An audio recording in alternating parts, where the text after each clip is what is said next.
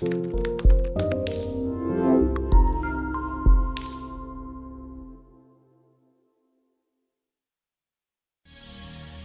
woman never belongs to you. It's just your turn. You lost your edge, she lost attraction for you. That's how it works. What'd you think she was gonna do? Tell you she cheated? Men cannot afford to get complacent in relationships. Get your fat ass off the couch, start lifting weights, and learn game. You're welcome. And now your man, Donovan Sharpe. What's up, guys? It's your man, Donovan Sharpe, and welcome to the 913th edition of TSR Live, your daily dose, pardon me, your daily dose of toxic masculinity, misogyny, and small bleep energy. It is Monday, January 2nd of 2023. Happy New Year to you all. I hope you guys all had a safe and productive New Year. What did Devin and I do for New Year's Eve, you asked? Well, we slept, because that's just what we do. I can't remember the last time I stayed up. I can't remember the last time I stayed up for the New Year's Eve ball drop. Hang on, guys. There we go. I'm gonna do some on-camera production.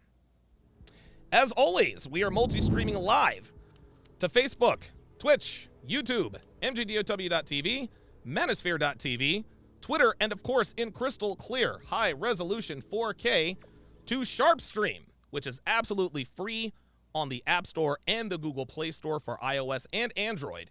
So however you're watching, wherever you're watching from, thank you for making the Sharpe Reality Live a part of your daily routine. So what I'm doing here, guys, is I am setting up my camera slider. So that's going to be that end. Now we're going to set it up for the other end. How about that? Guys, if you like the video, guys, prove it, do your boy a favor and hit the like button. If you like this channel and the things that I educate you on, make sure you subscribe. Here's another thing that I would suggest that you do.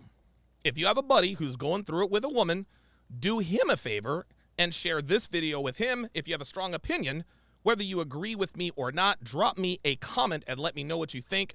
And last but least, if you want to join in the great time we have in the chat, become a member of the channel. So now we're going to go video shot, auto mode, auto loop, take it down to about 85%, and we are good to go. There we go. All right. There we go. That should do it. That should do it. I have a fantastic, fantastic show in store for you guys today. I, of course, am going to be reacting to Just Pearly Things, our girl Pearl, in her round two against Hafiz. Looking forward to breaking that down. Looking forward to reacting to that. Before I get to that, let me quickly remind you that my newest ebook, Dead Bedroom: The Cure for a Sexless Relationship, is now available. It is now available. It is absolutely free. You don't have to pay anything for the ebook. Just go to tsracademy.com/free with another slash, 2 slashes, one in front, one in the back. Plug in your very best email and the book is yours. This book takes you step by step through the process of reigniting your relationship. If you're not having as much sex as you want with your wife or girlfriend, if things have gotten stale, if you have a feeling that she might be thinking about leaving, if you have a feeling you might be thinking about leaving, listen, man, pick up the ebook. It's absolutely free. It is jam-packed with the kind of advice. And again, it's a step-by-step guide. It is a step-by-step guide that, when followed in order, it's going to accomplish one of two things. Your girlfriend or wife is going to get back in line, or you'll end up with a new girlfriend. One way or another, your sausage will no longer be dry. Of that, I can assure you. So pick up my newest free ebook, Dead Bedroom: The Cure for a Sexless Relationship, by yours truly. Go to tsracademy.com/free/ another slash. Plug in your very best email, and like I said, the book is yours. I gotta turn down the AC in here. There we go. Anytime I talk about Hafiz, man, things start to get a little bit hot. Let's not waste any time, guys. Let's go ahead and get right to it. Our girl Pearl going toe-to-toe with Hafiz. And away we go. All right. So, here we are. You asked for it out there, guys. You got it. They say, give the people what they want. I feel like that's about exactly what we're about to do today. Give the people what they want here on Valuetainment. Quick introduction. Welcome to Saucecast. This is the sexiest financial show in the world. This is where finance meets romance. Okay, and today it's not about me. It's not about even these guys right here. It's about the audience. The audience has been asking to have Pearl and Hafiz round 2. I feel like it's like Apollo Creed, Rocky out here. I didn't know that. But I don't even think it's that much beef. I feel like Oh, yes, it is absolutely that much beef, Adam. It is definitely that much beef. By the way, like the last time Pearl did a video with Hafiz, she called me afterwards and she says, Donovan, I felt like I didn't do that well. She says, I don't think I was prepared. I think this, I think that. And if you guys remember, the last time Pearl said that, she was wrong. She actually did very, very well. Hafiz looked very, very bad. And so I'm expecting this to be the same. Again, I haven't watched this set. You guys are going to be seeing my live organic. Response. But yeah, Pearl last time was very adamant that she didn't look very good. And so it was plainly obvious. And this is what I tell a lot of my guys, just to divert here. It's one of these deals, and I go through it too. When you're doing a podcast live or doing a recording, it never feels as bad as you think it is. It never, ever, ever does. That's why I go back and I listen to all of my episodes to see what I really. I'm a lot better. I'm so much better than I thought. Than my live streams are so much better than I always think they are. And part of the reason is that in terms of breakdowns and reactions, y'all, let's just call it what it is. Can nobody do it as good as I do? That's just the facts. I am the most. To me, I'm just gonna go ahead and claim it. I'm not being cocky. I'm just being honest. Can't nobody do it like your boy. Nobody does breakdowns or reactions on the level that I do. And the reason I know this is because when I listen to it, well, I'm the best that I see. I'm just going to go ahead and take credit for that. I am the king. I am the undisputed king of the reaction. But it is also worth noting. So Pearl told me that she didn't think she did as well. She also told me that she wanted TLA to be a part of this, and Hafiz said no. Hafiz heard that the lead attorney wanted to come on and have this discussion, and Hafiz was like, nope, if TLA is going to be on there, then I'm not going to be. So you already know that Hafiz doesn't want to talk to a divorce lawyer in terms of spilling the truth. No, Hafiz wanted to go one-on-one with a woman. He wanted to go one-on-one with a female without any sort of help, just so it could be him versus her. So already, we already know Hafiz is a coward just by the way he talks. I'm just going to go ahead and call it like it is. I know that there's some people that I know who I'm good friends with, who are good friends with Hafiz. I've told him, I said, I think Hafiz is a coward. I think he's a coward. I think he is a coward. He has a coward's message. And the fact that he didn't want to have the lead attorney on with him, that just shows me that he's a coward. I'm not a dude. I'll have a discussion with anybody. I'll have a discussion with anybody live, face to face. Dude, I'll do it with Destiny. I'll do it with anybody. But I'm not going to get into these on-screen debates. That's just not what I'm going to do. But I'm not afraid to face anybody face to face. Clearly, Hafiz had that fear. Let's continue. People want it. So on this show, the basic premise is to have discourse. We want to have conversations. 90+% of our audience are men, so we want to help men improve their status. Shout out to Joey. Welcome to Chat Privileges. At Joey to welcome him, or her, really, to the TSR family. Joey, if you would, put your age and location in the chat. We want to see men get paid, laid, and do it their way. This is what we do here. But on today's episode, For those of you that are tuning in, thank you for being here.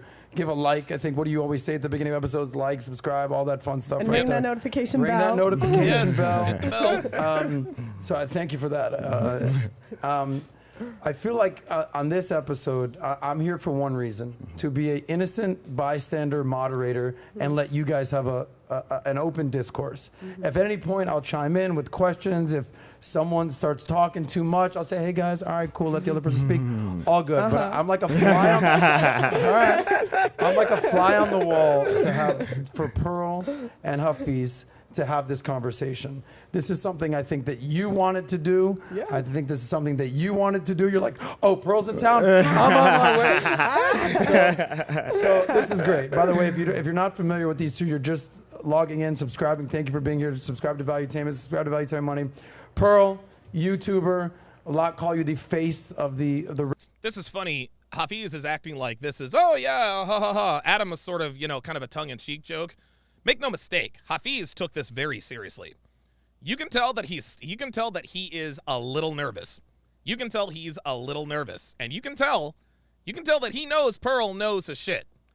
I think, honestly, man, I think Hafiz went to like a training camp or something. I don't know how you go to a training camp to sit down and have these live discussions, but if there was a way to do it, Hafiz did it. Hafiz knows he looked absolutely stupid the last time he and Pearl had a sit down. And so his intention, I mean, dude, he's not even in the suit this time. He's not even in the suit. He is dressed for warfare. Red Pill for women these days. You host a show. You're based in London. Host a show called The Pregame. It's 3 days a week, I want to say. 4 days a week. 4, but 4 days a week. Who's counting? And the one thing I know about Pearl is you are the anti-feminist. yeah. Okay. I would say that's an accurate description. Okay, well, there it is. Hafiz, my dude in the house. Brother. He started off, you know him from the roommates. Obviously, I think your premise is you want to help men, everyday men, just improve their life and get better. And I think part of that is you started the Standard. Yes, sir. Yes, which, sir. it's a community. It's a clothing line. Yeah. It's just about raising your standard. Of course. Right. So before we get started, I got a whole list of questions. I have a whole list of topics. We're gonna go through red pill, role of a man, role of a woman, feminism, marriage, divorce, body count, sex. Dre Raven, you wrong for that. I'm not going to read that out loud, but you wrong for that. And of course money. Is there anything, it's almost like touch gloves right now. Is there anything you guys just want to say real quickly before we get into this? Ladies first. You want to just say? Well, guys, let's let's watch your low blows, rabbit punches. In the event of a knockdown, the other fighter go stand over in the corner until I instruct otherwise. I will give you a standing 8 count. If you are still on the mat, by the time I count to 10, that fighter is then disqualified from the match. Touch him up. Quick introduction. Anything you want to say? Go ahead. Here we go. No, not really. I mean, there it is. There it is. I don't look it. Yeah, subscribe to my YouTube just for other things. Promotion. Pearl sounds a little nasally, doesn't she? Pearl sounds a little nasally. She sounds like she Promotion. I will say thank you to Hafiz for coming out. He flew all the way out there. Just all for you, Pearl. Yes. Look it. all for you, Pearl. Here we go. A lot of people wouldn't take it with how it blew up. So I do think it's admirable that you came out. Of course. Anything? Translation. I'm surprised you wanted to cross swords with me again after I waxed your ass. That you want to say or establish or set the ground rules or anything like that? Of course. Nah, first and foremost. Listen to the of course. All of that does not fool me. That does not fool me. Make no mistake, guys. Make no mistake. I haven't seen anything genuine come from Hafiz so far. Of course, hey, it's all for you. All of that the subtle jabbing, the subtle condescension. He's already started, guys. He's already started. All for you, Pearl. Of course. No. Hafiz is not doing this. Hafiz is not doing this for fun to have an open-hearted discussion. Nah, he's doing this to get his balls back. Man, I just want to thank Adam, man. Adam's my guy for facilitating this conversation. I think what we need more in today's society is conversation. I also want to shout out Pearl for being willing to have this conversation. I think sometimes when there's misunderstandings and miscommunications, it's very easy to kind of demonize the other side. But to be willing to continue to talk, that's very admirable of you. And I'm very excited about the conversation today. So Pearl, thank you so much. I'm sorry, miscommunication. Nope. It was pretty clear. It was pretty clear that Hafiz was a condescending, double talking charlatan / snake oil salesman. That's awesome. Respect. And again, I'm here to help establish open discord. Are there going to be things you agree upon? Sure. Are there going to be things you disagree upon? That's all good. This is what we do here. And at the end of the day, the whole premise of a debate isn't to establish, oh, who won or who lost. It's not about that. It's what the audience can take from this. Yeah. So, Malik, if we... That's funny. I love how Adam's like, no, this is not about winners and losers. It didn't used to be about winners and losers. It became about winners and losers after the first Hafiz interview. So, yeah, we're going to be keeping score. Sorry, Adam. Pedro the Plug with a $5 super chat. Appreciate that. Says, first super chat. Shout out to you, Don. Shout out to you, Donovan, Fresh and Fit, Pearl, R.I.P. Kevin Samuels, Free the Tate Brothers, and you really are the best at these breakdowns. Appreciate that. Hey, man, it's not bragging if you're telling the truth, right? We can turn Hafiz up a little bit because I just want to make sure that his audio is good. Oh, my God, turn Hafiz up? Jesus Christ. Adam, what are we doing? Sosnick, what are we doing? So let's just start off with probably the question everybody's asking is, so last time you guys had a conversation, it turned in from a conversation to a dialogue. Some call it a debate. Very spirited. Yo, Hafiz took the L. A lot of opinions, who won, who lost, person got triggered, this, that, the other. Some person was like gaslighting the other. So a lot of people say that, Hafiz, you got triggered in this. That's because he did. Situation, and that maybe you were condescending to Pearl. These are what people are saying. And he was. Okay? But I also know that you're a very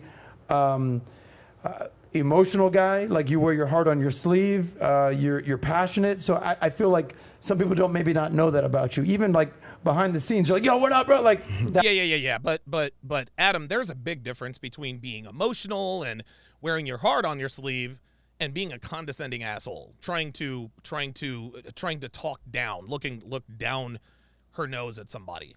And it's funny. It's funny because all of these people that Pearl reached out to for advice on how to start her channel, and she's reached out to quite a few people. She reached out to me. But a lot of people that she reached out to are now on the other side bashing her, calling her all kinds of names. Isn't that interesting? That's you. Yeah. So having passion is a great thing. So let's start with you. Mm-hmm. If you can kind of give a summary of what you think happened last time, what do you think happened? And then what would you want the haters to know about what happened? I think for me, the biggest thing that I was not going into it thinking of a debate. Pearl reached out to me about doing a collaboration, and so there was no winner. Like, I wasn't trying to win or anything like that.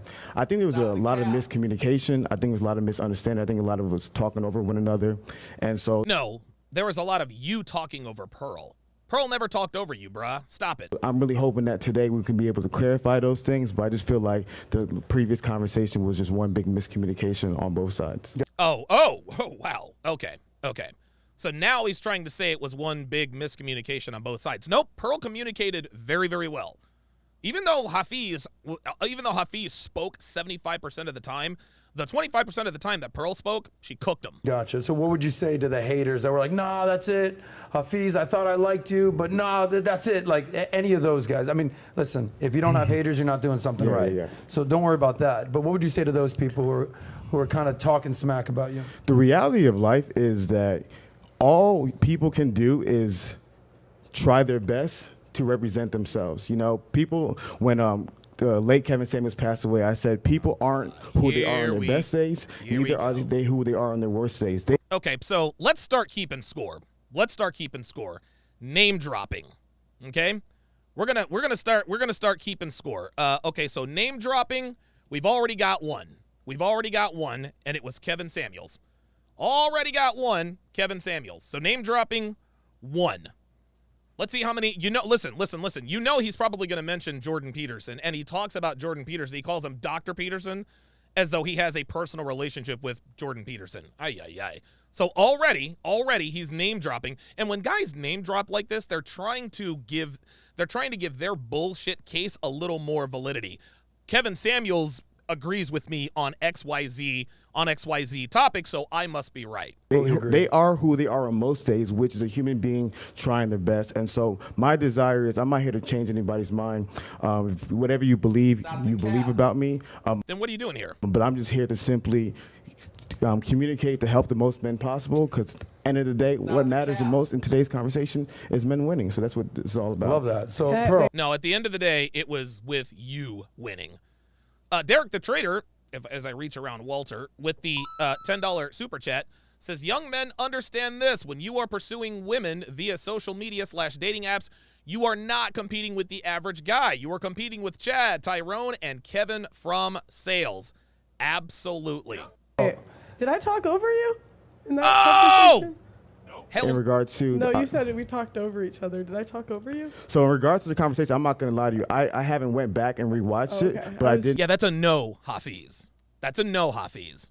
know it's a lot of miscommunication, but Wait a minute. Did he say that he didn't go back? Something. Hold on a second. Hang on a second. See, this I think is. the biggest thing is that we're. Hold up, man. Just. End of the day, what matters the most in today's conversation is men winning. So that's what it's all about. Love that. So, Hey, Pearl. wait, did I talk over you in that conversation? In regard to No, you said we talked over each other. Did I talk over you? So in regards to the conversation, I'm not going to lie to you. I haven't went back and rewatched it, but I did know there's a lot of miscommunication. But I think Here we go. He's already evaded. He's already evaded. She asked him straight up, did I talk over you? And he's like, I'm not going to lie. I didn't go back and watch it. But yes, that means yes, Hafiz. Yes. Or no, she did not talk over you, bruh. She didn't talk over you. You were the one talking over Pearl. And for him to sit here and say, see, he's just not going to admit, hey, you know what? I talked over Pearl. It is what it is. Yeah, that's bullshit, Hafiz. That's bullshit. And I promise you, he went back and watched that. Because you can tell that he is ready. He's already started with the bullshit meter. I think the biggest thing is that we're here today to be able to move forward, and that's what I really want to focus on. Yeah, he gave the Mark McGuire answer. Mark McGuire on Capitol Hill, they asked him, have you taken steroids? Dude, Mark McGuire had Popeye forearms. And all he kept saying, for those of you who remember, I'm not here to talk about the past. I'm just here to talk about the future. The answer was yes, McGuire did take steroids, but he couldn't lie because he was under oath. Hafiz is not under oath, yet he's still sitting here lying. Shamar Williams with the $5 super chat says, I watched this episode and wait until Donovan watches this. He's about to have a field day. Here we go. So my question to you is, so give me your perspective of what happened. What did you expect to happen? And then what in reality, what did happen? Give me your expectations versus reality. Yeah, I actually expected to agree with you on most stuff. I didn't expect it to be a debate at all either. I just found it hard to get a word in, to be honest. Thank you. And a lot of times I would try to talk, and I didn't really. I felt like I couldn't talk on my own show.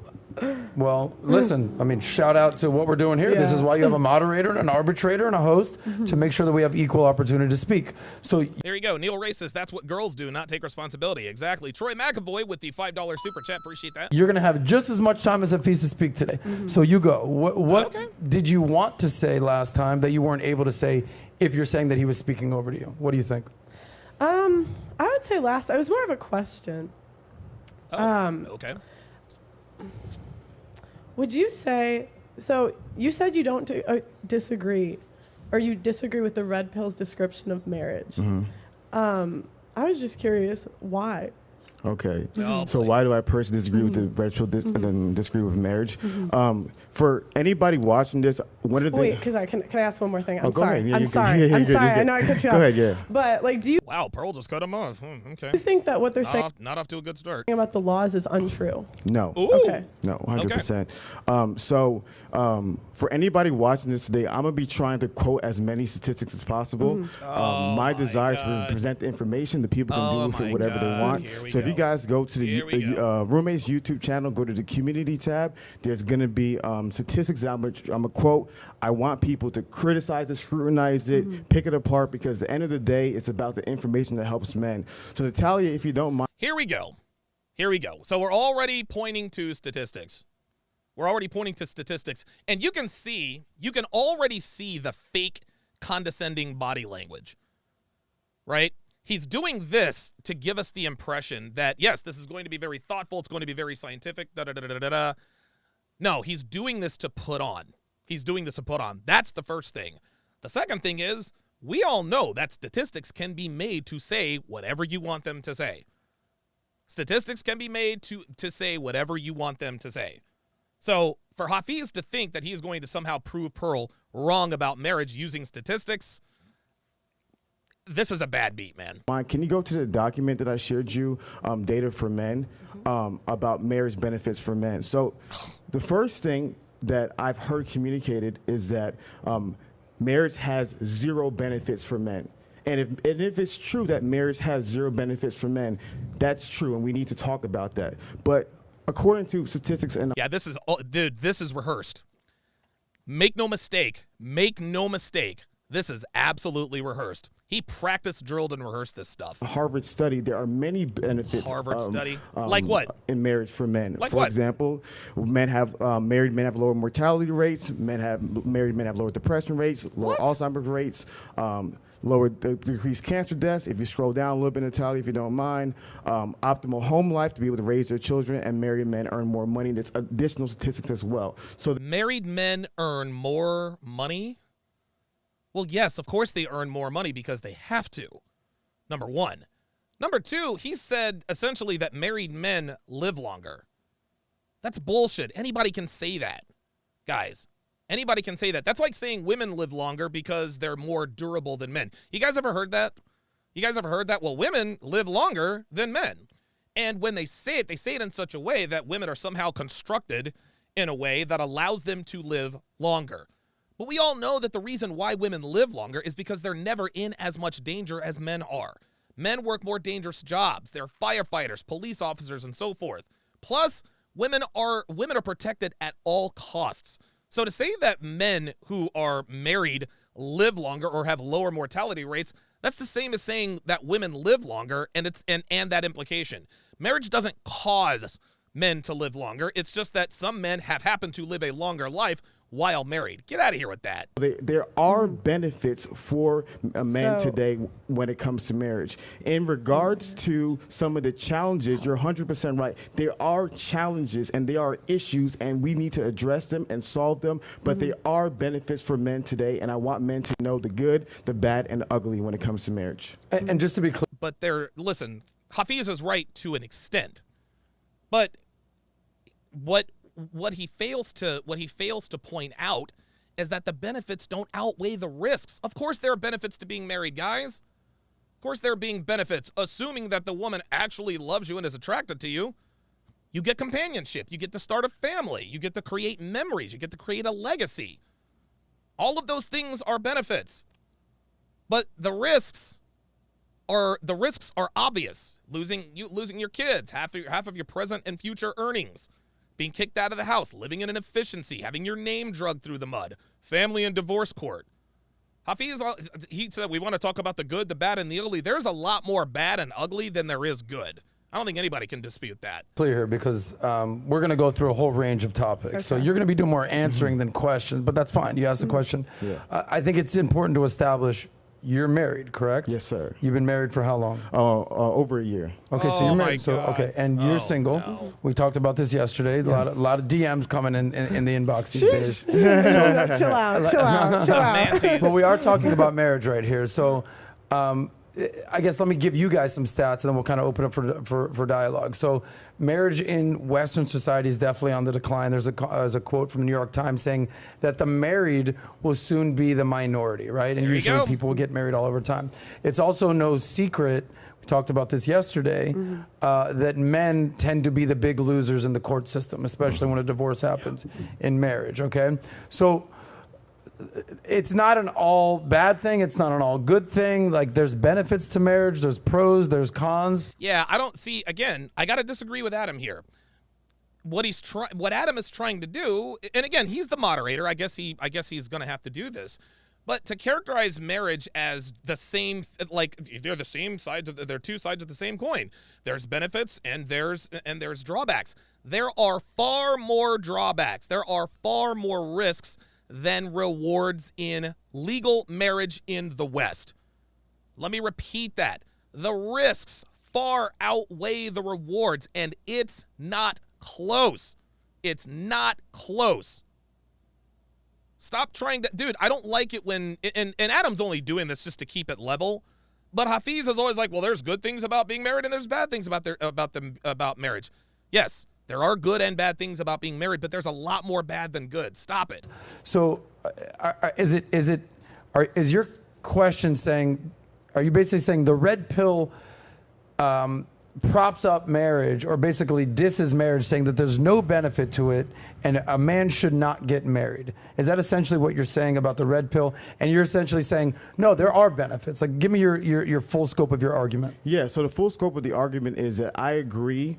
Pearl talked about some of the laws today, and I hope you get into the statistics. Men need to know about the bad, the ugly, and the terrible laws going on today. We need to address those. So the bad and ugly we need to talk about, but there are good things about marriage. So talk about the bad and the ugly, Hafiz. And there's a lot of statistics that we'll go through today about the benefits. So we're gonna go through. So we're gonna use statistics to prove the point. How about empirical data? How about empirical data? How about Reddit? How about Reddit? I remember Adam read a stat on the show the other day with the unicorn and the Peter Pan, the pan and the unicorn, which is absolutely fucking ridiculous. And he said the average man has 7.5, 7 sexual partners. The average woman has 4 to 5. Guys, we know that's cap. We know that's 100% cap. You want to know why we know that's cap? It's because they're asking these people on their surveys. And if we know anything about women, they lie. Dude, they lie when they don't have to. They lie when it doesn't. They lie when it does not even serve them. They lie all the time. But now we're going to believe. All of a sudden believe that women, how many sexual partners have you? 4, 3, 2, 1, I'm a virgin. There are far more promiscuous women than there are promiscuous men, but women have had less partners. Give me a break. My biggest thing is that if the red pill is telling the truth is the good that's happening, the bad that's happening, and the ugly that's happening. So my biggest issue is that when we're not communicating, we're only communicating the bad and the ugly and removing the good, you're not communicating the full truth for men. Is that what you think? Is that I guess the perspective from the red pill is that marriage is not a good thing? Like, the reason that you're asking, you had one thing to ask him and you started with marriage. I assume that's what we talked about a lot last time, that's a major thing you want to address. So from your perspective, what is Hafiz not recognizing? Have you heard Rollo say that men and women are better together than they are apart? Because he said, have I heard Rollo say what? He says that men and women are better together than they are apart. Okay. I think a lot of guys believe in the institution of marriage, just not the legal side of it. There you go. Thank you. Yeah. So that's okay. Like, I just don't think that's true. There you go. Right. I think they say there's no benefits. Here's another thing I want to point out. A lot of people tend to try to dog Pearl because Pearl, all she does is parrot talking points. There's not one original thought from Pearl. She just echoes the talking points and blah, blah, blah, blah, blah. Guys, everybody does this. Everybody parrots talking points to some degree. When I first started, I was parroting talking points. You don't think I was parroting talking points from The Rational Male? You don't think I was parroting talking points from Illimitable Man? From Roosh? Yes, we all use each other's material. We use each other. Dude, 75% of the mic drop moments that Kevin Samuels had came directly from the mouth of Tommy Sotomayor. Now, Tommy didn't necessarily take too kindly to that because Kevin didn't shout him out. But you don't own ideas. You don't own talking points. Everybody in this space, dude, everybody in every space, especially when you're new. Pearl hasn't been at this for too much longer, or she hasn't been at this for long. Of course she's going to parrot talking points. That's what you have to do. That's what you have to do. You have to it's almost like the training wheels. Back when Myron first started, half of everything he said were parroted talking. And you know what's interesting? Myron actually gives credit. When Myron says XYZ ABC, shout out to Rollo Tomasi, shout out Minister Japp, shout out Tommy Sotomayor, shout out Kevin Samuels, et cetera, et cetera. When Myron does that, he actually cites people. Well, this is exactly what Pearl does too. This is what Pearl does too. And Isidore Calderon says Torsia is way worse. She coins Rollo's phrases. Exactly. Tori will repeat what Rollo says, but not give Rollo credit. I remember one time she was on Fresh and Fit and they were talking about a woman's body count. And one girl said something, and then Tori said, well, that's to ensure paternity. And everyone looked at her, oh my God, that's so correct. She didn't say, shout out Rollo Tomasi. She wanted everybody on the panel to think that she had come up with that on her own. I'm not going to dog Tori for that because we all do that. But if we're not going to dog Tori, and if we're not going to dog Myron, if we're not going to dog Rollo or Jap, there's no need for us to dog Pearl. Here's the reason why Pearl is getting so much hate. You want to know why Pearl is getting so much hate? Dude, 90% of Pearl's haters are black people. Let's just call it what it is.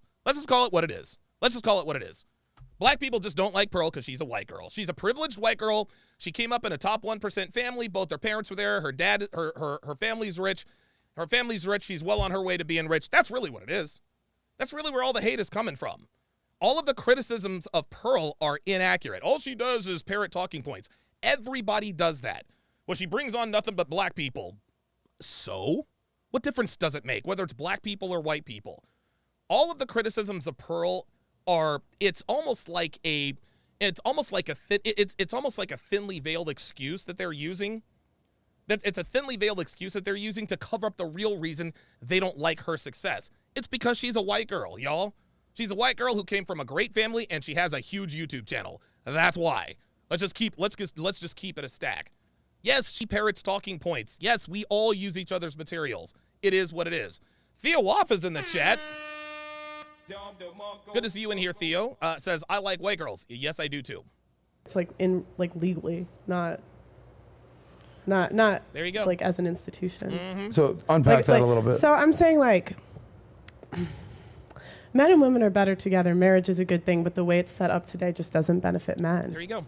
I mean, we talked about it yesterday. 90% of men don't get custody of their kids in a divorce. Right, we talked about that yesterday. These are just stats, not my opinion. Women initiate 70% of divorces. That goes up to 90% if they're college educated. Women get the kids 90%. Is Hafiz's wife college educated? Of the time. They was it 90%? Oh, yes. Isidore Calderon says, and she dates black guys, which I'm sure black women hate. Pearl doesn't date black guys. Black guys are her preference. Pearl doesn't date, y'all. She's not dating. I mean, not as far as I know. Not as far as I know, but yeah, I hear what you're saying. Yeah, the fact that Pearl also likes black dudes, that's the real reason. That's the real reason the black women hate Pearl. Oh, yes, they absolutely do. Oh my God. Percent of the time they're getting the ones getting alimony. I don't have those exact stats that we talked about yesterday, but with anything, there's risk and reward. Yes, Adam, there's risk and reward with anything, but I will say this for the 37th dozenth time. With legal marriage, there is far more risk than reward. Anything. I don't care if it's driving a car. I don't care if it's getting... Big Brandon, TSR Security's in the house. If you guys piss me off, Big Brandon will see you. He will see to it that you are escorted from the premises. If you act right, we'll let you behind the velvet robe. Appreciate it, Big B. Married, I don't care if it's going swimming, if it's working out, if it's going out partying and drinking, there's risk and reward. So you're basically saying, hey, cool, I got married, bro. Yeah. Like, there's the major reward to it. I recognize the risk, but obviously the reward outweighs the risk. And my question to you, Pearl, is do you personally, Pearl, believe that there's any benefits for men to get married today? Legally? No, in general. That's what I'm saying. Yes, Again, men and women are better together. I mean, my parents She's about to quote Rollo again. are married. I'm really thankful for having two parents in the home. I just think from a legal perspective, like, if I was a guy, I probably wouldn't get married legally. So you're saying that there is benefits that men have to being married today? From not from a legal Yeah, perspective. so not from a legal, there is benefits. Can you name a few of them if you don't mind? Okay. I liked having two parents in the home. I think that's good. I think commitment is good. Yep. And How does that benefit men? So I want to be specific with you. So you said men, not legally, of course, but there are benefits for men today when it comes to marriage. Can you share some of those benefits? Yeah, if they pick the right girl, I think having a support system is good. But that's also dependent on if they pick the right girl. Of course, 100%. I think that having someone, I don't know, I just think it's better. Devin, get the door. Better to like have someone by your side. Of course. Well, there we go. I love it. There we I go. love it. And one of the things, and I really appreciate you sharing that, Pearl, is I want to clarify something that maybe I may not have. I really appreciate you sharing that, Pearl. Guys, this is coaching. This is coaching. Somebody coached Hafiz. Somebody coached Hafiz to be more affable in this particular discussion. He's being very political right now. I appreciate you sharing that, Pearl. I love it. I love it. I appreciate you sharing that, Pearl. Dude, Hafiz doesn't give a damn about what Pearl is or isn't sharing. He doesn't give a damn about that. He's trying to come off like less of an asshole. That's all he's doing at this point. Communicated properly. There's certain things I stand for. I want to see men have money in their pockets, a family by their side, and respect on their name. I've been talking about that theme, and I believe those are good things for men. Anything that I see trying to take that away from men, any bad idea, that's what I'm against. So I'm not against any individual person. I'm against any idea that I personally believe hurts the lives of men. So I want to clarify. Yes, and what hurts the lives of men, is legal marriage in the West. We continue to move forward. I'm never against any individual person. I want to see every single man have the best life possible. One of the things I loved about Pearl before the show started, she was talking about her dad. Her dad's like a freaking rock star. The compliments, the encouragement, like just her as a woman, like by having an amazing father really benefited her life. I want to see more women have fathers like Pearl. I want to see more men become fathers like her father was. And so any idea that helps men, I love it. And any idea I think that hurts men, I'm against it. 10 kids in the That's Pearl crazy. household. And which one are you, by the way? Oh gosh. Now he's acting like he gives a shit about what number out of 10 she was. Hafiz is trying to be more affable. He's trying to be more likable. He's trying to make conversation about things that could be closely related, but not so much to make him sound good. Team Peterson, you took it right out of my mouth. He said he is so disingenuous and phony. This is phony, guys. This is phony. I can tell. I can already tell he's not as high octane as he was. He's not as high strung. You can see he is trying to be very relaxed. He's trying to speak in an even tone, and he's just laying it on too thick. He is. Yeah, Beliza Guitar says he's buttering Pearl up. Oh, you had an amazing father, and you've turned out to be this wonderful woman. Dude, get out of here. Bryce Friday says, is he trying to debate or trying to sell the public BS? Yeah. Yes, the answer is yes. It depends how you count it. I grew up with 6. I was the second to 6, and then they adopted 3 teenagers later. And then I actually had a brother at 22. They gave up for adoption when my mom was 17. So I didn't find out about him until I was older. But out of the original 6 I grew up with, I was second. Okay. You were the second oldest, second youngest? Second oldest. Oh, wow. Well, third if you count the brother that didn't. Of course. That's why I say, how do you count crazy. it? How do you count it? Beyond ridiculous. Yeah. 10 kids. Respect to I don't even know your last name. Someone asked me, he goes, Adam, what's Pearl's last name? I go, I think it's Things. What is your last name? Davis. Yeah. Pearl Davis. There it is. Yeah. The name you know. We just established 2 things. That 2 things can be true at once. That there's a lot of benefits to being married, to raising your kids in a single family household and being together.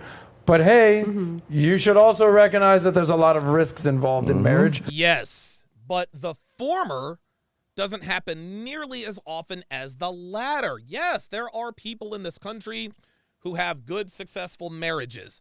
Those are the exception to the rule. Half of all marriages end in divorce, and I think it's probably higher than that. And we know that better than 3 out of 4 of them are ended by the woman. And the reason they're ended by the woman is because, like Pearl said when she was on with me, they're paid to leave. The way legal marriage is set up is it incentivizes women to blow up their families at their husband's expense. This is why more men are not getting legally married. Especially being a dude. Is this fair to say? 100%. Is there anything, like, would you want to push back on that, either one of you? Look at us. Yeah. Look at us. Adam, I have a question for you. Yeah. So I love that statement. I love how Pearl agreed to it. You're a guy who's very intuitive, a guy who's asking a lot of amazing questions. You're a lifelong learner. And You got to be fucking kidding me with this. So let's just listen to this. Let's just listen to this bullshit. Listen to this.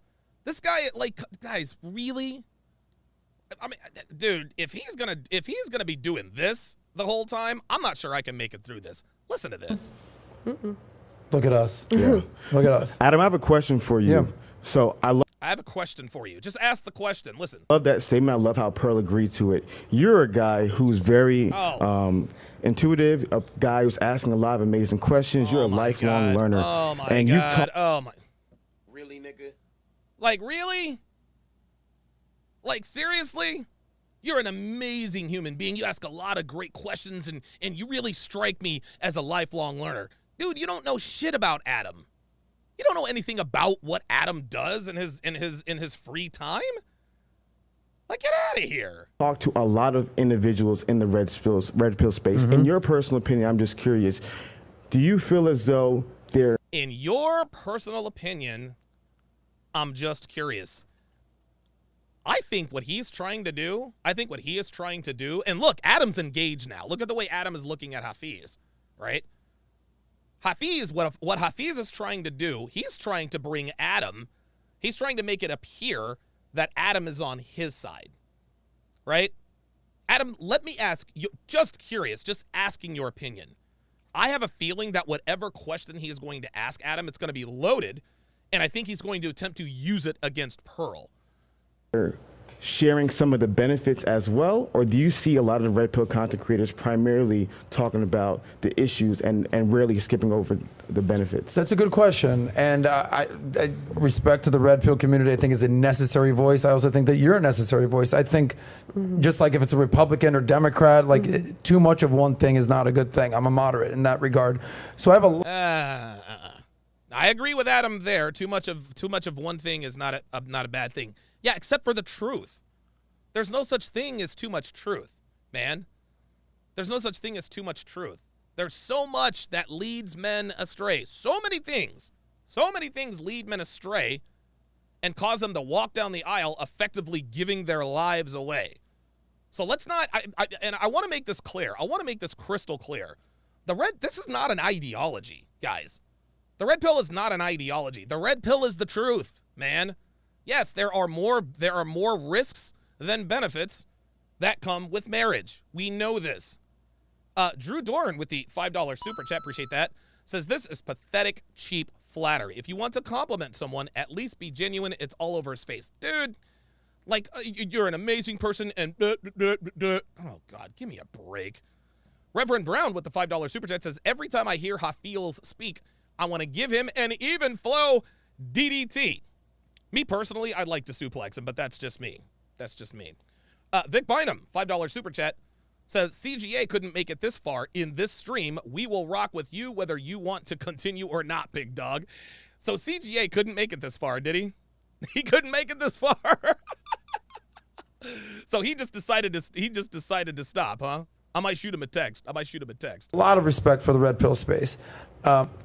And I don't, this isn't my opinion. This is what I hear. This is the feedback I get, because I used to only talk about money, okay? And like, save that money, improve your money. And then I had a discussion with PBD. He's like, dude, you've been in nightlife in Miami for 20 years. Why don't you talk about dating and relationships? Like, all right, Pat, fine, we'll do it.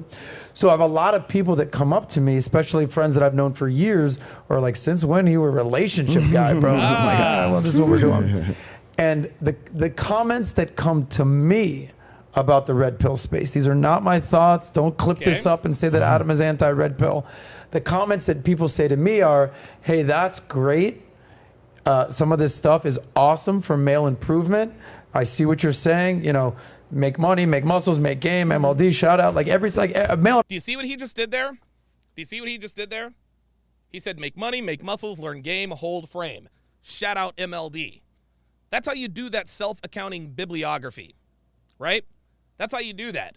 I used to say, the more money and status a woman earns, right, the further she shrinks her pool of potential suitors. Myron said the same thing, he just said it differently. The more money he makes, the more doors close. The more money a man makes, the more doors open. That's much more succinct. But even after he said it that way, he still says, shout out to Donovan Sharpe. Shout out to Donovan Sharpe. awesome. But I really feel like what you're talking to are single men, like young single men. And the comments that I hear from like grown folks, kind of a thing, older, more, they're like, yeah, when you get married and you have kids, like some of this praxeology or ideology doesn't add up to me. This is what they're saying to me. And I say, well, unpack that a little bit. So when they say, well, when you have kids and you have 2 daughters, your perspective is just going to change a little bit. How? How is your perspective going to change whether you have sons or daughters? Huh? Look, the truth is the truth. Just because you have a daughter doesn't mean, oh, well, I guess everything the red pill said. No. Dude, this is the kind of stuff that once you see it, you can't unsee it. I don't care whether you have daughters or not. I have people, dude, I had, what was her name? Lisa Faye. She tried all of that stuff. What if you had a daughter? I don't have any kids. Well, you have sisters, don't you? You have a mother, don't you? Yes, I do. That doesn't change the truth. My mother and my sisters, they have all been hoes at some point or another. That doesn't mean I love them any less. I love my mother and I love my sisters. But guess what? They all had hoe tendencies and did as much. We can say whatever we want about how much we love our mothers and sisters, but every woman in my immediate family has had at least one abortion. That doesn't just all of a sudden change because they're related to me. Versus like, fuck these hoes out here. Don't worry about like. I'm not so. And I'm like, oh, okay, interesting perspective. No, I know. But just to be clear, the benefits that the red pill community establishes and the knowledge it preaches definitely outweighs the negatives. Okay, like I just want to be clear about that. But at the same time, I've never claimed to be the red pill guy, the red pill voice. I really appreciate talking to all these guys. I've talked to Rolo how many times on camera? I've done content with Fresh and Fit. Hell, we just interviewed Andrew Tate a few months ago. Yeah. Okay, whether it's Coach Greg Adams or Donovan Sharpe, we went at the CME. Like these guys are all. How about that? All right, let's listen to that one more time, man. He shouted me out. All right, Adam. I've done content with Fresh and Fit. Hell, we just interviewed Andrew Tate a few months ago. Okay, whether it's Coach Greg Adams or Donovan Sharpe, we went at the CME. Like these guys are awesome because at the end of the day. And there's different categories. Adam, you the man. Like that's like to use politics. There's a moderate Democrat. There's a socialist Democrat. Yeah. There's MAGA Republicans. There's just that. Like there's different gamuts of the red pill community. But at the end of the day, I think what the fundamental message is guys, you need to improve. If you can improve your life, you can improve your status, improve your money, improve your wealth, improve your game. Then the world's your oyster. There you go. But if you want to be a fucking loser. Then hey, you could also do that too. So I'm not sure if that's what you were looking for. No, you answered the question. Yeah. So all right, do you want to respond to what No, I was curious because like I'm always interested. See, so Adam didn't really give him an opinion. Adam just told him what was up. He's like, hey, look, man, like the red pill is a lot more good than bad. That's just all there is to it. He shouted him out. Ken Rose with the $5 super chat. And then you just retracted the message. Okay, all right. Well, I appreciate that very, very much. Thank you. In other people's perspectives. So I was just curious to, like, what was your perspective on it? I guess he's still trying to get Adam to come over to his side. He's still trying to get Adam to come over on his side. Hafiz thinks that by getting Adam to agree with his opinion, he is now going to make this a 2-on-1. And again, I want you to keep in mind that Pearl wanted TLA there with him because Pearl is not a legal expert. She's not a red pill expert, right? As far as the legalities are concerned, she doesn't know this stuff. All she knows are basic borderline statistics. Hafiz wanted no part of the lead attorney. He just wanted to go one-on-one with Pearl. That's very manly of you. Very manly. If you're not getting notifications from YouTube when I go live, let's keep it a stack. You're not. What you need is the SharpeStream mobile app on sharpestream.com. Download the SharpeStream app and you'll never miss another live stream. The app is absolutely free. It is available for iOS and Android. When you download the app, you also get access to all of my premium live reactions free. You can watch my dating show breakdowns, my exclusive streams. You can even watch my Red Pill Theater breakdowns where I do play-by-play breakdowns of movies from a red pill perspective and everything else that is not safe for YouTube.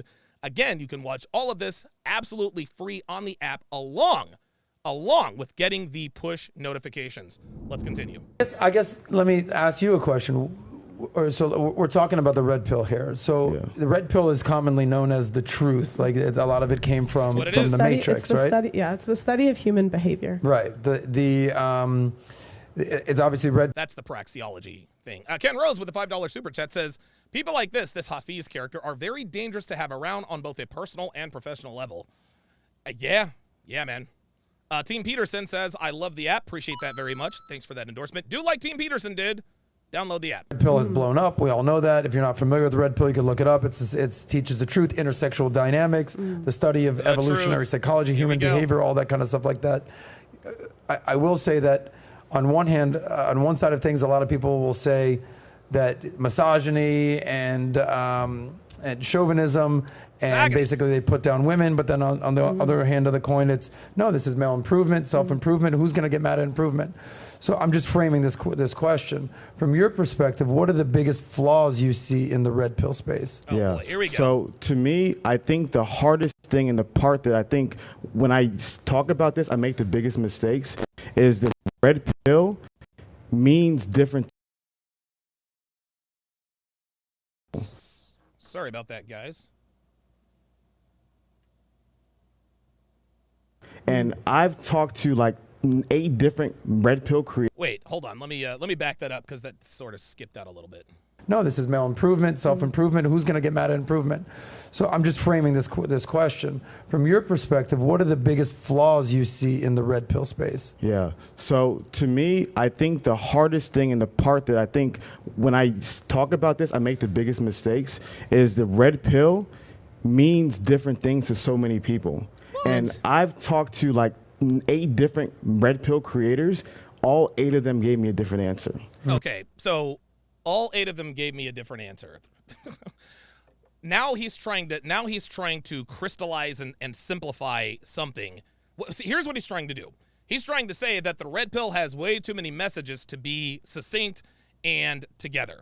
I talked to 8 different people at the red pill. They all gave me 8 different answers. What are we talking about?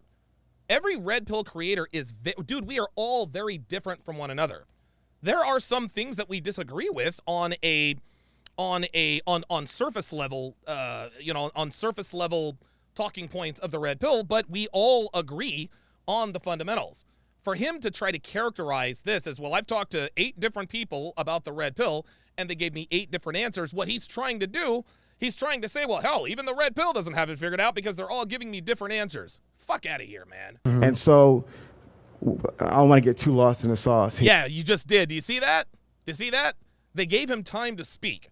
8 different people gave me 8 different explanations.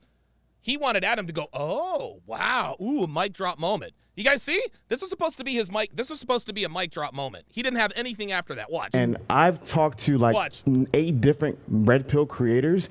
All 8 of them gave me a different answer. Watch. Mm-hmm. And so I don't want to get. Yeah.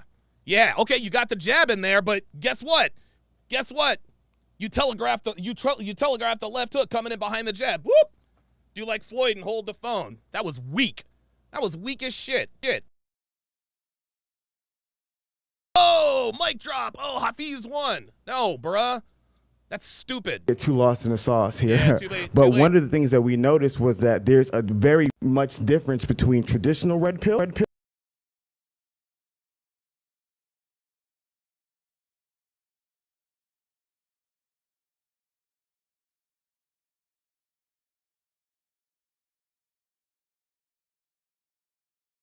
of there. Get. Damn it. Walter, get. You little bastard. Come here.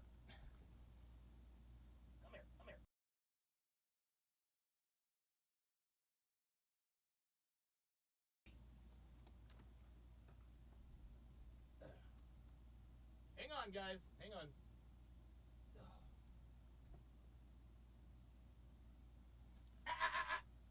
Get from behind there. Oh, that's a little troublemaker.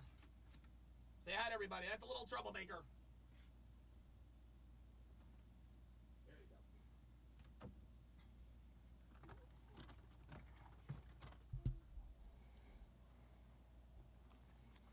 So I hired Walter. As my sound engineer. He just got fired. Sorry, Walter. You're my best friend, but you're a terrible sound engineer. Sorry about that. Let's go back. Here we go. When I talk about this, I make the biggest mistakes. Is the red pill means different things to so many people, and I've talked to like 8 different red pill creators. All 8 of them gave me a different answer, and so. I don't want to get too lost in the sauce here, but one of the things that we noticed was that there's a very much difference between traditional red pill and what we consider neo red pill. Okay. We found a little bit of a difference. Wait, what? Did this dude? Oh my god! Did this dude say that there's neo red pill? Did this dude really just say? 8 of them gave me a different answer, and so I don't want to get too lost in the sauce here. Yeah, but one of the things that we noticed was that there's a very much difference between traditional red pill and what we consider neo red pill. What we consider neo red pill, Hafiz, fam. This is the first time I've ever seen or heard the word neo red pill. What the fuck does neo red pill mean? As Devin points out, a very much difference. Hafiz is not as articulate as you may think he does. Yeah, I guess I think Walter wanted to bring the show to an end and said, "Fuck this, Dad. I'm pulling the plug." What the hell is neo red pill? Like what? And it's interesting. It's actually laughably ironic that he said neo red pill. What the fuck is neo red pill, Hafiz? Okay. We found a little bit of a difference between those two things. And what is the difference? But to me, the primary issue I have is the representation of marriage. Because to me, like I said, I believe that family is the foundation of a society. If we don't have strong families, people are dependent upon the state. That's right. There'll be a lot of different issues. So I want to build as many strong families as possible. And I truly believe deterring men from building families, that's something that hurts me, especially seeing how in the black community, the breakdown of the family has decimated the community. Yeah, here we go. Now we're bringing in the black community. Wow, this dude really, is this dude really playing the race card? It hurts me personally because it's decimated in the black community. Bruh, the red pill is not the enemy of the black community, my friend. The enemy of the black community is, spoiler alert, the black community. The black community isn't in shambles because of the red pill. Hell, if anything, we've saved countless black men from being, from continuing the indoctrination of the ridiculous matriarchy that is the black community. Get the fuck out of here. Number one. Number two, no one's discouraging anyone to stop having families. We're discouraging from stopping having families here. Who the fuck wants to have a family with a Shaniqua? Seriously, who the fuck wants to have a family with a Ratchet, Hafiz? Dude, even good-looking black women who are articulate are still ratchet. Danica Marie? She's a ratchet. Yes, I said it. Danica Marie is a ratchet. She might be married, but she doesn't respect her husband. She's got some big titties, a matching ass, and a chest tattoo. Talk about, you got to serve your man. Bitch, please. Give me a break. You guys talk about a chameleon? That's a chameleon. We got a bitch with a crown tattoo on her chest who's all of a sudden a reformed hoe. Get out of here with that. And oh, by the way, even though she's married, she still puts out videos like this. This right here is a glorified ratchet, y'all. Ain't nobody trying to start families with that. Sorry. Try again. And I want to find solutions instead of just focus on the problem. Makes complete sense. So you're saying the biggest flaw within the red pill is their viewpoint on marriage. What do you think is the biggest benefit for learning the red pill content? 100%. So I would argue the best benefit is more traditional red pill versus neo red pill, but the best benefit is removing the delusion of that Disney Channel fantasy. You know, I think what happens is a lot of young men grow up with this Disney Channel fantasy. You find the one, you can live happily ever after. There's gonna be no issue. All women are angels. This, you know, this delusion, sugar and spice and everything. Exactly. So to me, we're on the right track. men growing out of that delusion and that propaganda that was promoted through Disney Channel and Hollywood movies and stuff like that, Which, by the way, includes legal marriage, Hafiz. Have we forgotten about that? is extremely important for men to flourish and thrive in life. So, so you do think it's important, though, that men understand the drawbacks of marriage, too, though? 100%, Pearl, 100%. Okay, and you do think it's important that men should understand, like, female nature, too? 100%. And so you would agree that this is really important? Well, I would Oh, Pearl almost sharp angled him. She almost sharp angled him. So you would agree that this is important. And then he dodged it. Woo! disagree. I will agree and disagree, Pearl. Okay. Agree. You agree and disagree? Disagree. So my question. Did you see what Pearl just did? She said, "Oh, you're agreeing and disagreeing." Okay. Yeah. See, this is all coaching, guys. This is all coaching. Shout out to Dr. Thunder. Member for 32 months is here to support you, bro. Get your passport, black men. Yep. Real shit. Watch out, Pearl says, "Oh, you agree and disagree." Okay. And so you would agree that this is really important? Well, I would disagree. I will agree and disagree, Pearl. There it is. You see that? Okay. Agree and disagree. So my question to you is, who is the individual you're going to learn about male and female nature? Mm-hmm. Me personally? Who do you go to? Oh, mom and dad. Okay. Shout out mom, shout out dad. So that's where you learned. Like initially, like when I was young. You mean now? Like in regards. I think what he's asking is, where did you learn the red pill from? She clearly didn't learn the red pill from mom and dad. To like the red pill, right? So you're talking about red pill. Yes, I thought you meant like. Okay. Yeah, because obviously, like you've come to a transformation, from my understanding. So when you're talking about transformation, what is he talking about?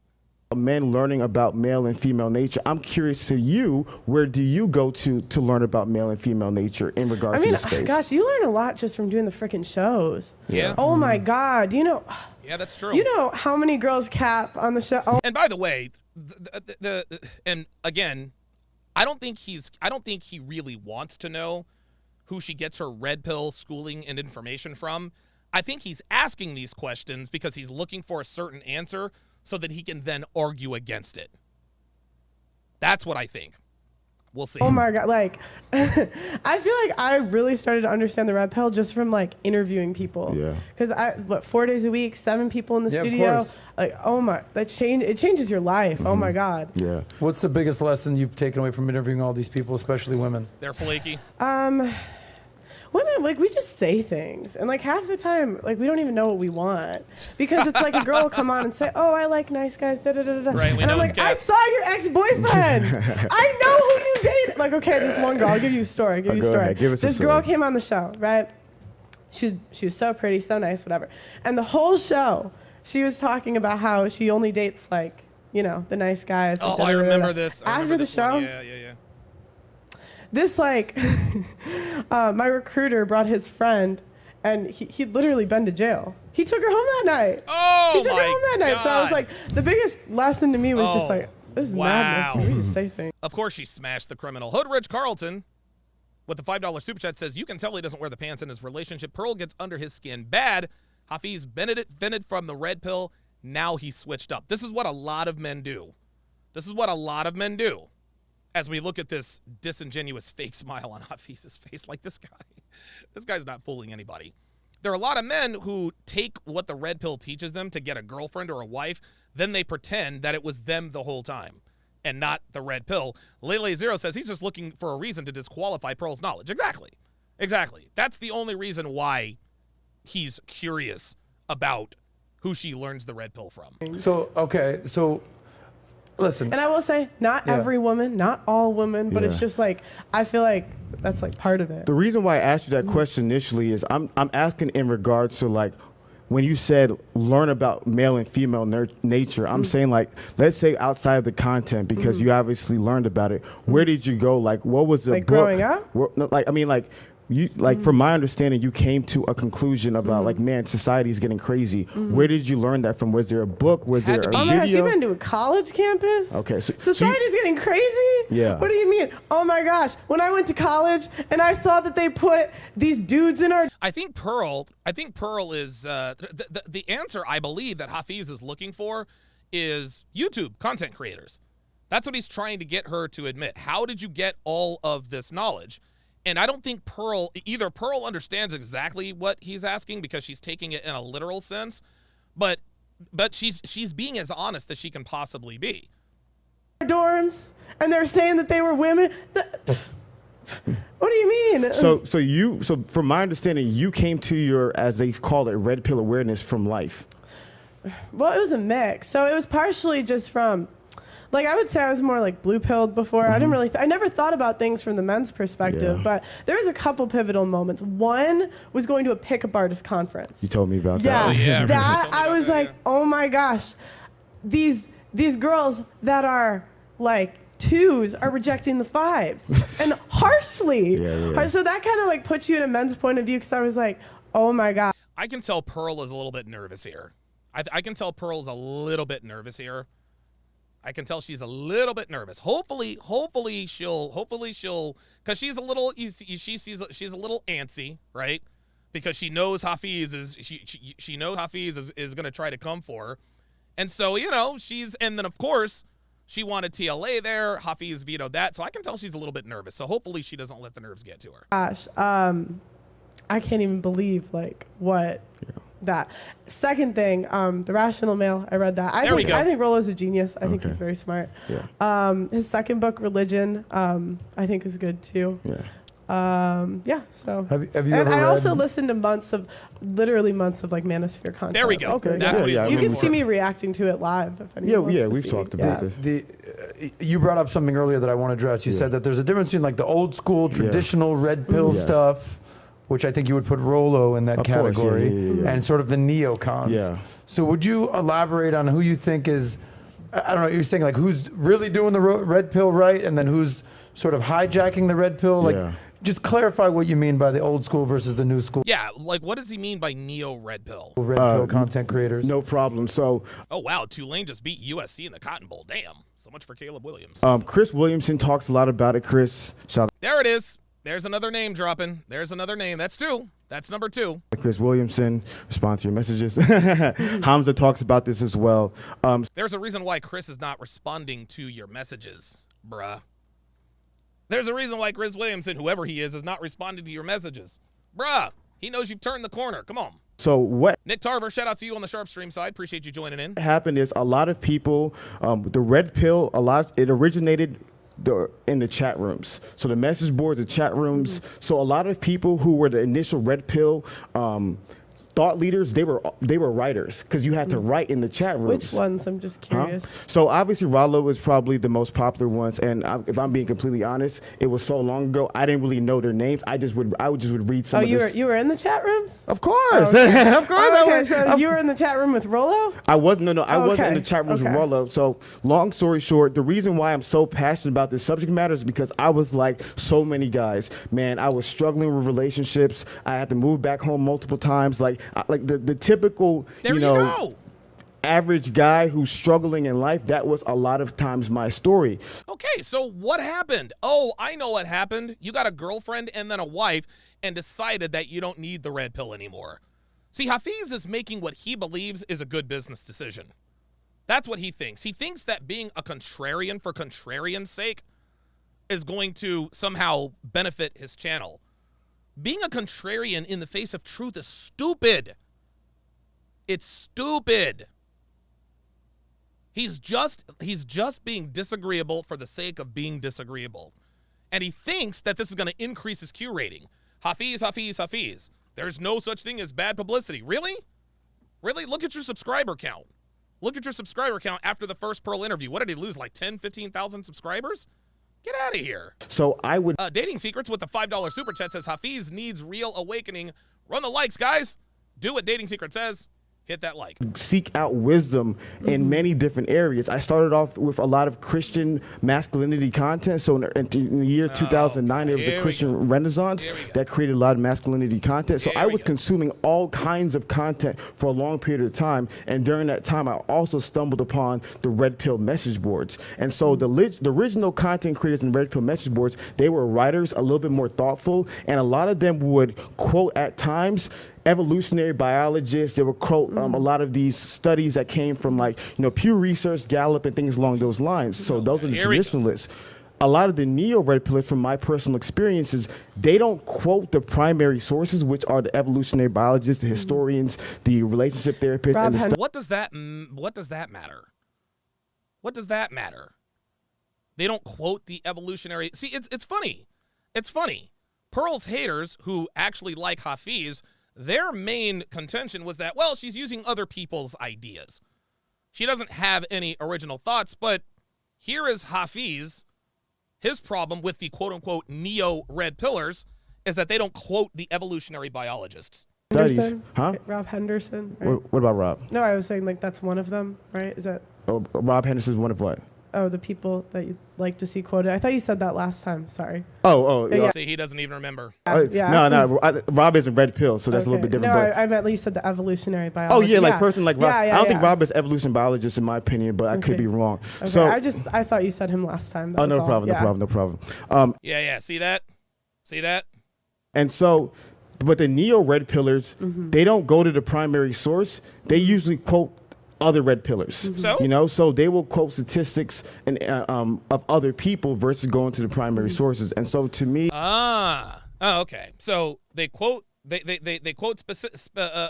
statistics, but not from the primary source. Did it ever occur to Hafiz that the primary source could also be biased? Hoodrich Carlton TV says Pearl lives rent-free in Hafiz's head. You better believe it. That's why I distinguish those two different things. And a lot of the neo-red pillars, they came to content creation in a time when it was very profitable to make content. So the one thing I will definitely... So he's still trying to say this is about the money, huh? He's still trying to say that this is about the money. The only reason why we talk about this stuff is because it's beneficial financially. So in other words, we don't really believe the things that we espouse. Basically, we're just doing this for the money. We are purposely spreading lies to get paid. The Fit Comedian $5 super chat says, Hafiz, I know I don't eat meat, but that's a lot of word salad. Okay. Give Rollo was doing this when there was no money here. So I can give him that. Like there was no financial gain from him. I mean, obviously he made good money from his books, but obviously he made money from his books. So, because somebody makes money, what's the difference between somebody making money writing a book and somebody making money with content creation? Because there are plenty of bullshit books out there. There are plenty of bullshit books out there that are obviously very, very misleading and tell straight up lies. But if it's in a book, it's okay. But if it's content creation, that's somehow out of bounds? He was typing and talking about these things for years. A lot of the neo red pillars, a lot of them came into when it was very profitable, and so I kind in my community we distinguish those two individuals. If you would, True Chino says so. He took the red pill, used it to make his podcast, then switched up when he got a woman. That's exactly what happened. That's what happened. Hafiz used to be red pill. The girl that he was dating at the time, who is now his wife, more than likely probably got in his head and said, hey, we don't believe this stuff. You need to quit talking about this stuff. Blah, blah, blah, blah, blah, blah, blah, blah. He allowed his wife to henpeck him into changing his brand, and now he is paying the price. Let's get positive for a second. Let's just be positive, y'all. What do you see as the biggest benefit for men understanding intersexual dynamics, red pill, understanding how women operate? This is good. Give me the benefit. I love this. The Love Up Man says, dude, Hafiz, there is nothing wrong with monetizing your beliefs. There you go. The Level Up Man says, according to Hafiz, you're only really helping people if you are not for profit. Give me a break. Listen, man, there are doctors who do cancer research to help people, but nobody works for free, fam. Nobody works for free. And to suggest that he would do it is disingenuous at best, dangerous at worst. Stop it. Benefits you see So what they're talking I wouldn't about. call it red pill. I would call it understanding evolutionary biology. So my book of choice for every man is Dr. David Buss's Evolution of Desire. Dr. David Buss is a leading expert on evolutionary biology, and especially in regards to human mating. He's a world-renowned expert. He has a Buss School of Psychology in Austin, Texas. So his book is absolutely phenomenal. Footnotes, data. So I would say to learn. See, here we go. This is Hafiz, again, trying to... What he is doing is he is trying to negotiate attraction. Here's what I mean. We see girls and guys all the time talk about what should be. Well, girls should like good guys. Girls should be attracted to men who want to do good for them. But we know that that's not the way it is, at least not the way they are anyway. What Hafiz is trying to say is that, well, you can really find out the truth about women, just read a book. Look in a book. Look at the studies. Oh, okay. So after I see all this red pill stuff, then I'm going to go to these texts and base my decisions and to refute the red pill, because this is a publication and I'm just an airheaded YouTuber. Get out of here with this. Learning from the primary sources like that Here we go. give you the knowledge to not be naive in today's world. No, Hafiz, wrong. What gives you knowledge to not be naive in today's world is experience. Talking to other people who have experience. You can read all you want. I said this on Sharpe Stream today. You can read a book on how to drive a stick shift vehicle. You can read a book, you can read all the texts, all the subtitles and all of the studies and statistics and gear shift ratio and all that. But the way you learn to drive a stick is by getting in the car and driving a stick, getting practice. Men are naive because the world tells them the same kinds of things that you do. We know about evolutionary biology, Hafiz. Nobody disputes that. But evolutionary biology is the basis from which we get a lot of ideas that we espouse. He's trying to tell men, go read a book if you have any questions or any misgivings about the red pill. So if we read this book by Dr. David whoever about evolutionary biology, what, all of a sudden they're no longer going to be naive? No. Men need to get out there. They need to fail with women. Talk to other men who have failed with women. Me, right here, Hafiz. What Hafiz doesn't understand is that he is trying to make studies and statistics sound like the end-all be-all. We in this community, we know that nothing could be further from the truth. We know that nothing could be further from the truth. No, the best experience is your own experience. Look at the empirical data. Go to Facebook. Dude, go to Reddit. Go to Reddit and see all the stories. BJ347, $5, says, tell that to Joel Osteen. Don't get me wrong, I'm not mad at Joel. If you're really good at something, don't do it for free. Exactly. Because to Pearl's point, a lot of men grew up naive. A lot of men don't really understand what's going on. A lot of men also don't know the bad of marriages and relationship as well.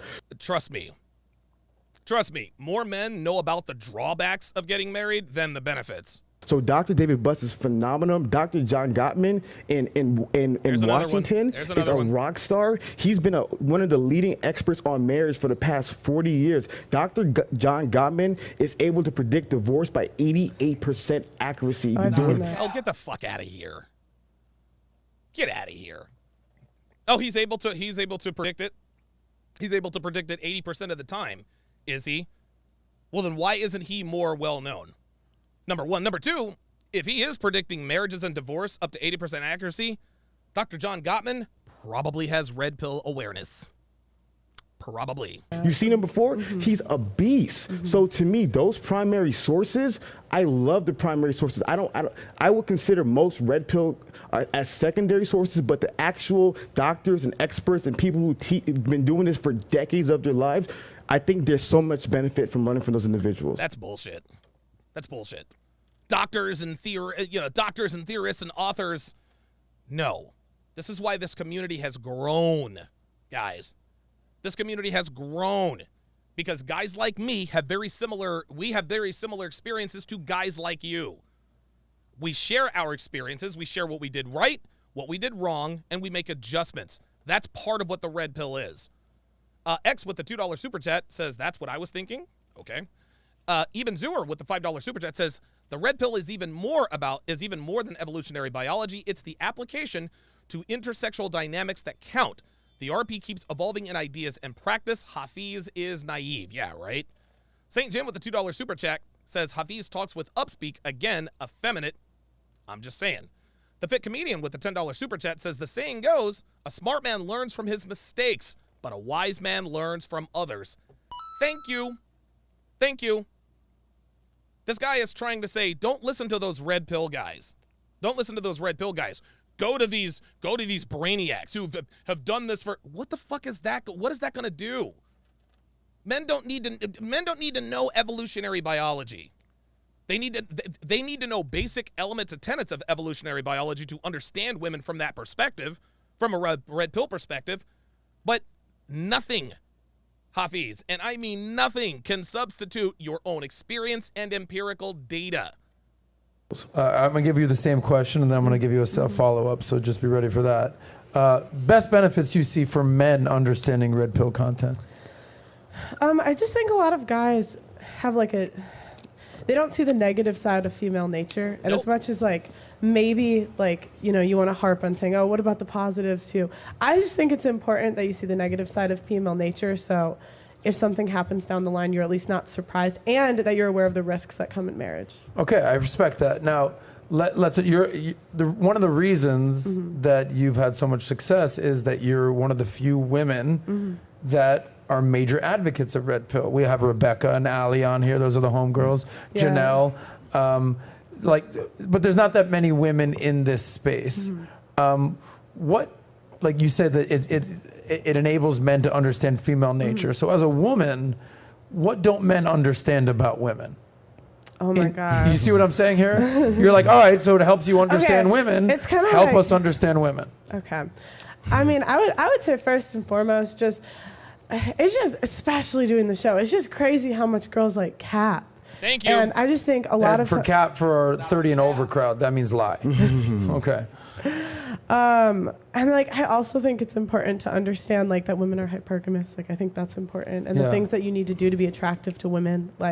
And I don't give dating advice. That's not my thing, Yeah. But I think it's important that men understand that, Did you guys hear what she just said? That's very important. That's very important. Pearl doesn't give dating advice. Pearl doesn't give dating advice. All Pearl is doing is shining a light on female nature in real time. Nothing wrong with that. Women, they don't like nice guys. They tend to like guys that have a backbone, that sort of thing. There you go. Yeah, and you don't think that guys know that? No, a lot of times not when they're younger. When they get older, I feel like most guys figure it out. But when they're younger. Well, I feel like that most men have to go through some shit. You have to go through some heartbake. You got to go through some struggle. It's even yesterday. The guy on the show, she's a unicorn. Right. Yeah. Come on, I've met so many guys like that. Let's get real here. Point and case. Well, See that? That's only half the story, though, Pearl. He just got out of a divorce. Yeah. So I think once you get a divorce and you have 2 kids, I think you recognize that women aren't sugar and sweet and everything nice. He meets. Yes, Jesus. Yes, Adam. But he still calls her a unicorn. Yes, he just got out of a divorce, and that divorce should have shown him that women are not made of sugar, spice, and everything nice. That guy, whatever his name was, we called him Peyton Manning, we called him Peter Pan. Poor man's Peyton Manning or poor man's Peter Pan. He called her a unicorn because he believed, it's a hot chick who is agreeable. Yeah, for now. It's a new girl, and even if she's a unicorn, I think he recognizes, all right, I also love my wife when I married her 10 years ago. Okay, but go deeper with women. No, I don't think so. I think he thinks this woman is different. Okay, beyond understanding that you can't just be Mr. Nice Guy and women aren't sugar and spice and everything nice, go deeper. Pretend it's not even us here, and you're just in the women's locker room, and you're talking locker room talk for the women. Yes. What are those conversations that are being said? Because you have no problem calling out women and feminists. So for the men out there, give us a little glimpse into what it's really like, what they're saying. Hypergamy is an example. So I'm teeing this up for you. Can I give you can I tell a story? I love anecdotes. I love stories. I have Perfect. a story. There was a girl in college, girl next door, right? I promise you, she was like cute, sweet, quiet. You never know. And I've told this story a lot on my podcast. But basically, she dates a guy freshman year, right? This guy, she was obsessed with, dates him for a month. He cheats on her. Uh-oh. It ends, whatever, right? 4 years later, she's dating another guy. Okay. This guy bought her a house. A house. Oh, wow. A house. And literally, I was at a party, and literally she cheated with the guy from freshman year in the bathroom at the party that the other guy was at. Oh, my God. There you go. There you go. See that? You see that? This girl dated this asshole, broke her heart, got with a guy, bought her a fucking house. What does she do? She fucks the ex in the bathroom at a party. Unbelievable. And it's like, guys don't even think girls are like capable of this stuff. And like, they would never expect that from her. It's all right. And like, sometimes it's just like the girls that you would not expect. Yeah. But, Gotcha. and you know, Hafiz is not even listening, by the way. I'm not saying every girl's going to do that. I'm not saying that's 100% of women, but like, sometimes I think it's important where we have spaces that men can like see that. Pearl, my question to you is, how old are you? I'm 26. And is it safe to say most of your friends are in your age cohort? Wait, what did he say? Like, sometimes I think it's important where we have spaces that men can like see that. Pearl, my question to you is, how old are you? I'm 26. And is it safe to say most of your friends are in your age cohort? Age cohort? A cohort is a co-worker. The word you were looking for was group. See, Hafiz is the type of dude, he likes to use big words to make himself sound smarter than he really is. Like, just, are most of your friends in your age range? Nope, he's got to be, Jesus. Yeah. Cool. Yeah, no, I was just curious. It was no gotcha question. I have I'm curious. actually my best friend right now. Oh, he said it wasn't a gotcha question. I'm serious. Oh, so he is aware of the fact that Pearl is waiting for that gotcha question. That's funny. Is a 55-year-old lady. That's beautiful. That's amazing. Shout out, Auntie. Do you see what he said? He said, that's beautiful. That's amazing. He's not listening. Pearl just told the joke. Yeah, actually, my best friend's a 55-year-old. Yeah, Auntie Jenny. We all love Auntie Jenny. But Hafiz just glazed over that. Oh, that's beautiful. That's amazing. Like, these are all, all of his responses are canned. It's almost like they're triggered. If you hear X, Y, and Z, you respond with A, B, and C. Like, dude, none of his responses, none of his short responses are genuine. It's just fluff. So, But go ahead. what you said yesterday, I'm like, all right, of all of your friends, what's the related? You're like, I have like 4 friends. I know. You don't. So just to be clear, you don't have a lot of female friends. No, And no. I've recognized I used that. to have more when I was younger, but I don't know. Not as many now. Listen, I understand why. If you're saying things that call out women and basically, you know, shine a light on the negative things, that the negative side of women, and basically say, I've hey, been we're not attacked all by good. a woman. A lot of women are going to be like, fuck you. Yeah. So is that one of the main reasons why you don't have girlfriends? I would say, well, it's partially because I moved to England. Yeah, that's true. So it's like I kind of went from like being somewhere that I was for a while, and then it's like you have an 8-hour time difference from all you just kind of lose touch with people, you know? Gotcha. Yeah. All right. So the reason you wanted to ask And about then I was age- going to say, like, the newer girls, like, kind of saw my podcast, and they were just like, Yeah. Yeah, there we go. I'm good. yeah, so it was just like, oh, okay. So the That was genuine by Hafiz when he said, hey, I'm good. Right, exactly. Now he was listening. reason why I asked that is because when I started my journey, like I was like so many guys. 20. I was really came to my like masculinity starting journey. 19 years old, got no girls, made no money. Yeah, of course. Got no respect, and through years of working on myself, improving, literally from the bottom up, I was showing. We had a master class before. I was showing some of my receipts of like literally being negative $400 in debt in my mid-20s, and eventually I got to a point where like I had a good life. And so to me, what I realized is eventually men get to a point when they want to have a family. You know what I mean? They want to build things, even yourself. Like it's cool, right? But one of the things that I've noticed is that where are these solutions, right? So we got to realize, and one of the things I love about AMS. Okay, so like again, see, here we are. Where are the solutions? That's what channels like mine are for. See, what Hafiz, you see, he's already trying to indirectly tell Pearl how to run her channel. My problem is that they point out the problems but not the solutions. That sounds like a black pill guy. All you do is talk about the problems but not the solutions. My channel is solutions oriented. Dude, half of my courses, how to build a quality woman from the ground up, dead bedroom, the cure for a sexless relationship, womanese. That's not what Pearl does. Pearl's not here to offer solutions. She is here to inform and entertain. That's what she does. And honestly, where is she at right now? Dude, Pearl is going to crack 1 million subscribers probably by the end of the week. So, yeah, what she is doing clearly is working. So, as you guys can see, when he talks about, well, we need to be having solutions, he's trying to indirectly sort of backdoor, maybe shoehorn this thing in to try to put Pearl on the spot and say, why aren't you offering solutions?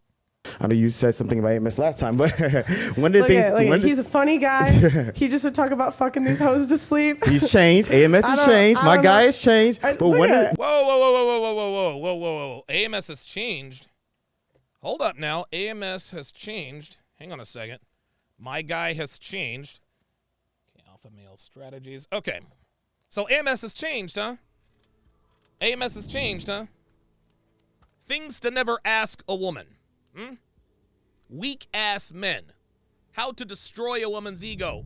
These hoes ain't loyal. That's 3 weeks ago. Nah, Hafiz.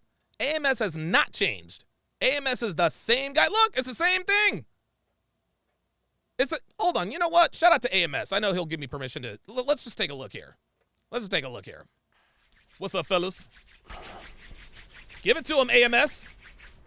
What's up, fellas? So today we're here to talk about how to keep a woman loyal. And that is it is very hard to keep a woman loyal. All right, guys. I think this is gonna be the second video in a row I done said something spiritual, but I think in the Bible, don't hold me to this. I think in the Bible, it says one of the hardest things in the world is to keep a woman loyal. Some shit like that. And if y'all guys know the exact quote, I'm not a Bibleologist or none of that. But for y'all guys that He's not a Bibleologist. That was know good. the exact quote, it's something like that about the Bible, right? About keeping a woman loyal or something like that. It's one of the most hard. Okay, so he looks the same to me. See what Hafiz is doing is lying to win an argument. Why nice guys finish last. No, these are from years ago. Look at his shorts. Look at these shorts. Never take disrespect from anyone. Let rejection be your motivator. Grind hard every day, fellas. Things to never ask a woman. This was 4 hours ago. But he said, he's changed. My man has changed. Nah, bruh. Hafiz, dude, look, AMS is the same dude he has been forever. For him to sit here and say, so what he's trying to do, remember, he said that Kevin Samuels wasn't red pill. He's like, no, Kevin Samuels not red pill. Dude, Kevin Samuels was red pill to the fucking core. That's part of what made him very good at what he did. You kidding me with this? One of the things I love about AMS is he would always talk about, eventually you guys are going to grow up from this. And eventually when you're 22, F these girls to sleep, X, Y, Z, but then you're going to want a family. Whoa. Just because you grow out of the player phase and fucking these hoes to sleep doesn't mean you should go and pursue a family. You see how he's glazing over this? If you've never gotten the tools to build a healthy family, you're going to end up in the same issues with so many other guys. So what I've noticed as well happen in the red pill space is you have these older guys, and unfortunately, they've been divorced. Yep. But they have their kids. So they can go their own way, right? But what about that 22-year-old guy who has no kids? Yes, the 22-year-old guy who has no kids. We tell him to make money, make muscles, learn game, hold frame. So that when you are in your 30s, you can go elsewhere to start a family. Ay. Hood Carlton TV says he equates everything to his own experiences like the chicks on Fresh and Fit. That's exactly right. Benjamin Banks. So apparently you're the Neo if you don't have 10 pages. Yeah, you're a Neo if you don't have 10 pages of studies to quote from every time you stream. Okay, Hafiz. Right, exactly. Dr. Thunder with the $5 super chat says academics, authors, scientists, etc. are not primary sources. Otherwise, they'd have no citations in their publications. Common mistake. Wow. That's the most intelligent super chat I've gotten in a while. Hoodrich Carlton says, sending another because $2 says, sending another because I can't stand Hafiz. Brisk Clown, $5 super chat says, I was waiting for the best breakdown. Thank you, Donovan. Big ups. Appreciate that. Dick Maximus says it's simple. Hafael is pussy whipped. I think he is too. Belize Guitars with a $5 super chat said that debate for dummies book he read didn't pay off, even though they cited original sources. Your Virtuoso with 14 czars says, is he trying to pontificate? Weird voice inflections. Yeah, exactly. Yes, Pearl is at 980,000 subscribers. She's going to be at 1 million by the time we wake up tomorrow. It's incredible. Who wants to build a family, who wants to learn things. And so yeah, that was a shot at Coach Greg Adams for sure. My biggest thing is if we're trying to help men win, my desire is every single man should have the best life possible. Why are we not giving information? Why are we not giving tools and resources to help those men be successful? We are, Hafiz, but just because we're telling them, part of giving the men the tools to be successful is telling them what to avoid, namely getting married to an American woman in America. Like what he doesn't understand, like he keeps, it's almost like he's trying to indoctrinate everybody. So an example of that is when we talk about divorce, and we can go ahead and get it. Would you say that game is resources to help be successful? Because they talk about game in like a relationship, like even Donovan Sharpe, like he's got a whole. So to me, hey, shout out Pearl for shouting me out. Ow! Appreciate you, Pearl. Appreciate that. I would say traditional game reminds me a lot of what pickup artists had, which was the game. And if you guys want to do a study, read the Game by Neil Strauss. Yeah, of course. The first chapter about mystery, about to kill himself, it was so powerful because I cannot tell you how many men learn how to attract women but never learn how to retain women. They know how to go on defense. They don't know how to build a family. And so that's bullshit. They know how to go on defense, but don't know how to start a family. Seriously? So a man trying to protect his meat, as CGA would say it, all of a sudden we don't know how to build a family? Dude, men have been building families for eons with no knowledge on how to build a family. But building a family relies on one very important thing, a worthwhile woman to build a family with. Most women in the United States, most women in the West are not worthy of building a family with. That's why this exists. And Trugino 913 says, hold up. Coach gives solutions, no habitation, no LTR, no marriage. That sounds like, see, those are the solutions. Those are solutions. It's just not the solutions that Hafiz likes. He wants the solutions to be like, well, just throw caution to the wind and get married because, feelings. Fuck out of here, man. My biggest thing is that if men are never getting the tools and resources to build a family, what's going to happen is, yeah, you'll learn game, but you're a human being. You're going to actually want to build a relationship. But if you've never given those tools to build a healthy relationship, then it will never be able to last. So our desire is that what we want to focus in on is helping men get those tools to be able to have healthy, lasting relationships and to have as many men win as possible.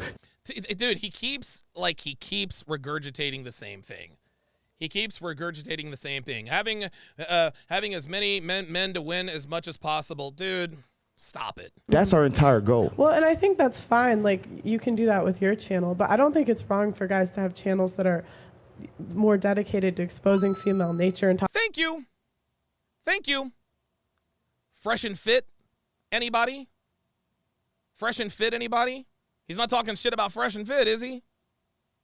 Right? The Just Pearly Things podcast? There's nothing wrong with not giving solutions, Hafiz. There's nothing wrong with it.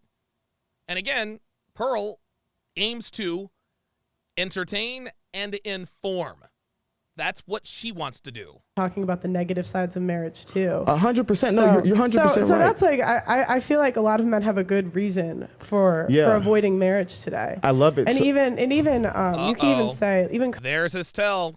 There's another tell. When he says, I love it, I think when he says, I love it, this means that that Pearl has said something that he has rehearsed a rebuttal for. I could be wrong. Let's watch. Cohabitation, like a woman can seize your assets, even if you're just living together. Even so much sense, it's in certain states, and I'll say it varies from state to state. But it's like if she leaves her stuff at your apartment for like a period of 3 months, she can literally seize your assets. There you go. Okay, so what I want to do is I want to go ahead and address that point. So what I truly believe, Adam, is a two-folded process, and I had a plan. I told you.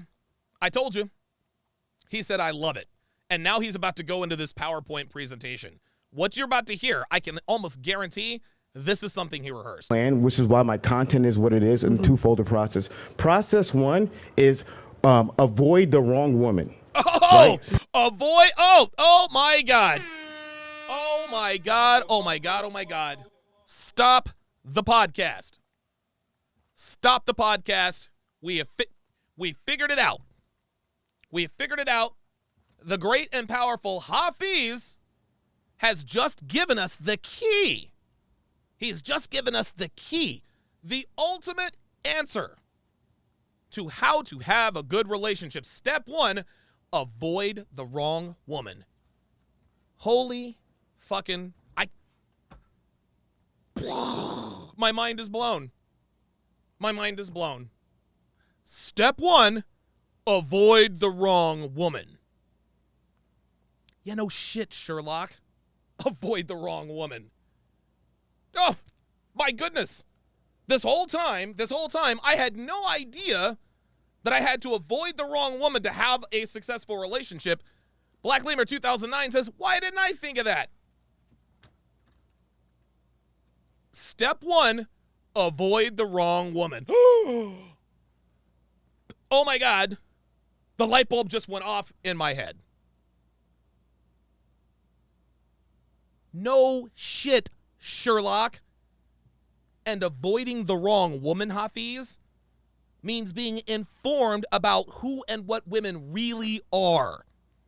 This is what Pearl seeks to do. This is what Fresh and Fit do. Avoiding the wrong woman means you have to know what kind of women to avoid. That is literally what Pearl's podcast is built upon. Really? The first step is to avoid the wrong woman. Oh, genius. Genius. Yes, Dr. B84, this is groundbreaking information. Shit, I should just shut my YouTube channel down now, man. Y'all, dude, Hafiz knows it all. Step one, avoid the wrong woman. Who knew? Who knew?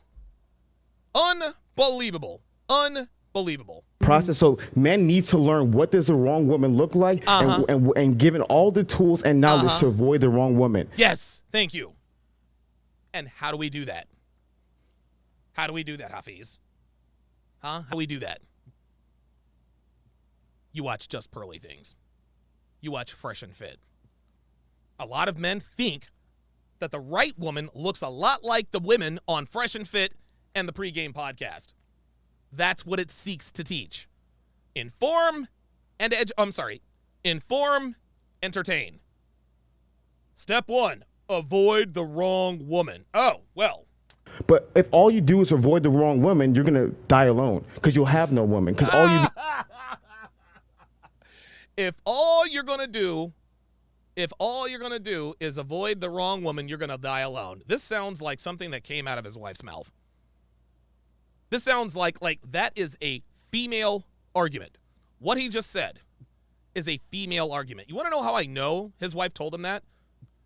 Because the number one fear that women have are dying alone. Men, we don't care. Listen, dying alone nobody wants to die alone. But men, we are much better equipped to die alone than women are. That is what, dude, honestly, that's one of the scariest things that a woman could ever imagine ever happening to her is that she dies alone. So is it any surprise? Is it any surprise that our detractors, mainly women, say, well, you guys are going to die alone? Well, yes. Of course, that's what they say. be doing is avoiding women your whole entire life. That's similar. Like they say there's no unicorns, no woman special. So they say that. Then the next half is the maturity part of life where now you have to accept the right woman and receive the right woman. So reject the wrong, receive the right. Reject the wrong women, receive the right woman. This guy's a fucking genius. This guy's a fucking genius, man. To me, you have to give those men tools. If 99% of the content is only about rejecting the wrong woman and none of it's about receiving the right. So one of the examples I want to... He should have finished that sentence. He should have finished that sentence. Let me clue you guys in on something.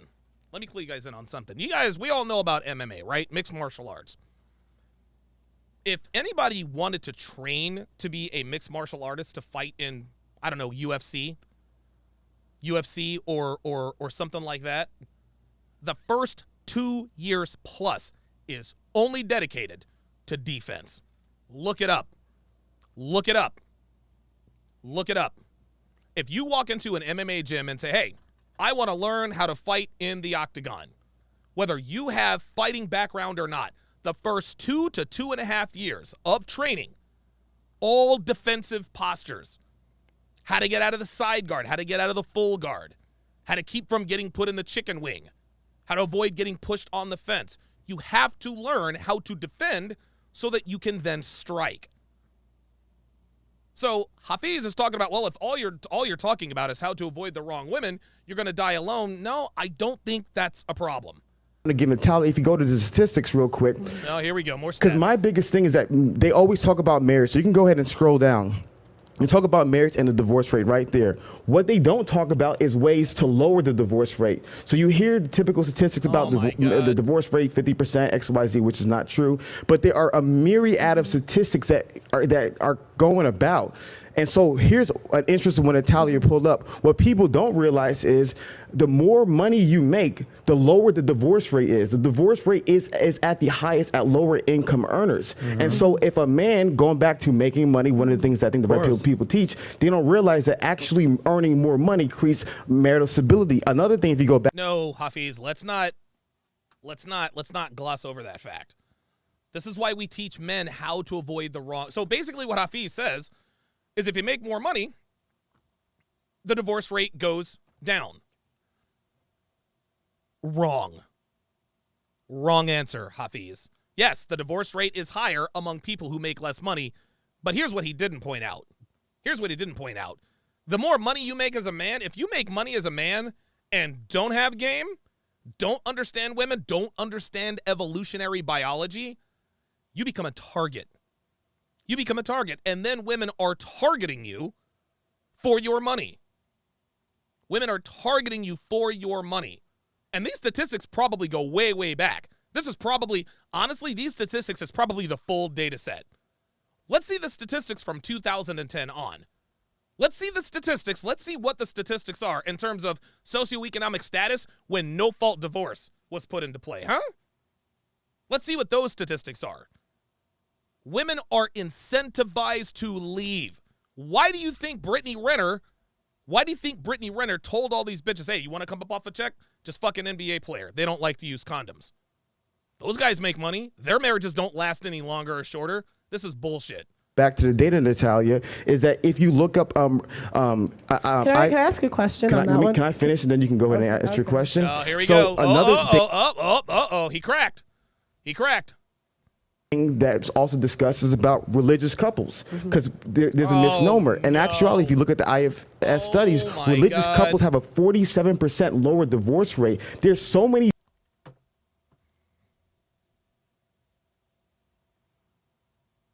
You fucking kidding me? So Hafiz is telling us to make more money and find you a woman in the church. Make more money, find your wife in the church. That's how you lower the divorce rate.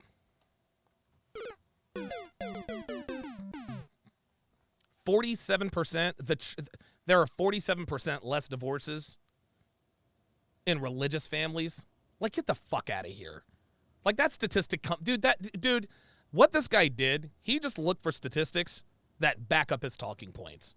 This is ridiculous. different things that you can do to drastically lower the divorce rate. It's never going to be zero. Nothing is going to be zero in We never said it was going to be zero, Hafiz. this life, but there are so many things that every single man can do today to drastically lower the divorce rate, to give him the best chance of raising his family. And so it's my desire is let's give them, let them know the bad, but let's give the men all the tools to win and have the best life possible. That's all that matters to me, men winning. What my question was, what is religious? Like, how do you define someone being religious? Great question, Pearl. So Pastor Mark Driscoll in his book, Real Marriage, talked about this. I would advise people to read the book because Ain't nobody reading a goddamn book, Hafiz. Ain't nobody reading a goddamn book, bruh. That's the fifth name that you've dropped. That's the fifth name that you've dropped. Ain't nobody reading a goddamn book to try to lower the divorce rate. Fuck out of here. secondary source talking about a primary source. Yeah, Bryce Friday. I'm sorry. Hang on a second. Somebody said that, I forget who said it. I forget. Yeah. Black Lemur 2009 said the biggest hoes are in the church. Exactly. Fuck out of here. What is he talking about?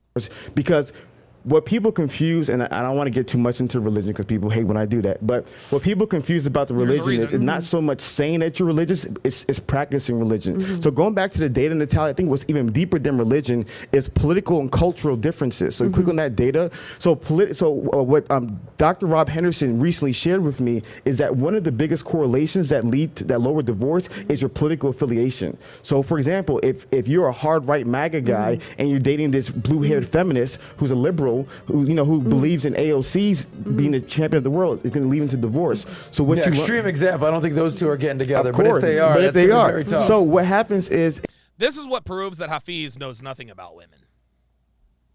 This is what proves that Hafiz knows nothing about women. Guys, you guys have heard me say this all the time. You heard me say this all the time. Law number 21 of the 49 Laws of Sharpe: women don't have any steadfast beliefs. They only believe what the strongest men in their lives believe. That's what it is. That's what it is. Political affiliation, religion, it doesn't matter. It does not matter. It doesn't matter. If your woman loves you enough, she will co-sign she will co-sign whatever she has to keep you in her life. I have a full section on this in Womanese. Her beliefs will turn into your beliefs. If you're a devout Christian, she'll turn into a devout Christian. If you're an atheist, she'll be an atheist. If you're a Republican, she'll be a Republican. So this guy is trying to say, look for a woman who shares your religious beliefs and a woman who shares your political beliefs, and you'll drastically lower the divorce rate. Nope. Not a chance. Not a chance. Find a woman who is fit, feminine, and friendly, and she will adhere to whatever your political or religious beliefs you have. Straight up. Period. Point blank. Is similar values. So that's what the religious things is. So there's so many things I want the guys to look up the data themselves. It's all about men looking up the data themselves. But Hafiz, we ain't looking up data, fam. See, he keeps trying to use his data as the argument. You ask the average man out on the street, is marriage a bad deal for men? Dude, 7 out of 10 of them at least will tell you no.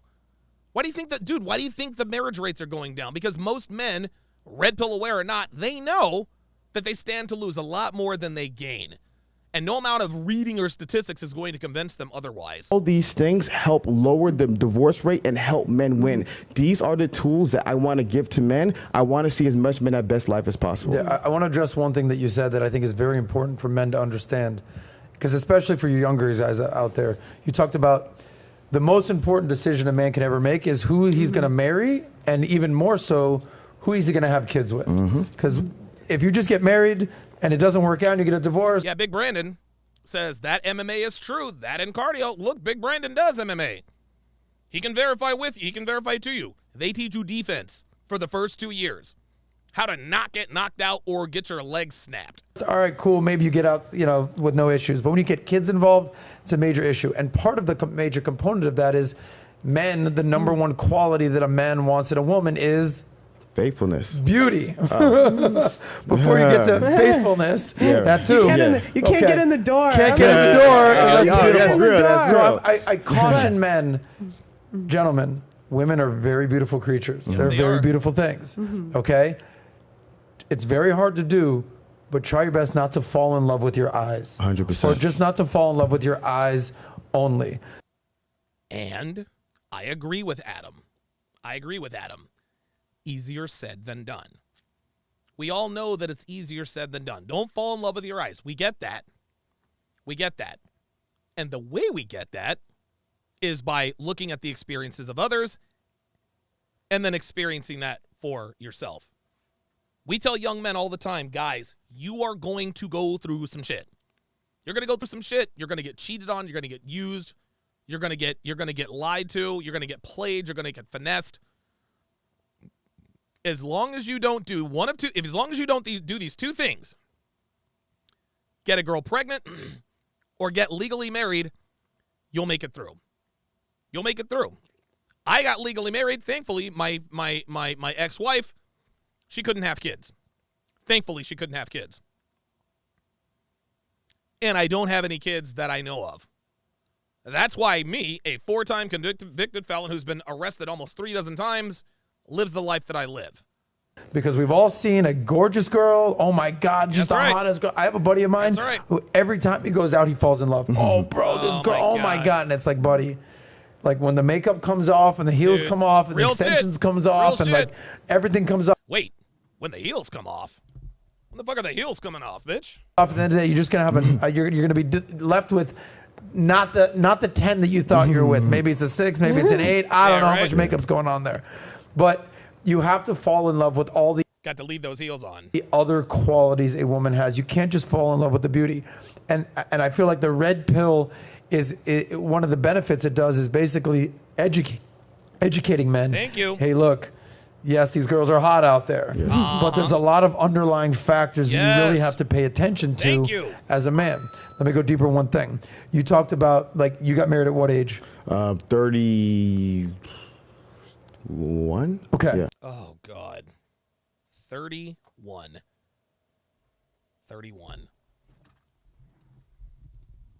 Now we know.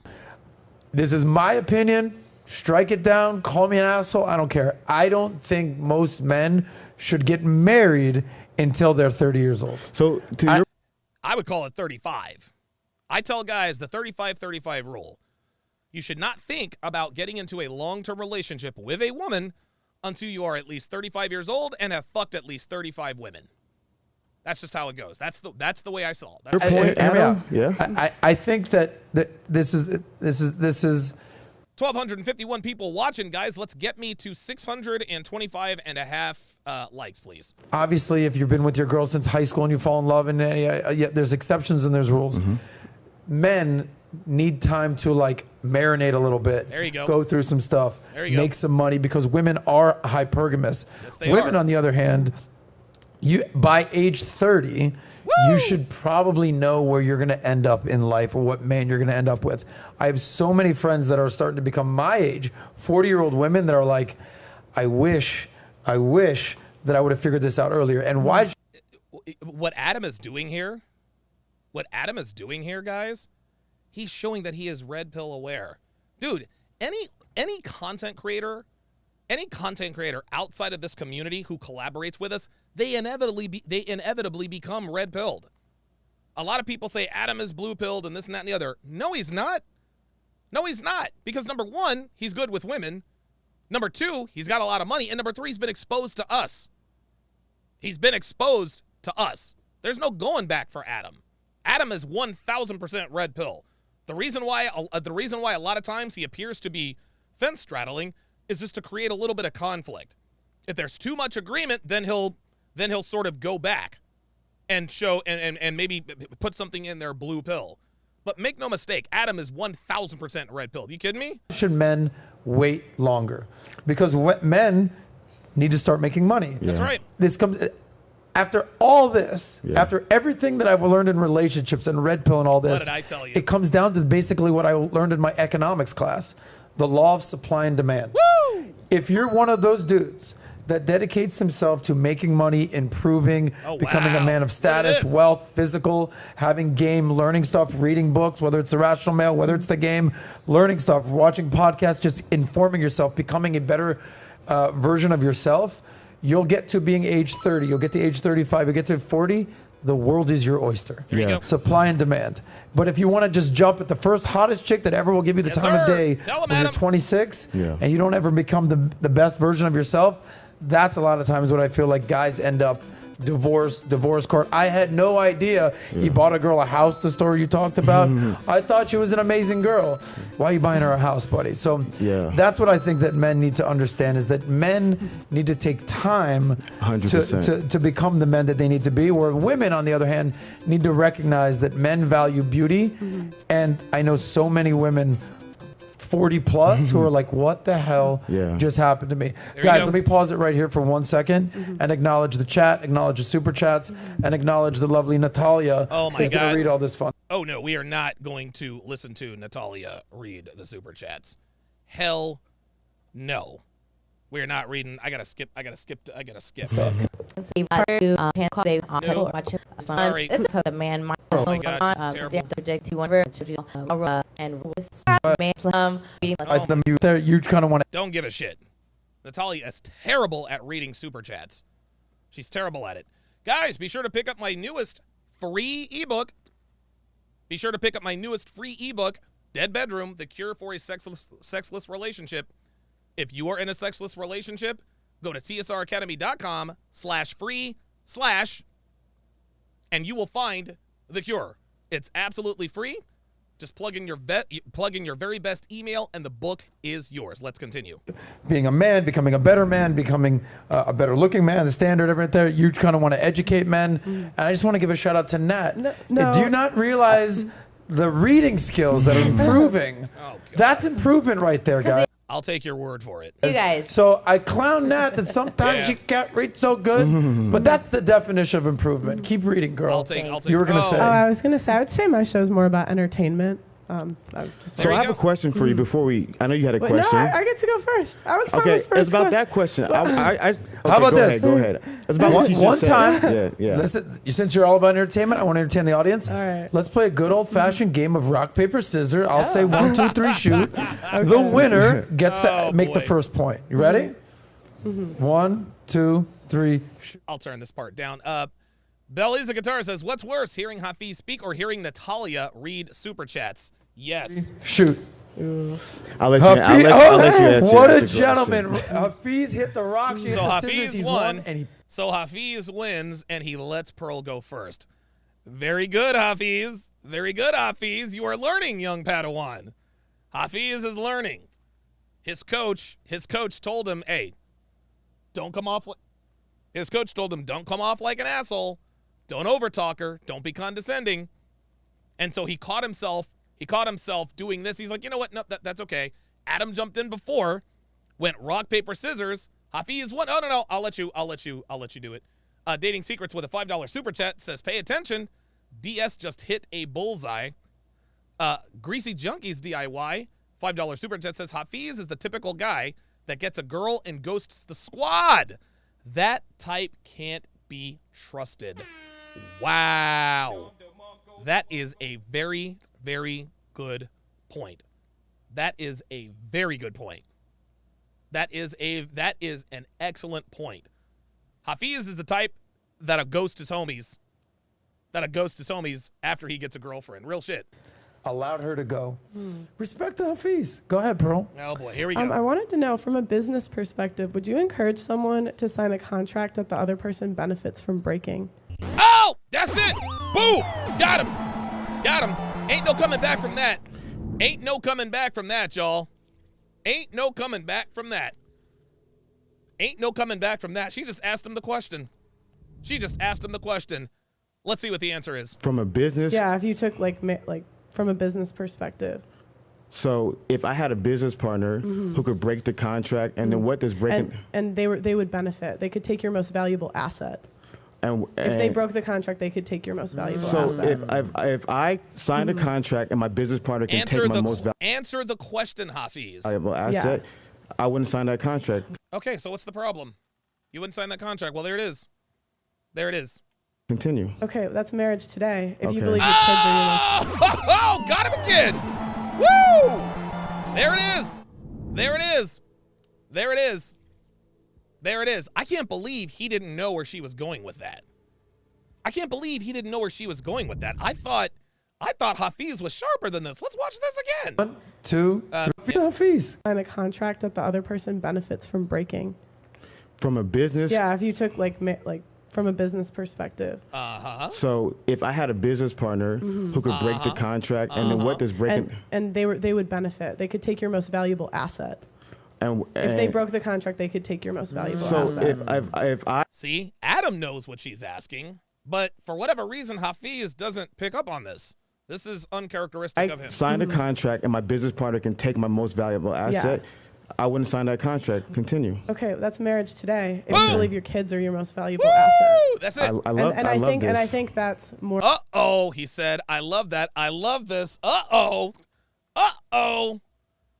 Now, the way he said, please continue, makes me think that he was waiting for this question. And you can see the look on his face. You see the look on his face. See how confident he looks? You see how confident he looks? He's like, oh, I've been waiting on this one. He said, oh, I've been waiting on this one. He's looking like AMS at the beginning of his videos. Oh, he's waiting on this one. Let's see. Let's see what happens. More of the red pill. Like, I would say that's more of why men are walking away from marriage today. I love this. So Man, he sat up in his chair, rolled up his sleeves. let's stay here because this is a fantastic. I have two questions. First, out of you, in your personal opinion, this is a separate question. What is your goal for your channel? Like, what are you trying to do? What is your purpose for doing pearly things? Here he goes. Once again, he is trying to attack her intentions. What is your goal? My goal for my channel is to help enrich the lives of men so men can win. What's your goal? That's all he's doing here. This is more virtue signaling.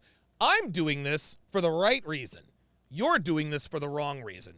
What is my purpose? Yeah. I would say it's mostly entertainment. Okay. So you want to entertain? Yeah, and then Okay. I started the wife school because I was like, I really think as women we should listen to what the men are saying. Wait a minute. Didn't he Yeah. Good point. He just deflected. He answered the question. Yes. Pearl said, well, that's marriage today. That's marriage today. Then he's like, I love this. He still couldn't answer the question. Devin says, don't worry, just marry someone who won't divorce you. Yeah, exactly. How about that? Well, there's an answer to that. If you want to lower the divorce rate, says Hafiz, well, just marry a woman who won't divorce you. Oh, problem solved. And then, yeah. So then your show was... Which I did start by the... Could Listen, I please get the... No. I promise you, I wanted to do this. Shout you out for doing the wife school, and I saw parts of the first episode. It was classy. I like what you're doing, so I'm gonna give you. Yeah. I told you when you do it, I'm gonna give you your props. Shout you out, Pearl, for real, for doing the wife school. I think You can tell Pearl knows that this is all just fake. Right? He didn't believe that she was actually going to do it. But now that she's done it, now he has to give her props. So now he's trying to appeal back to the audience. I'm not a complete asshole. I said that I was going to hold her to it. She actually did it. Now I have to give her props. it's gonna help a lot of people. So let's go ahead and talk about the. But I just think I like entertainment because I feel like in entertainment you can tell the like Sneeko always says you tell about the truth about the world through funny, and I just think I was like that's so true. Yeah. So There you go. And that in one ear and out the other. In one ear and out the other. Watch. In one ear and out the other. He's not even listening. He's like, okay, watch. Just watch. Because I feel like Watch. in entertainment you can tell the like Sneeko always says you tell about the truth about the world through funny, and I just think I was like that's so true. yeah. So Okay, Like so comedian, I feel like See, he didn't even hear what she said. He's just listening to respond. comedians are like almost. But Adam, you mind if I just? I'm gonna stay right there and we'll come right back to you. It's not just entertainment. Entertainment, you could do video games. Like it's entertainment with a mix of what? Oh, with a mix of like red pill concepts. Okay, yeah. gotcha. Yeah, There so we go. it's red pill but entertainment. I just try not to. because there's so many guys that I just think are like geniuses in the space. You know what I mean? I just look up to them a lot. So I just try not to like, you know, there's people that are like researchers. They're like very in depth, you know. Gotcha. So it's not just entertainment, because there's a lot of entertainment. Entertainment, respect. Yeah. Go ahead, Hafiz. Atta So, girl. to me, the business analogy you gave was totally irrelevant to any form of marriage conversation, because here's a Oh my God. fundamental reality. If a man wants to have a child, whether he has a baby mama, whether he has a wife, whether he has a girlfriend, whether he has a fiance, whether he has a rando, if she wants to take away custody of the child under certain circumstances, she can. So Okay. what people in the red pill to me do is they straw man that. They say, oh, if you get married, she can take away your kids. But if you hook up with girl down the street, she has your kid. There's no chance of taking it away. And so to me, Hafiz, bruh. That was a straw man argument. That's a straw man on two levels. What he is trying to imply is that the only way a woman can take away your most treasured assets is to get married to her. He is saying, and he's right. He's right. A woman, all you have to do is have a baby by a woman, and she can take you to the cleaners. You don't need a marriage certificate to do that. He's right. But why do people get married, Hafiz? People don't just get married just to just get married. People get married to have children and start a family. That's what that is. So what he's trying to do is he's trying to say, well, listen, you don't have to get married to get taken to the cleaners. It's when you produce a child that gets taken to the cleaners. But there are people, oh my God, there are scores of articles, videos of men who get fleeced by women they get married to without children. They still ask for that spousal support. They stay married to the guy for 10 years, no children, just to get the alimony. And a lot of times, women take men to divorce court to try to get some money anyway. I don't know how successful they are, but they wouldn't be trying to get money out of a soon-to-be ex-husband if they don't have any kids together, if nobody had ever done it before. So what Hafiz is trying to say here is that, well, all you have to do is really have a baby. That's where it really comes down to. So yeah, go ahead and get married. Get the state and the government involved with your marriage. Nope. Sorry. That's a bad argument. That's a really bad argument. Oh my God. The Geek Surgeon. Welcome to Chat Privileges. At the Geek Surgeon to welcome him to the TSR family. The only female surgeons I know of are on TV. The Geek Surgeon, if you would, put your age and location in the chat. Thank you, sir.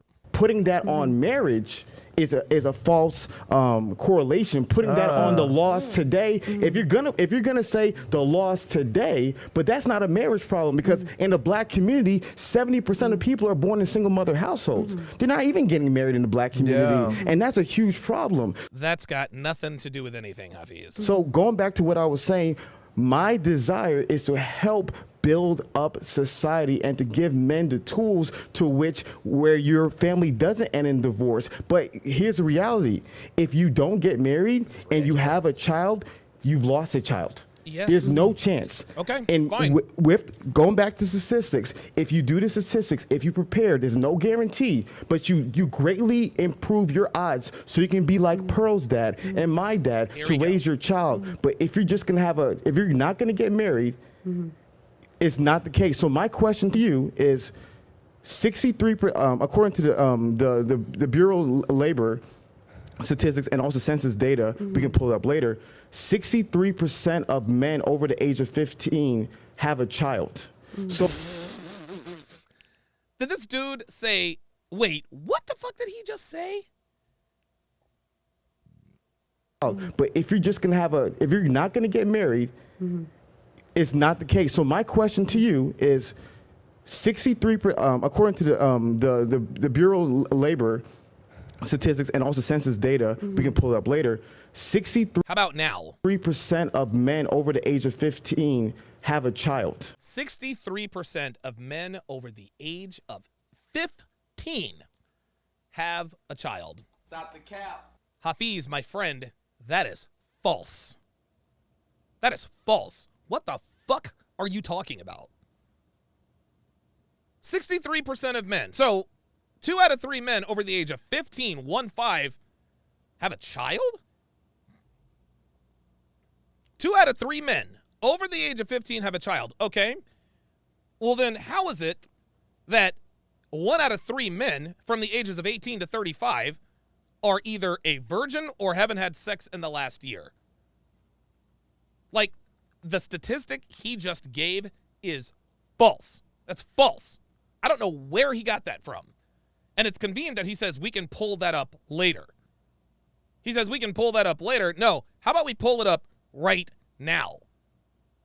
63% of men over the age of 15 have a child? Where you get, dude, where in the world are you getting these statistics from? The fucking hood?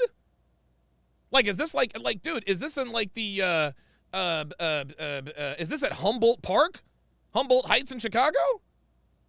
Are we talking about, listen, if we're talking about Section 8 housing, yeah, I can believe it. 63% of men over the age of 15, 63% over the age of 15 are fathers. But, dude, who the hell is putting these dude, no. No, man. 15-year-olds aren't running around fucking bitches enough. Fucking bitches enough to put babies in them. What is he talking about? What on earth is he talking about? Nick Penn with the $5 super chat says, what the cap did he say? Appreciate that, Nick. Long time no see. But, dude, this is ridiculous. Oh, my goodness. So Say that stat again. So Natalia, can you go to the data real quick because I want to be able to. 63% of men over the age of 15. Let's pull this down. up. Let's pull this up. Scroll down. Let's see what we got here. Up. Men are fathers right there. Should be right there, yes. So I have the, June 13th, actually, I'll just pull this up here. Let me just pull this up, just so we're looking at this from an accurate scope here. So it says about 61% of men age 15 or over are fathers. And of those, 72.2 million men have a biological father, a biological child, according to blah, blah, blah, blah, blah. More than 1 in 4 men have a biological child under the age of 18. Of the men with the biological children under 18, 4 out of the 5 live with at least some of those minor children. Dude, that is way too vague. That is way too vague, man. This is way too vague. This is absolutely crazy. Over 1/3 of men are married and have biological children with their spouse. Right. They have to get married to have sex. There are also 2.9 million men who are living with an unmarried partner and have this is while most fathers live with at least some of their biological children, they also live with a variety of other. Oh. So what they failed to leave out are children that were either adopted or stepchildren. He looked at the first line and didn't do a deep dive. He looked at the first line and didn't do a deep dive. This is all way too convoluted. They want us to believe that 1 out of 3 men over the age of 15 are biological fathers. That is not true. If that were true, there wouldn't be incel culture. No, we're talking about stepdads. We're talking about adoptive dads. Fuck out of here. Dre Raven says, maybe he means 63% of men named Chad, Tyrone, Pookie, Ray, and Daves in garage bands. Probably add Kevin's in the sales department as well. Ay. So we can go ahead and scroll down right here. This First guy. is up, purple right there. About 61% of men, 74.7 million men, ages 15 and over are fathers. And of those, 72.2 million men have a biological child, according to the new Men's Fertility and Fatherhood 2014 report released today by the Census Bureau. So How do they know that? How do they know that? What, did they take DNA tests of all of these children? Huh? Did he ever stop to consider the fact that that paternity fraud is also rampant? Did he ever stop to think that maybe some of the women lied on the census report and lied about who the biological fathers of their children were? Devin said it right here. This is a flawed data set. Clearly. Of course this is a flawed data set. Dude, here's the thing. Anytime you have to use statistics in the face of something that is obvious, what that tells you is that you don't have an argument against the empirical data. You just don't. Look, everyone knows that girls are out here hoeing around like it's going out of style. Most guys out here aren't getting laid. We know that's the case. Most men are unattractive to most women. Most men are sexually invisible to most women. So if that's the case, how is it that 2 out of 3 men ages 15 or older, how in the world do they have biological children? This is ridiculous. So most men are going to be fathers. Most men want to have children. My question to you is, if marriage is a bad idea for men, what do you tell the most men who are going to have children? Well, wait a minute. She doesn't give advice, Hafiz. Did you not just hear that? Like again, Pearl wishes to inform and entertain. That's it. So what Hafiz is, he's trying to put her on the spot. And make her give advice that he can then disagree with and say, this is why the red pill is wrong. Should they do? I don't give advice. Woo! There it is. Thank you. Pearl is like, sweetheart. He's like, bruh, I don't give advice. He's trying to put her on the spot. Well, what would you have them do? That's not what Pearl does, dude. Your channel's advice, Hafiz. I'm asking you personally. We're having a conversation. I know, here but we I'm go. saying that I'm not an advice channel. I don't We're having advise a men on how to live their lives. What I'm saying is you should be aware of the laws today. And make a decision accordingly. And I think a lot of times, like when the red pill will say this law, that law, this, like girls are like this, and this. It's like they're just warning you. So and you can do what you want with the information. I love it. So I'm saying I love it. It depends on the guy. So my question to you, because I want to talk to H, not Pearl, the YouTuber. I want to talk to H. You know who H is. I know who H is. Let's talk to H. So he's trying to make us think that he's the only dude who knows that Pearl's first name is Hannah. You see, she's not taking the bait. What Hafiz wants to do, I think what he's trying to do here, he's trying to get Pearl to give advice so that he can disagree with it and chop it all up and say, this is what the red pill espouses. And as long as Pearl stands on the square that, hey, I'm not an advice channel. I'm here to inform and entertain.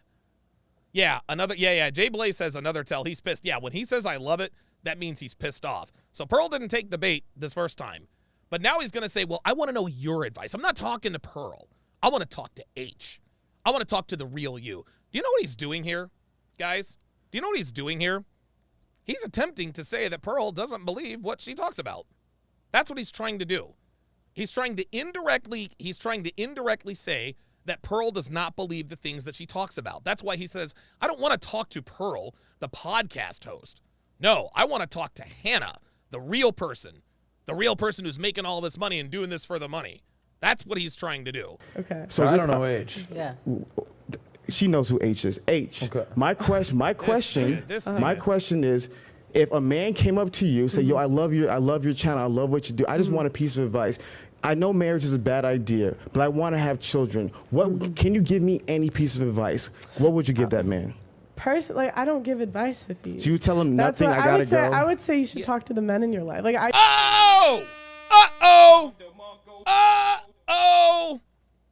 Got him with that. Talk to the men in your life. Thank you. I just don't consider myself someone to like gives advice. Yeah. Like that's not my channel. My channel isn't I to said like you advise. as a person. But I'm saying that's not me. I'm not giving advice on what how if to your live son their asked you that lives. question and said, "Mommy"? Talk to your dad. Okay. Got him again. Oh, destruction. I love it. So the Oh my God. Boom. Look at the look on his face. Yo, look at the look on this nigga's face. Look at the look on this nigga's face when she hit him with the talk to your father. Look at the look on his face. Watch this. Watch. Your son asked you that question and said, "Mommy, watch his Talk face." to your dad. Okay. Oh, that's it. That's it. Talk to your dad. Hafiz is like, God damn it. I thought I was going to get her on this. He's trying to get her to give advice. He's trying to get her to give advice so that she can take the bait, so that she can take the bait so he can refute whatever it is she says. Pearl is absolutely not, dude. Pearl can't give advice to men. I love Pearl to death.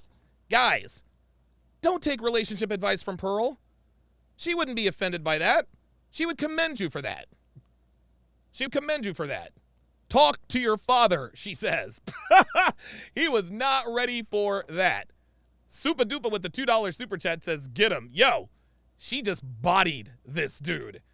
She just bodied this nigga for real. I love it. So the point. But it's interesting. Guys have a lot of interesting ways that they kind of try to get around it. So like one, I think his name's Aaron Cleary. I think that's who it is. He has his girlfriend pay the rent, and and they don't actually get legally married. Yeah, so that's right. there's some law he can like avoid. Wait, his girlfriend pays his rent. Yeah, like legally. So her name's on the lease and everything. So. But then she can leave. What do you mean? If his girlfriend pays the rent and they have a kid, he can leave. Number one, they don't have a child. That's the first thing. Number two, if she can leave, he's going to be okay because he's financially stable. Come on, what are we doing? He can leave. Same problem. What do you mean? That's not the same So you problem. said No, I'm saying so she legally can't seize his assets. Thank you. In the case, that's what I was saying. So men have different ways of getting around the laws today. I'm talking about the fatherhood thing because you're big. Aaron Clary's not a father. Aaron Clary's not a father, fam. Business example was losing your most precious asset. The most precious asset, as you communicated to me, was No, your most valuable assets. You see how he's switching the goalposts? Children are not assets, Hafiz. Children are not assets. Pearl made it tangible. Now Hafiz is trying to make it intangible by also virtue signaling. Your children are supposed to be your most valuable asset. Stop it. as a child. So my question to you is that for men who want to have children, as most men want to have children, what would He's trying to get her to give advice. He keeps trying to circle back. you say as an individual? So what happens, Adam, that I've noticed a lot of times in the space is they don't answer the question. So my question is, if we're giving But I don't give advice. And that's what I'm saying. Like, my channel is entertainment. So you're Thank you. saying, give advice. Why don't you give it? But, that's not what I do on my channel. Me, if we're two human beings having a So I just want to know what's true, what's untrue. So- and you could say, like, and the point is the laws are bad for men. We don't even disagree on this. Okay, But, so but what's you're the like, you got, like, I want to tell you guys how to do your channel. Thank you. No, And I never said that. Like, No, you never said that, Hafiz, but you're indirectly implying this. What he's trying to do is he's trying to get a soundbite out of her that he can use against her. And she's too smart for this nonsense. And I mean, you told me that last time when you were telling me how to do wife school, and that's what like a lot of people on the other side will criticize us and be like, well, you should do it this way, you should do it this way. But our job, a lot of people, is entertainment. Mine is mainly entertainment. Other people have entertainment and education. It just depends on the channel. But I think it's important. We have 1 million channels of all the things that like women want from men and the problems with men. There's 1 million stuff. But when the men do it, it's like we have to criticize and say that they're not doing it in the right way. There it is. She just cooked him. She just cooked him. She's catching on that Hafiz is trying to backdoor his way into saying this is how you should do your channel. He keeps trying to tell Pearl that she is in this for nefarious purposes. You're doing this for the wrong reasons. Jay Blaze says he is so pissed. Yes, he is. Yes, of course he's pissed. Pearl's not taking the bait. And if you want solutions, look, I got solutions right here, Hafiz. I got solutions right here. Hafiz, look at this. How to train your woman. How to properly vet women for relationships. 16 ways to immediately disqualify her for a long-term relationship. How to stop female manipulation. Womanese 101. The 49 Laws of Sharpe. How to master the game. The Masculine Excellence Lifestyle Kit, Relationship Foundation Fundamentals, The Ultimate Shit Test Guide, How to Build a Quality Woman from the Ground Up, The Gold Digger Guide. This is what we do. Channels like Pearls highlights the problem. Channels like mine give you solutions. Listen, I believe all the men who are creating content to help men, I love it. I love it. I love every single thing. All I'm asking for is once we know about the problems of women today, which we do. They can go to a different channel. Let me finish. They can go to a different channel. No, you can't fucking finish because you keep trying to pigeonhole her. You keep trying to pigeonhole her, bruh. Like you lost the argument, fam. She does not give advice. If you want advice, go to another fucking channel. That's what she's saying. Can I finish, please? Maybe. Okay. So since you said please. Thank you so much. You're so kind to me. So to me, all I'm saying is that I just asked you that question as an individual. It's nothing to do with your channel. I was genuinely curious your position if you were to give someone advice. One of the biggest things that I do is I want to give men the best solutions to be successful. And what I find in finance advice, right? If someone's having a channel to help people financially, right? You have to give them some pieces of advice of here are best practices to do to be able to optimize your finance. Yeah, fake laugh. I picked up on that too. He keeps trying to go back to you should do it this way. He keeps going back to this. If people point out financial stuff, they offer solutions. That's not what Pearl does. He keeps trying to apply what he is trying to apply here. He is applying the black pill standard to what Pearl does. The black pill channels do nothing but complain and not offer solutions. That's what they do. That's what they do. Dude, MGTOW Dictionary, whatever black pill channels. All they do is talk a bunch of shit. All they do is talk a bunch of shit about women, talk a bunch of shit about, grifters of the manosphere and this and that and the third. That's what he thinks. He's trying to put her in that group. That's not who she is. So one of the biggest things is that when it comes to the fatherhood question, I'm just very curious from a red pill perspective. For a majority of men who want to have children, what are you telling those individuals to do? And if there's no advice, then are they just lost? Do you think that men should listen to a woman more or a man when it comes to advice? 100,000% a man. Okay. I agree. I'm not talking. Oh no! Oh my God! Yo! Holy shit! What just happened? What just happened in the fight is the two fighters are in the middle of the ring, right? The action's a little low. They may be a little bit tired. Pearl feints a jab. Hafiz takes the bait, comes right over the top of that left. Boom! Oh shit! Out of nowhere. Oh shit! Out of nowhere. She asked him, do you think men should take advice from men? Yes, I agree.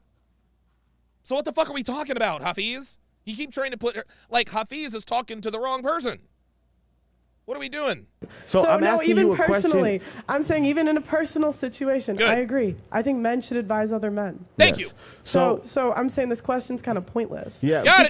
Because even in personal, I just think men teach men better.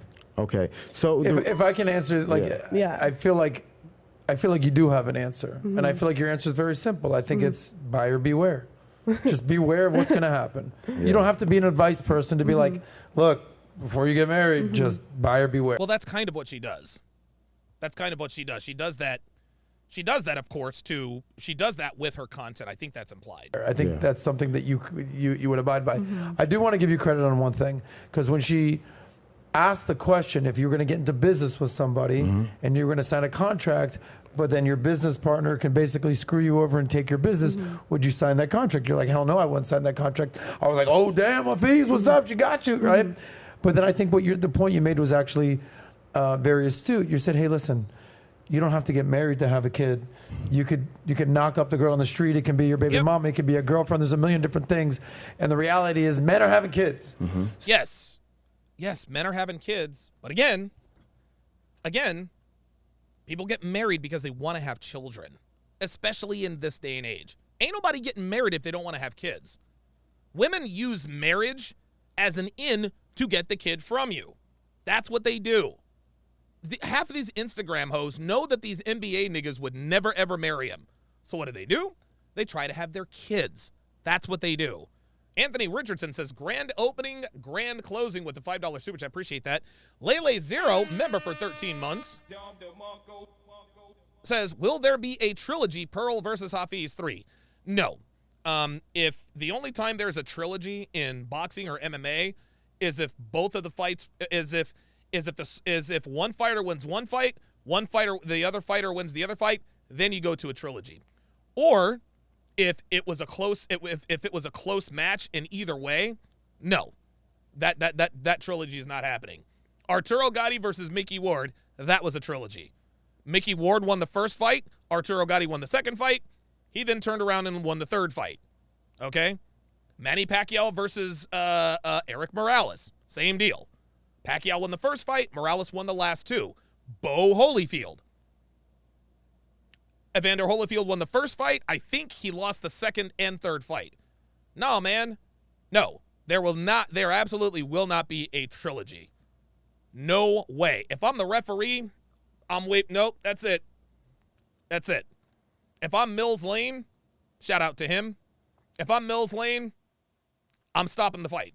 The fighter can no longer defend himself. He's bleeding profusely. Call in the doctor. That's it. So whatever the red pill teaches you, whatever anybody teaches you, there's no way to prevent the crazy girl that you knocked up from doing something to 100%. Take your kid away, aka your asset. Yeah. So I guess what is your advice? Because Pearl's not going to answer this. That's 100%. Fine. And I respect the fact that she's like, I'm not a dude, I can't answer it. Yes. So I don't want to belabor the point.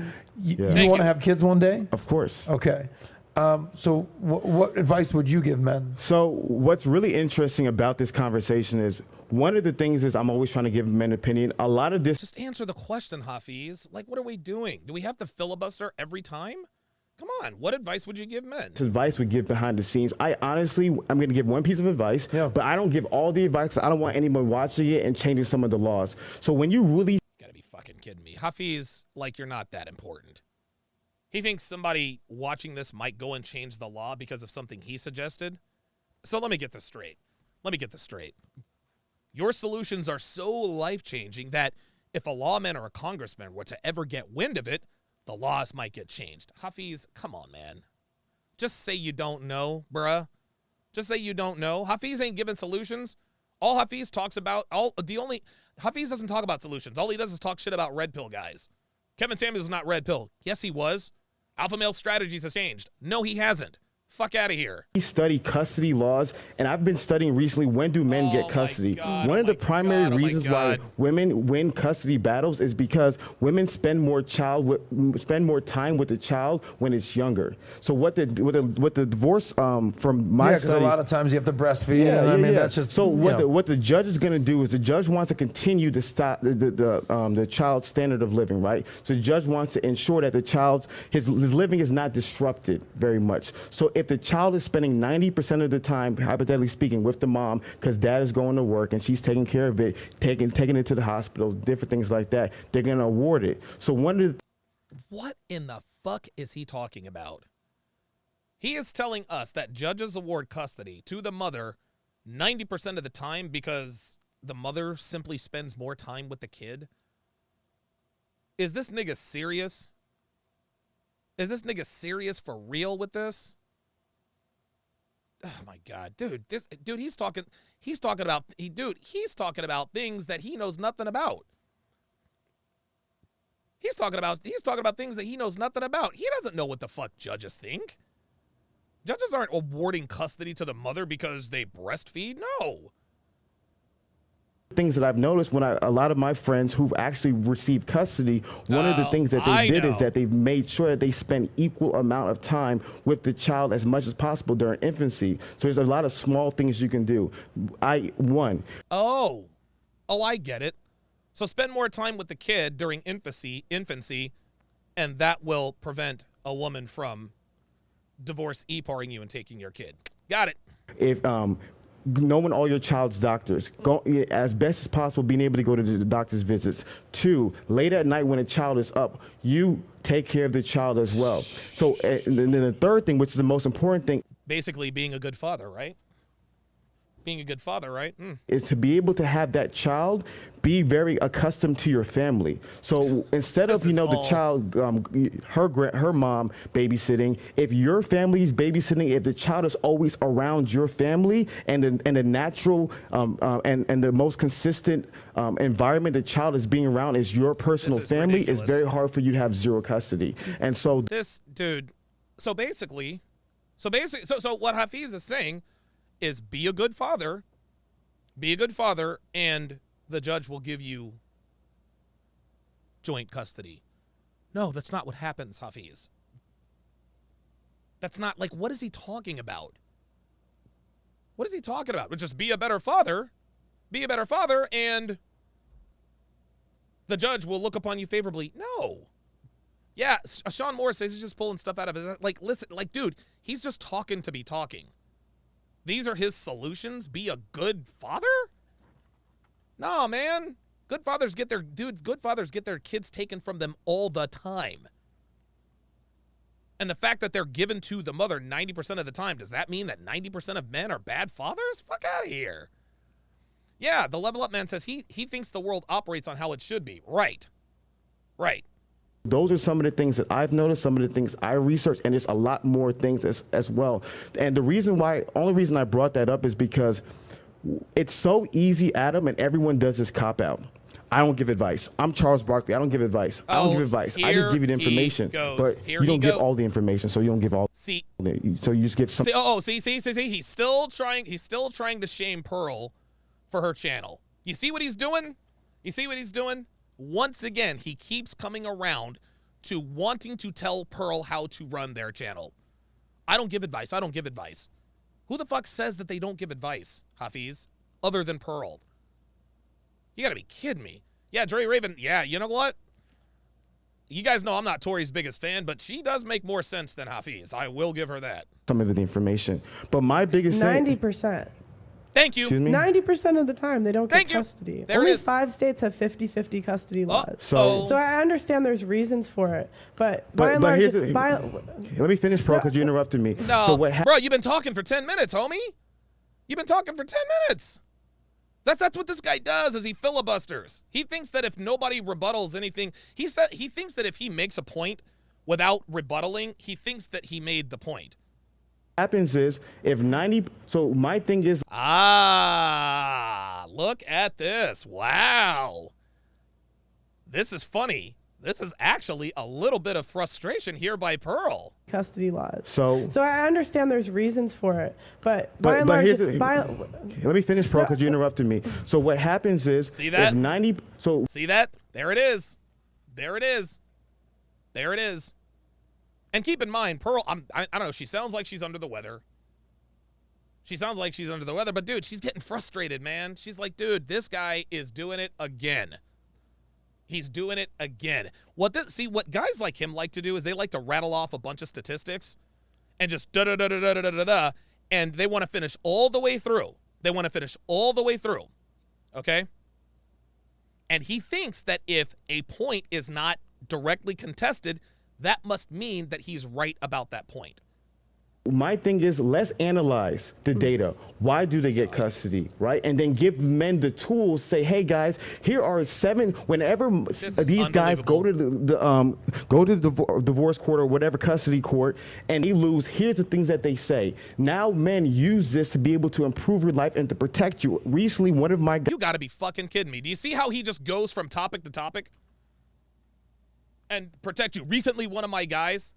He's not stopping to breathe. He's just filibustering. guys had a child out of wedlock. He was very heartbroken by it. We got him with a lawyer. We connected him with information, and we told him exactly what he needs to do to protect himself as much as possible. It is so easy to just say, I give the information, God. but so many men need additional support. And my biggest thing is that I want to give men the tools to win. If that's not other people, that's not other people. But what I want in the future is let's give men more tools to win at life instead of just pointing about the issues today. You want to add to that? Which is fine. Your self-improvement channel, that's fine. But that's what I'm saying. There's different roles for different people. Thank you. So, okay, be a self-improvement channel. That's fine. Listen, But like, it's like, why are you going to these people and saying this is how you should run your channel? Who these people? There it is. You just were saying this is what we should do. When did I say that? See, Literally the last episode, we should be giving advice, or you should be saying I said- we want to give people the tools. Okay, But so you are. see, this is funny. Do you see this? He's talking about her. He doesn't say her by name, but he's literally quoting what she quoted, but then he's like, oh, I never said I talked about you. This guy. You told me you're giving the people the tools. That's what you just said. You're just giving the people the tools. They're free No, she didn't say tools. She said information. to do what they want. That's what you just said. No, I said my channel's about entertainment. Thank That's you. what I said. No, Thank not you, but Uh-huh. you said in regards to the red pill. You said they're just giving people the facts and giving them the tools. No, They're free I to do said whatever red they pill is want. the study of human behavior. Boom! But That's you what- also, that's what- but you that's what also red brought it pill up. But is. let's not get lost in the sauce. Oh, no. She's bodying him, dude. She's fucking him up. Every time he tries to change directions with the goalpost, he's right with her. It's almost like he's got the basketball and he tries to go one way, she slides over, he goes another, she slides over. He keeps trying to go back and forth, and she's just not here for it. No, I'm let's not not telling- get lost I'm not- in the saw, okay? Come on, man. Yeah, welcome to Sauce, guys. That's a free plug right there. Shout Hot out Sauce coming Cast, soon, get all right? lost in the sauce. So to me, the biggest thing is that what I'm really excited about, Adam, and I would love to spend more time doing this, my is that God, there's so this many guy. men today who are hurting, going through difficulties. Now he's through going obstacles. macro. They want to make money. I love what you're doing about making money. They want to have a family. They want to be able to live a legacy. Let's give those men more tools and let's give men more practical advice. That's my rule of thumb. Let's learn from men who have healthy marriages, men like your father, men like Patrick Bet David. I've learned so much about parenting and being a husband from Patrick and Dr. Peterson. So to Here me, he I'm goes. all about let's give the men Name dropping. My father, your father, Patrick Bet David. solutions, because just simply knowing about the problem does not give you a better life, and that's what I want to see all of us do in this I mean, conversation. I think knowing about the problem can help men avoid mistakes in the future. So Thank I you. think self-improvement's fine. That's if you want to do self-improvement, that's great. But red pill is the study of human behavior. Thank you. So that's like just a So completely let's different. clarify. Let's clarify. So let's say red pill is a study of human behavior. So let's say we have a red pill alien, right? So what? if A the red pill alien. Yes. Can we play the game? Okay. All right. So we have a red pill alien, right? So all he wants to do is study human behavior. Adam, human behavior, I assume it's going to be men and women, right? So therefore, if the man was just studying, the alien was just studying human behavior, Wait a minute. A red pill alien? What are we doing? What like now we're talking about ghosts and goblins? Rocker 21 with the $2 super chat says Pearl is cool like her dad, a killer businessman. Ay. This has gone horribly wrong. A red pill alien? Ay.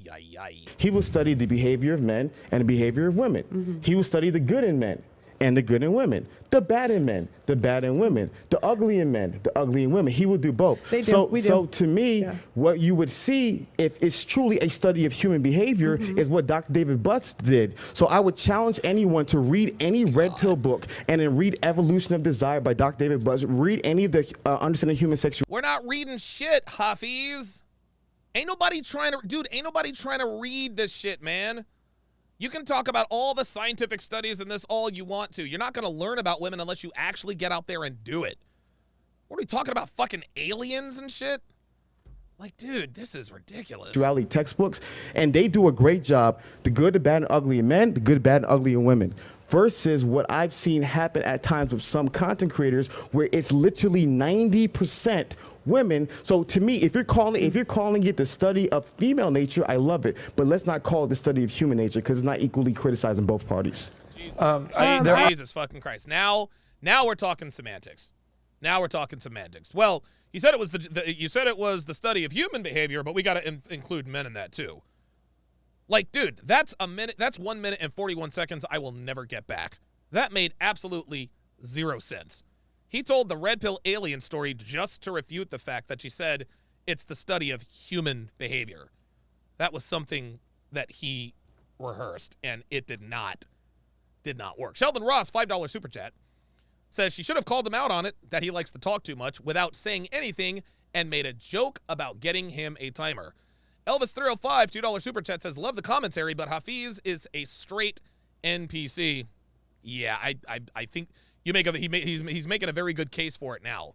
The non-player character. I would like to say they've talked about things like saying that women are socially inept to men. So I've heard them say positive things about women. I mean, you know how the internet works. The more controversial stuff, negative stuff. I never said I didn't say positive things about women. Oh my God. You said that they don't study both sides, the good and the bad. Oh my God. And So they're equally studying both sides? This dude, okay, now he's arguing like a woman. We have gotten to the part. We've gotten to the point where Hafiz is so frustrated, he's not going to even agree. He's not going to agree on anything. He's not going to agree to anything. Anything Pearl says, he's going to disagree. I never said this. I never said that. Ay, ay, ay. He's not, dude. Well, the sky is blue. No, wait a minute. Let's clarify that. Ay, ay, ay.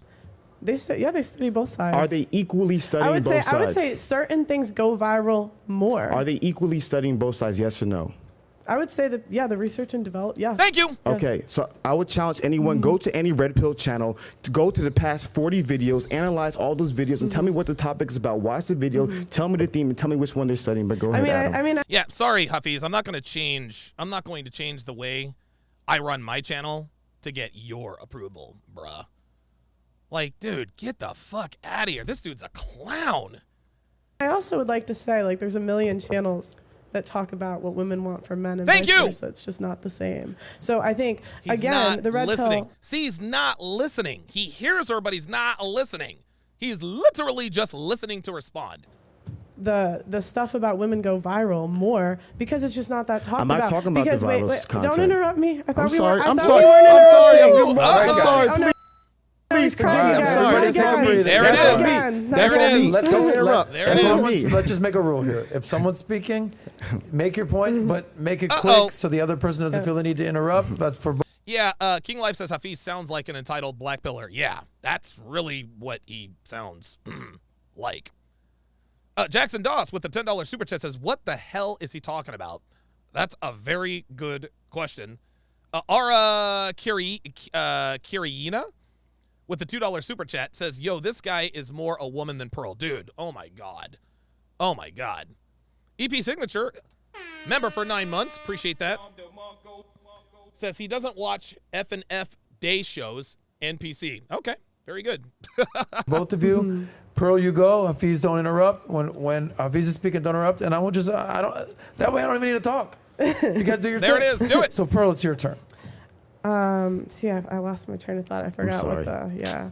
But I think I was just saying, like, again, the stuff about men is known more, I would say, than about. See, that's what the point Pearl is trying to make. Hafiz thinks that we should talk about the bad things women do and the bad things men do, right?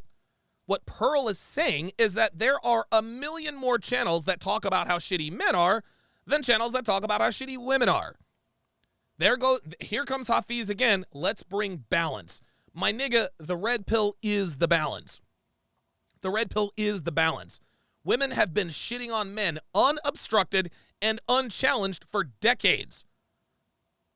There are plenty, dude, can you imagine a red pill magazine? It would never go into publication. This is what Pearl is trying to say. The red pill is the balance that brings, it's the balance that brings the balance to the force, or whatever the case may be. Ay, ay, ay. He wants them to show, you guys shit on women, should shit on men too? No. Men, we get shit on enough. Fuck out of here. Omega Kong, welcome to chat privileges. Said I had to. Appreciate that. At Omega Kong to welcome him to the TSR family. Omega, if you would, put your age and location in the chat. Women. So that's why that stuff goes viral, because this type of content is new. Thank you. But if you read it, like, yeah, they study both sides. Here's what I want to do. There's like 10 more topics I want to get to. I feel like we've spent a lot of time talking about the pros, the cons of marriage, pros and cons of red pill, respect. I feel like you guys are doing great. Do me a favor, just dap each other up real quick, just so we can just get one dap. This is it. That's it. That's Pearly, men and man, women. That's black. That dap that just happened right there. That dap reminded me of the beginning of Rocky IV. You remember the two gloves on either side, the United States versus Russia? That's what that reminded me of.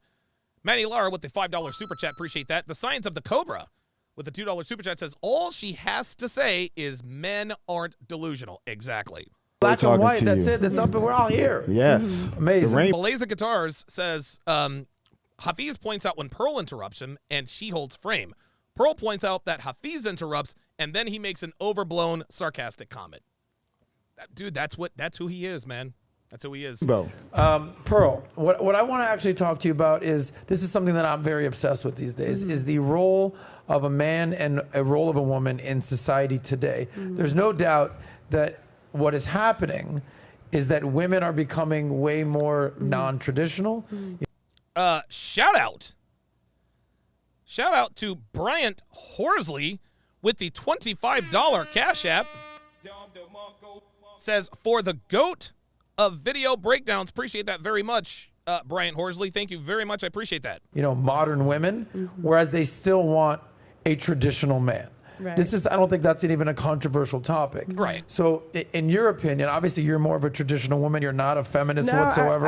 I wouldn't say I'm traditional. I feel like traditional is a 22-year-old virgin. I wish I was, Okay. but I wouldn't say I'm All traditional. right. So Shout out to Pearl. See, this is one of the many reasons why Pearl is blown up. Is because she's honest. She's like, guys, I'm not a unicorn. I'm not a,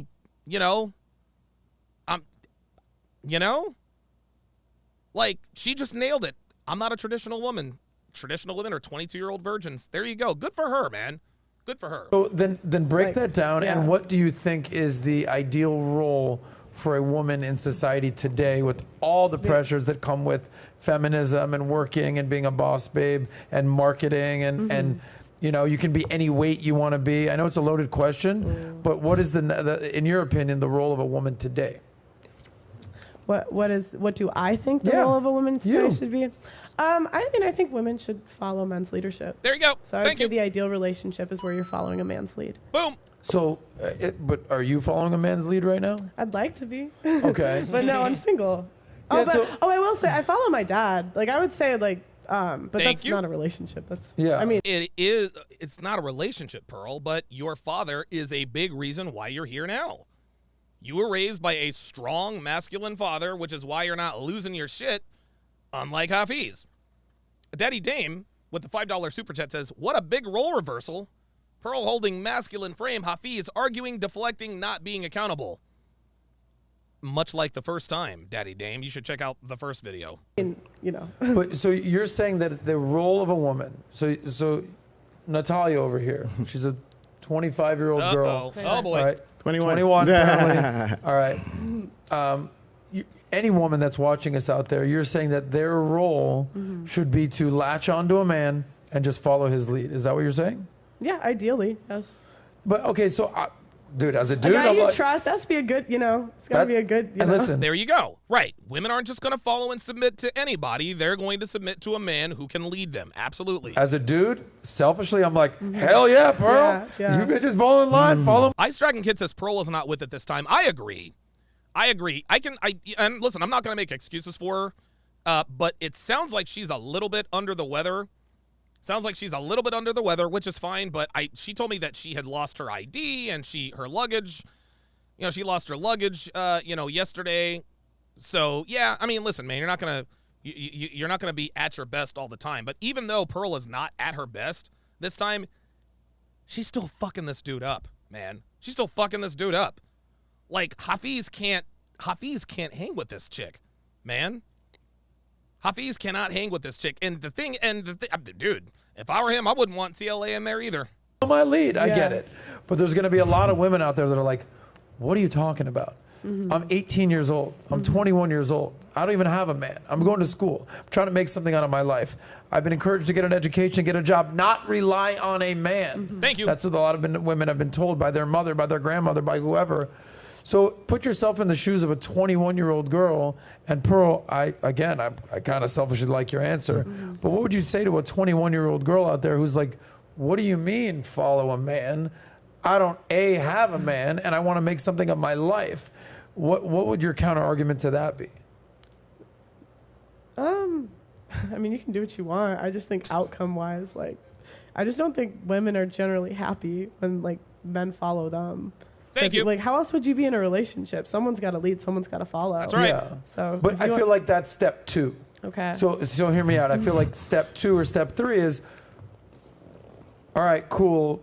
Step 1 would be like be a normal functioning element of society, be a contributing member of society. Of course. Go to school, get good grades, be a good person. Like get to class, get an education, get a job. Like this is normal society. yeah, and then once you're there, Yeah. step 2 would be like maybe meet somebody. Step 3 is maybe you have a I boyfriend. see what Maybe he's doing. Okay. step 4, maybe you get engaged, married, cool. Okay. But step 1, before you're at step 3 or step 4, is you got to have a role Why in do you keep society asking me today. for advice and I don't But get this isn't advice, Paul. You're Okay. a girl. No, okay. Like- I mean, I mean, she has to get a job to eat, so you still have to get a job. Okay, so go there. So go say, hey, if your advice is, hey, get good in school, get good grades, and get a job, that's a decent starting point. Yeah. Rather than, like, I see what I you're would saying. Say figure out Follow what a type, man. Figure out what type of guys you want and where are they. Okay, There you go. we go. You know what I was Boom. thinking? I got box seats the other day. Shout out, Dad. Shout out, Dad. Okay. Dad. And I was thinking, I was like, you know, it'd be so interesting if you wanted to like get if you were into rich guys, right? Yeah. I was like, Which you could, most women I, are, but I was okay, like, go ahead. I was like, you could be one of the girls that serves the dessert in the bar carts. I'm like, 2 birds, 1 stone, baby. But that makes sense. That makes sense, what she just said. Okay, So so like, who are the guys you want? Where are they? Thank you.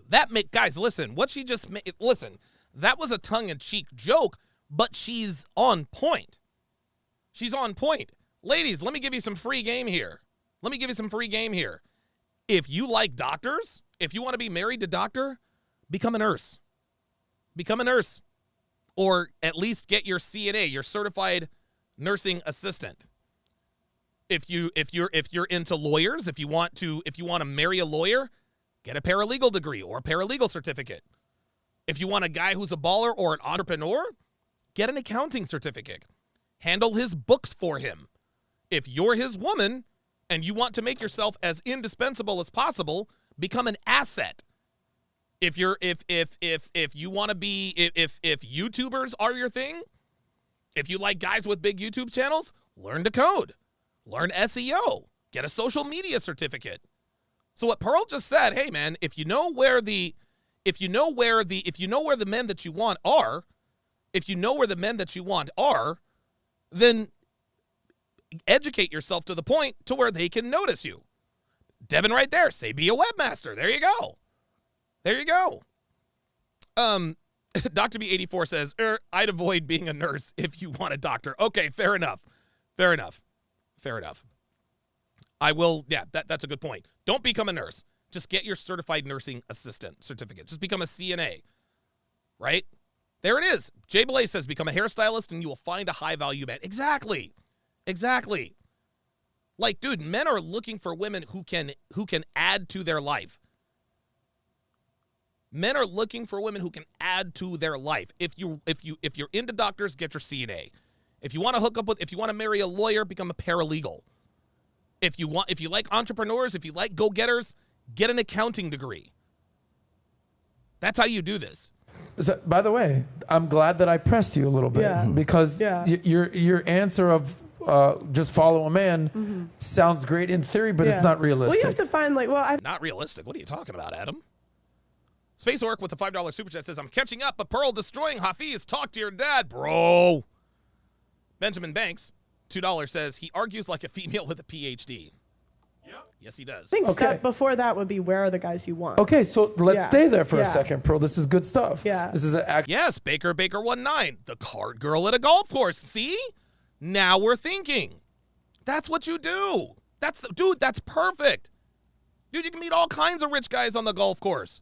Be a server at the country club. That's where the rich guys are. Become a personal trainer. The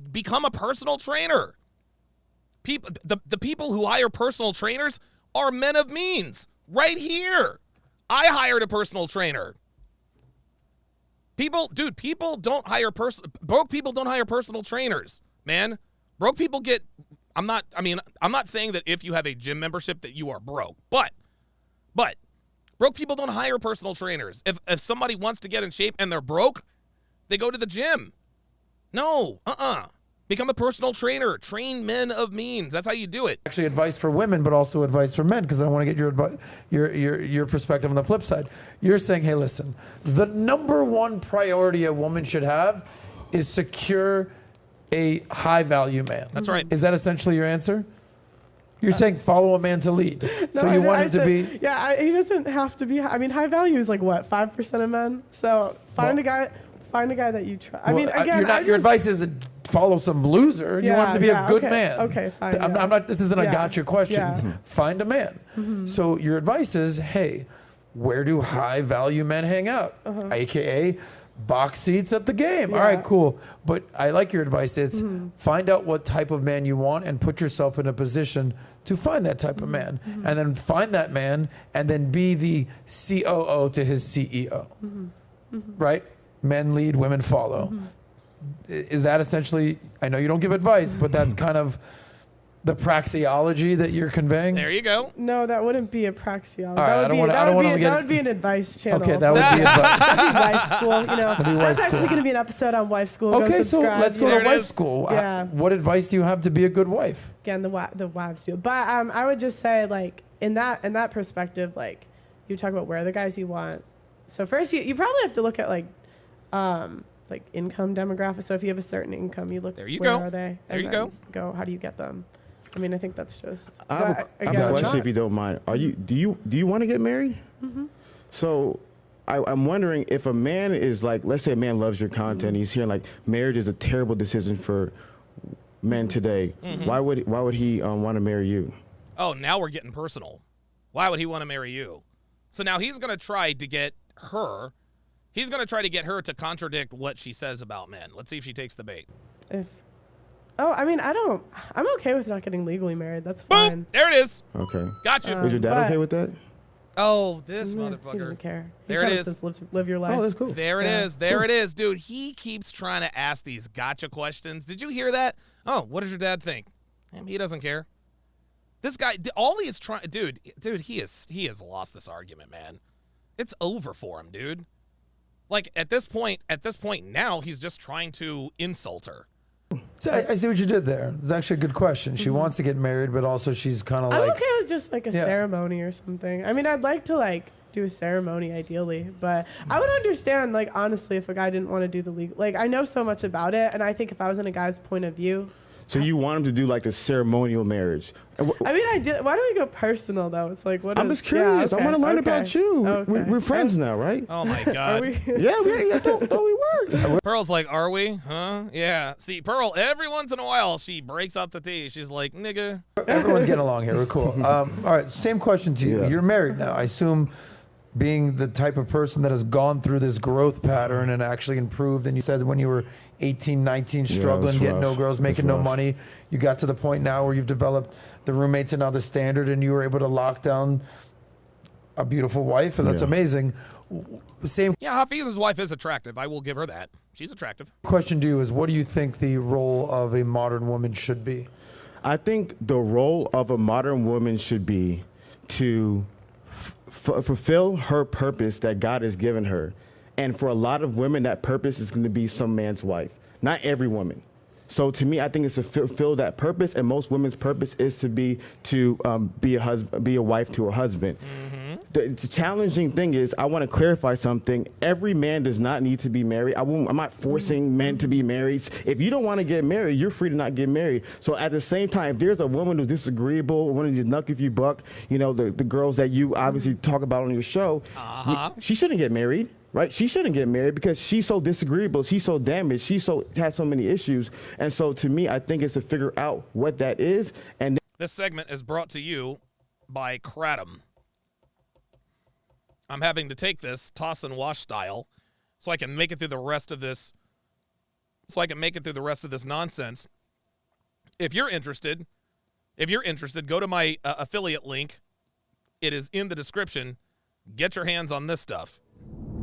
then based upon that decision, then you pursue it, right? So that's what I think I would say for modern women today. I think. Can I ask a question? Go ahead. What do you advise your men in the standard to get married?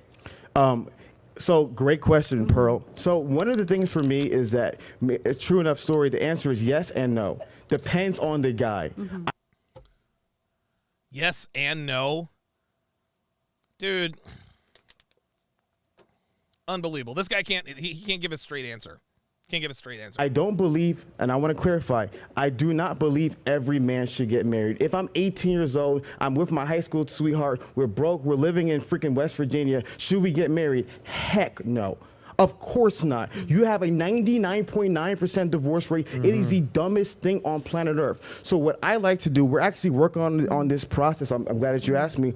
We're working on like this marriage evaluator where we take all these different variables in the individual and see what is the projected divorce rate, right? Oh we're still fixing it. We're still playing around with it. So these guys are going to try to predict divorce based on science. I'm breaking down. I have just concluded breaking down a show called Married at First Sight. It's a reality TV show where a man and a woman, they get married the first time they see each other. They don't know anything about each other. They just get married. And they're put together by these so-called experts based on all of these psychological and all this other kind of stuff. Kind of like eHarmony, where Dr. Neil Clark Warren promises true love because you're connecting on 29 different levels and this and that and the other. Guess what, man? Men use eHarmony to bang hoes too. You can't, you can't live life. You cannot live life through research. I'm just going to try and look at this and statistics. No, you have to go out and do it. That's what you have to do. So if a man meets certain criteria, right? So if a man knows his purpose, he's financially sound, he's physically fit, he's emotionally healthy, he's spiritually grounded, and he meets certain criteria, and he wants to bring in the right woman, because it's not just so much you being the right man, she also has to be the right woman, right? And then obviously you gotta have the conversation with a marriage mediator if you want to do the prenups and things along those lines. If you're willing to do all those things, go through the pre-engagement counseling and all that stuff, I support it. I think the straw man to my argument is every man should get married no matter what age and social. No. It's a very specific man that I believe should get married, and I believe every man should work to become that man. And once he's that man, I believe marriage is in his best interest. Yeah, I believe marriage is in his best interest. But you want to see men win, yet you think marriage is in a high-value man's best interest. Got it. That's basically what I was saying about supply and demand. Become a guy who's in high demand, and there'll be a ton of supply out there for you. So you think if a guy does all those things, he should get married, would you say legally too? It's up to him to decide. So for me, I have guys who are Christians. See, she just bodied him again. I have guys who are Muslims. I have guys who are atheists, Buddhists. So me, I'm never going to tell you how you choose to get married because so you don't want to tell men how to choose to get married, but you want to tell women how to run their YouTube channels. Is that it? The reason why I obviously... So you don't advise on that? Because that's a religious conversation. He's not answering the question. No, but remember, like the majority of the world... Stay on him. Like what % of America is Christians, like, and actually practicing? Majority of Americans practicing. That's different. Okay. There you go. Let me give you an example. Even though people aren't practicing... Can I finish my question? Go ahead. There it is. Pearl's got him. She's got him. She's not letting him go. I like this. So that was nice. Look at us. Go ahead. Teamwork. If a guy gets to a certain percentage... Like, do you advise him to get legally married? So when it comes to the legality... I just want legally, yes or no? Thank you. No and yes. It depends on... He will not answer the question. The person, because it depends on the person. If somebody's an atheist... So some guys you advise yes if they're religious, and then otherwise no. So in regards to them choosing... Dude, do you see the inconsistency she's pointing out? He can't say he does advise guys to get legally married. He can't say that because he's legally married and that makes him look bad. He can't say, no, I advise guys to not get legally married because that then goes against his brand. That's why he's saying no and yes. Listen to how shaky this dude sounds. This is insane. He will not give her straight answer. Watch. Advise him to get legally married. So when it comes to the legality... I just want legally, yes or no? Oh, no and yes. Really? Really, nigga? Like, no and yes. Depends on the person, because it depends on the person. So if somebody's an atheist, some guys you advise yes if they're religious, and then otherwise you. no. in regards to them choosing about marriage, it depends upon the person. I have Muslim people who they say, like, my name is Hafiz. Hafiz means one who memorizes the Quran. Bruh, but you're Christian. Don't bring up your name and what the fuck it means. Now he's just talking to talk. Nobody gives a fuck what your name means, bruh. Stop all that. I'm the only Christian in the entire Baoku lineage, and who's a male. Most of my family are Muslim, so a lot of my you know what? Don DeMarco to you. Don DeMarco to you for becoming a part of a religion that literally castrates men. This dude rejected being a Muslim for being a Christian. Muslim family, they get married, and in Islam they don't get married via the state. I'm not going to say no, you should follow my Christian ideas and get married to the state. You're free to do whatever you want, because in Islam you believe what you believe. And so to me, that's why I said depending on the religion, depending on the background, I give different advice for different people. That's why one of the things I want to add one last thing. People don't realize I've stopped doing videos.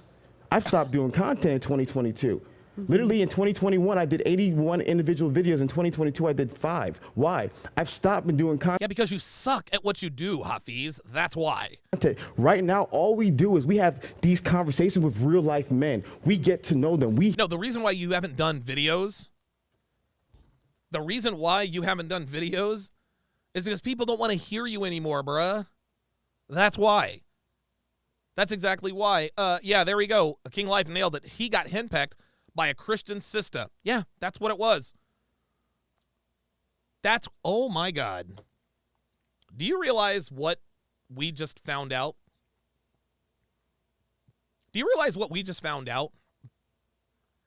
Let me go big here, because this is something to note. We're going to get back to this, but this is something that is absolutely critical. This man just said, I am the only Christian in the Baoku family. His father, his grandfather, his great-grandfather before him, every male, every generation has been a Muslim, except for him. Except for him. This man gave up his religion for a woman. That's what happened. This is what happened, guys. This man gave up his religion for a woman.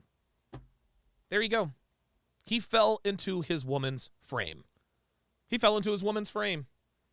started dating this woman, and she disagrees with the Quran and Islam and all that good stuff. And she said to him, if you're going to marry me, then you need to become a Christian. And so he did that.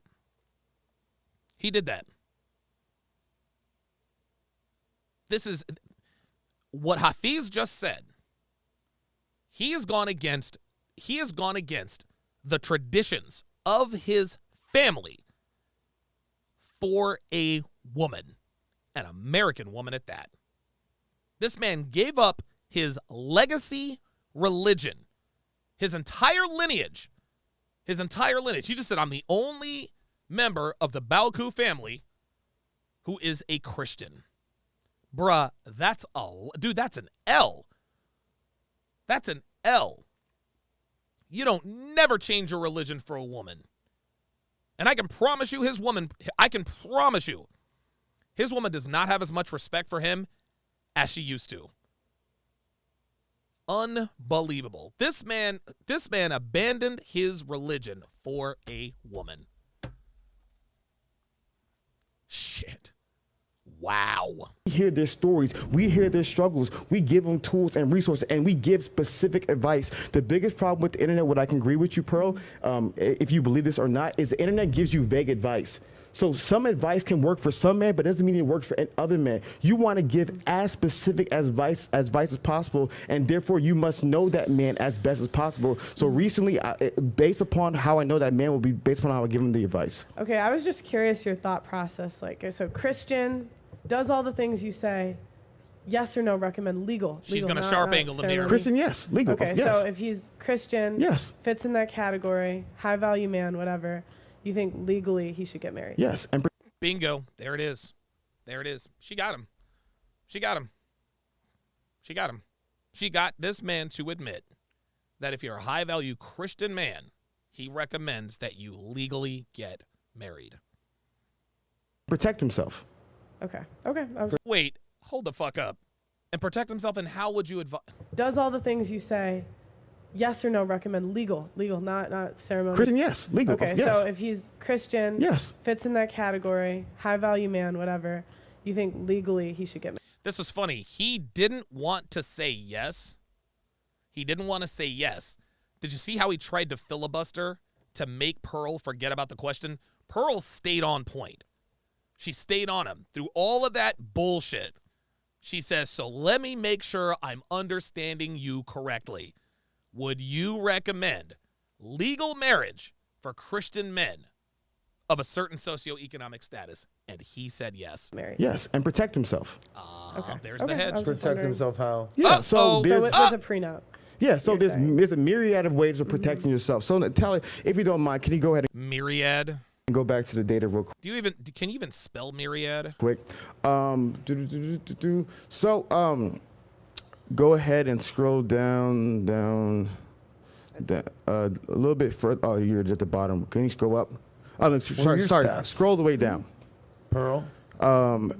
Scroll up the bottom one, number 6. Marriage mediation agreements. Oh my great. So that's a God. great article Are for you guys to you read to learn a little kidding bit more about marriage mediation from a lawyer's perspective. So What? this is something that I think guys need to do. So what happens is before you get married, you find that you get Oh a my marriage God. mediator, and Oh my depending on the God. state's different laws. And what she will do is she'll sit you down and walk through every detail of marriage, how much money you're planning on making, what responsibilities each person is going to have, and then through the mediation, then the mediator will work with the lawyer to coin the prenup. But this is very important because it identifies what you expect out of that marriage. So these are additional ways a man can protect himself by making sure that my if you're God. marrying a woman, you and her are crystal clear, in regards to what you expect. And then if you want to go ahead and go through do the premarital agreement, aka the prenup, there's other things you can do as well as if you want to protect yourself from alimony, there's things that you do as well. All these resources we give to our guys in the community, we're constantly giving all these tools, all this information for them to win the most in life.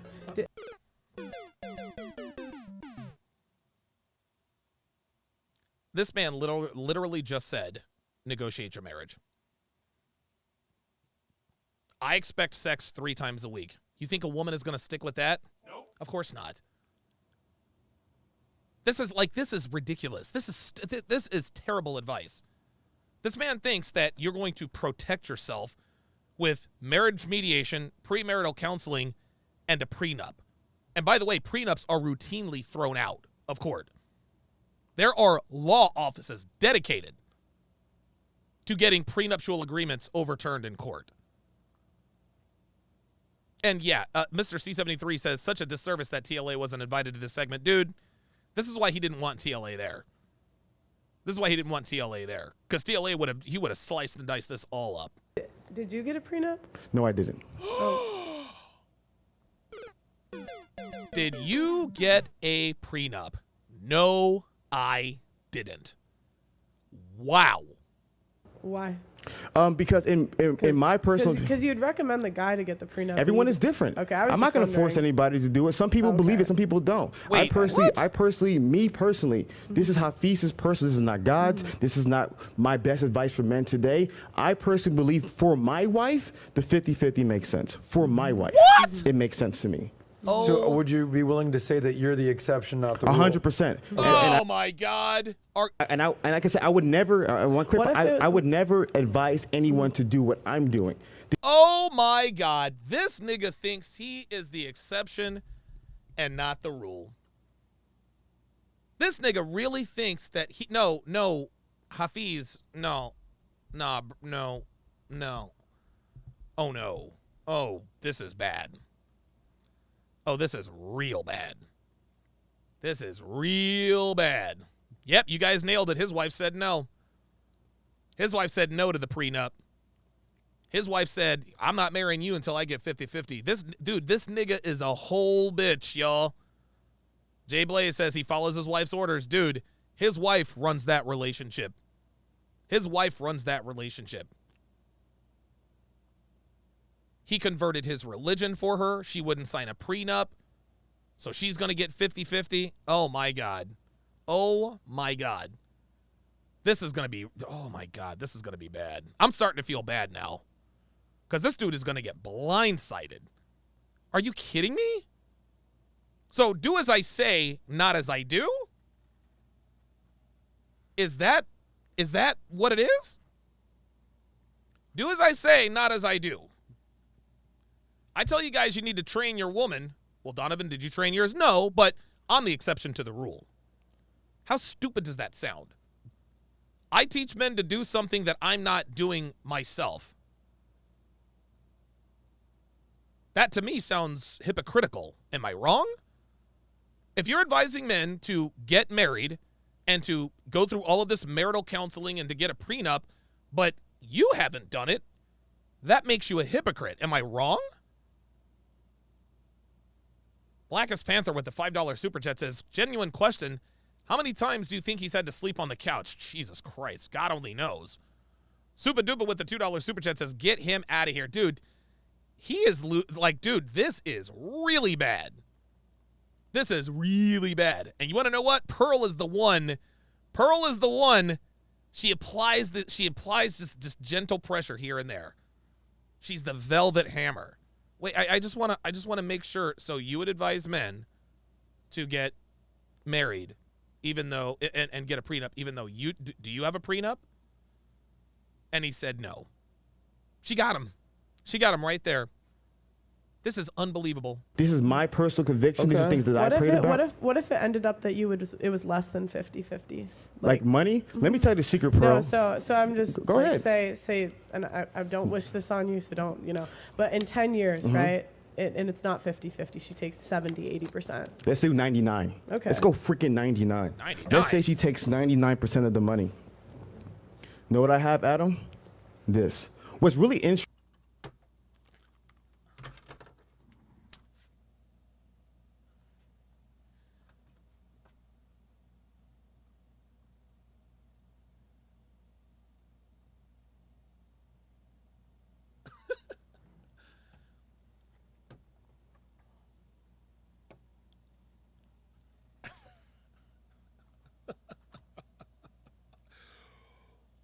Woo! Oh boy.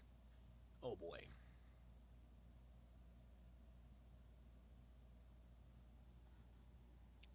Gonna take a precaution here. Just stay with me. Stay with me.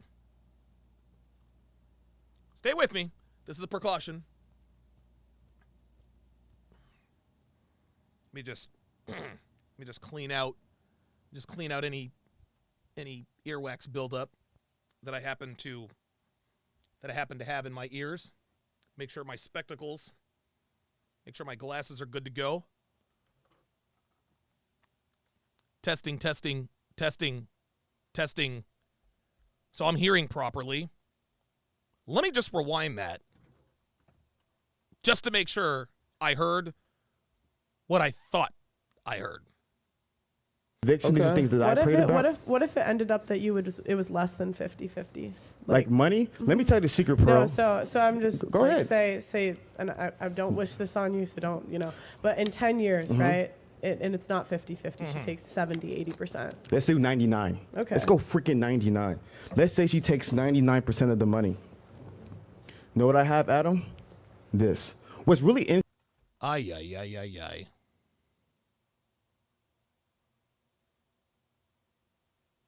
Oh boy.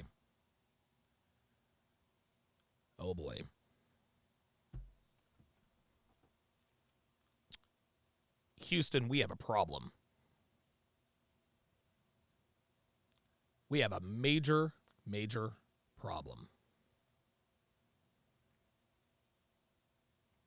Hafiz's whole contention with the red pill community is that all we do is complain but not offer solutions. That's fair. Most red pill channels, a lot of black pill channels, all they do is complain. I get it. I understand where he's coming from.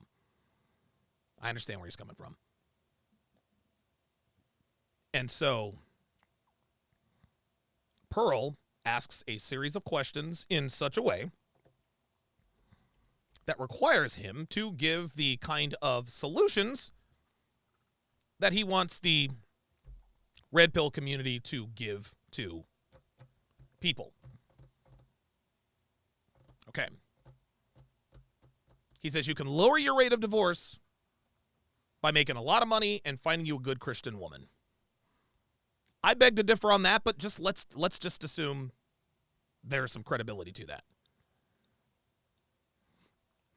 Pearl then asks him, okay, so be a Christian man of high value, marry Christian woman, and that lowers your rate of divorce. Okay. Well, then there's the prenup. As long as you protect yourself, that's what he endorses. So he says marital counseling and the prenup. She asks, do you have a prenup? Hafiz says, no, I don't. So Pearl asks a logical question. Well, I know you're the exception to the rule, Hafiz, and that your wife would never dream of taking you to the cleaners, but for the sake of argument, let's just say that you're wrong about that. Let's just say, for the sake of argument, in some bizarro world in the sixth dimension, let's just the 0.5% chance that your wife might take you to the cleaners. And takes 70, 80%. This nigga said, let's go 99. I got this. What the fuck kind of advice is that? Don't worry, good Christian men who make a lot of money. If you don't sign a prenup, or if the judge throws the prenup out, that's all right. You still have this. Gentlemen, if you haven't learned anything at all today, what you need to understand is that men like this are dangerous. Men like this are dangerous. No, I'm not saying that successful marriages are impossible to accomplish in America. I'm not saying that. But they damn near are. Women are incentivized to blow up their marriages. They're given cash and prizes. They are paid to leave. This is what Pearl says. But this dude would have you ignore all of the empirical data, all of the stories, everything we know about the divorce court and family court. And this dude says, hey, no problem. If it all goes up in smoke and she ends up with everything, you've still got this.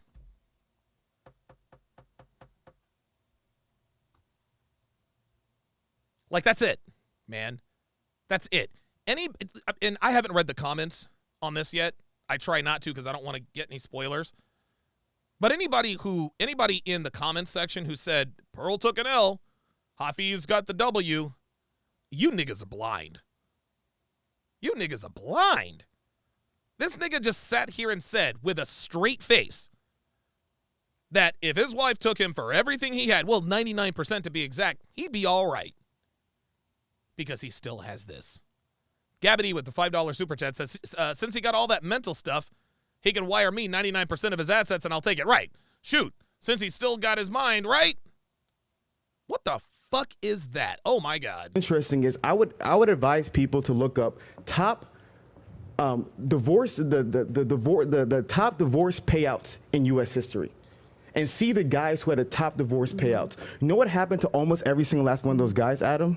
They became even richer after their divorces. You know why? Because you can take away their money. You can never take away the man's mind. You can take away Tiger Woods' money. Oh, never mind. They did take his mind, too. but Michael Jordan, you can't take away his mind. What's the dude's... the Amazon dude. Jeff Bezos. Jeff Bezos. Yeah, they took $37 billion away from him. That was, what, a third of his net worth? That shit hurt. So what happens is, to me, the mind of the man, you will always be successful. That's me personally. Yeah. Guys, don't apply this to your life. So I personally believe, me personally, I'm not a big money guy. I'm a very simplistic guy like you. You know, if my family's taken care of, everything is good. You can give me, let me hit ground zero. Take all my YouTube subscribers, take all my YouTube followers. Heck, give her the freaking house. Give her everything. Guess what's going to happen in 3 years? I'm going to be right back. That's the kind of mindset I have. I got it. Oh, my fucking God. Oh, my fucking God. This dude knows that what he said, this dude knows that what he just said is so asinine. This is why he was like, hey, don't do this. Don't do what I've done. Don't do what I've done. I'm the exception to the rule. But here's what I did. Jay Blaze with the $2 super chat says, who looked worse, Marnie or Hafiz after the Saucecast? Definitely Hafiz. Like, I expect Marnie to lie. She's a woman. That's what she does. I expect her to cap. Holy shit. Dr. B84 with a $5 super chat says, Hafiz does not speak for the black delegation ever. Hell no. Hell no. Devin says, Hafiz's solution is don't be afraid to lose it all. I'll make it back. What in the actual fuck is happening? This is incredible. I got to give you some pushback, brother. Go ahead. Ah, you know Adam is. You know you're my guy. Yeah, Oh my I'm sure God. the chat's going wild. Get in there, Adam. Get in there, because Adam's got a lot to lose. Yes, sir. Now, see, Adam's the moderator. He's like, all right, now I got to jump in. Over here. Yeah. And I'm glad, before I even give you the pushback, I'm glad that you're saying this is me. I'm not advising this for you because I think no man should do this. So for me, like I Isn't have that friends that are hypocritical? going. Isn't that hypocritical? Oh, got him! Oh, that's it. Boom! Isn't that hypocritical? So she won. Pearl's already won this debate. What, 3-4 times? She keeps not. See, at this point, this is okay. So this is Tyson Fury versus Deontay Wilder in like the 5th round, right? Like we all knew after the second round, when Wilder started getting gassed, we all knew that this was going to be a one-sided affair. The referee didn't step in until the 7th round, after Tyson Fury just beat him to a bloody pulp. They should have stopped the Fury-Wilder fight after the 3rd round. Nope. They allowed it to keep going. And Deontay Wilder was made to look stupid. Pearl just did it again. She says, isn't that hypocritical? 1,000%. I'm glad she said it. He's saying, do as I say, not as I do. No, because everybody's different. Now you're interrupting me. So, I'm sorry. I'm sorry. I did it. I'm sorry. Yeah. I'm sorry. Go It's ahead. all good. Go ahead. Okay. Adam just saved Hafiz. He just saved Hafiz. Hafiz was lying on the ground. He got to his feet, but he's a little wobbly. Adam gave him the standing 8 count. He grabbed his gloves. Hafiz pushed down on the referee's hands just hard enough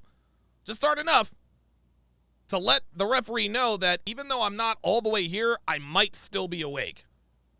That's what Sosnick just did. Blackest Panther says, no man who works for his money wants to lose even $1 of it. I don't care how much money I have. I'm not giving it to someone who doesn't deserve it. Real talk. Omega Kong, $5 says, Hafiz, one thing you can't replace is time. Oh! Woo! Time is your most valuable asset. Rashad Smith with the $2 super chat says he's a maniac. It's official. Like, dude, this is clown world type shit. Like, Hafiz, what the fuck are you doing, dude? Like, fam, like this is getting bad. I'm messing with you. Yeah. But so for me, like I have friends that are going through a divorce right now. One really close friend. And I know what he's built. Okay. And he's given the wife half the house. And rightfully so. They raise a family in the house, 50-50. Cool. Right. They're splitting the house. It's worth a And listen, man, if you decide to leave your wife, let's just say you meet a pretty young thing and you decide to leave your wife after 17 years, she's giving you 4 kids, guys, listen, we're fair. Guys, we are fair-minded creatures, guys. We're fair-minded creatures. We listen, man, if you've been with a woman for almost 2 decades, she's giving you 4 kids, and she was at least a decent woman to you, break her off, man. The least you can do for replacing her with a woman who's probably right around the age of your youngest daughter, the least you can do is take care of her. She birthed and raised your kid. She was a good woman to you. Take care of your girl. But if she decides to leave, no, she doesn't get shit. Fuck her. Handful of $1 million. It's in Miami. Great. Awesome. But now she's getting 50% of his business. Oh. This guy has a successful business. Yeah. This woman, she didn't do shit There it is. to help with the business. No, okay? sir. And for me, that is a very, very tough thing. Let me go deeper, bro. Please Let's do. say that I'm worth $10 million. Okay? And my wife, like you gave the 99% number. By the way, it was extreme I know, number, I know, obviously. I know, I'm I know. gonna- Oh, now he's doing the math. That was extreme number. Obvious, yeah. It sounds extreme now. It sounds extreme now that you actually put a fucking dollar figure to it. Jesus Christ. I'm being But that's why I'm wild, giving you the know? pushback. Yeah. And I want you to think about this. If I'm worth $10 million and we get a divorce and I'm left with $100,000. Thank you. and my wife gets Oh my $9.9 million, It's ridiculous. Adam. that's where as a dude is going to go jump off a fucking bridge. 100%. And- And I want to clarify. can I- And I can want I- to clarify. You're being facetious. Yeah, I was Can being I- can I- facetious. Oh, guys. It was extreme. It was Yes. extreme Yes. number. The point that I made is that when it comes to the prenuptial agreement, everybody's prenuptial agreement is different. Whatever Yeah. you feel comfortable with, that's what you should have. So my dude. point is that if some men feel comfortable with 50-50, some men say, hey, if we get divorced, you get this stipend, you get whatever you want to come up with. Me personally, this is my opinion. I'm not saying it's fact. I'm saying this is my personal Yeah. opinion. Oh, People are going God. to use this to go against me. It's how I feel. Dude, I don't have to use that against you, bruh. Like, trust me, you don't need me talking shit about you for you to feel the sting. Rashad Smith, $2 super chat says, Jesus, he's literally a walking hypocrite. I mean, yeah. Anthony Baker with the $10 super chat says, blue pill hot feels. Fam. Wow. That's just what I think the 50-50 for my wife, for my Yes. particular wife, I believe it makes sense. I'll say for one me. thing and then I'm going to turn it over to our friend Pearl. Yeah. Hafiz, you've been making content about men's self-improvement for how long? I writing or videos? Everything. Probably for 13 years. So meaning, when you got married, you knew exactly what you were doing. 100%. You weren't like, well, it's just, that's No, it. no. Adam's letting him off the hook here. He's letting him off the hook. You were very intentional. You said, I'm doing this for a reason. Yeah. I'm very clear-eyed and open-hearted as to I am confident in my situation. Oh, my God. And I know that most men shouldn't do this, but here's what I'm willing to do because I'm very aware of what I'm doing as far as getting married, prenup, Yeah. meaning like you didn't get like bamboozled at all. No. And that's why I'm Oh my God. Oh my God. He didn't get bamboozled at all. Adam, you're my guy, but I wholeheartedly disagree. What Hafiz dude, oh my God, you guys are fucking it up for me. You guys are taking all my talking points. Damn. I was just about to make this grand introduction. Let me do it again. What Hafiz just told Adam indirectly is that he found a unicorn. Yes, Black Lemur 2009 says he met the special woman. I met the special woman. I don't need no prenup. And even if she does fuck me over, I got this. And Sosnick is letting him off the hook. Oh boy. okay with Yeah. your decision. Good for because him. you actively, consciously, logically made that decision. Yeah. And nobody out there, whether you agree with Hafiz or fucking disagree with Hafiz, like you knew what you're getting. You didn't get bamboozled. That's my 100%. point. Yeah, and that's why if that's your decision, that's your decision. And one of the things I also want no. to talk about in regards to, because when people talk about marriage and the state, This what is people don't all- realize. Guys, this is all bad. This is all bad, dude.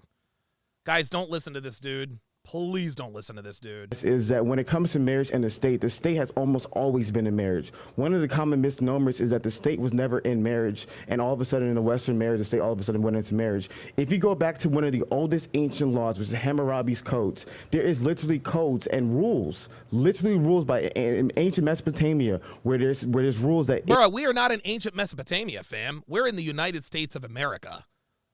Talk about where we are. Come on, man. If a wife leaves a husband, she got nothing, which I think is a great rule, and Pearl would love that rule. And if a husband left his wife with children, he must provide a sustainable living. I'm good with that. I know people are going to straw man my argument and use this point to make their clips.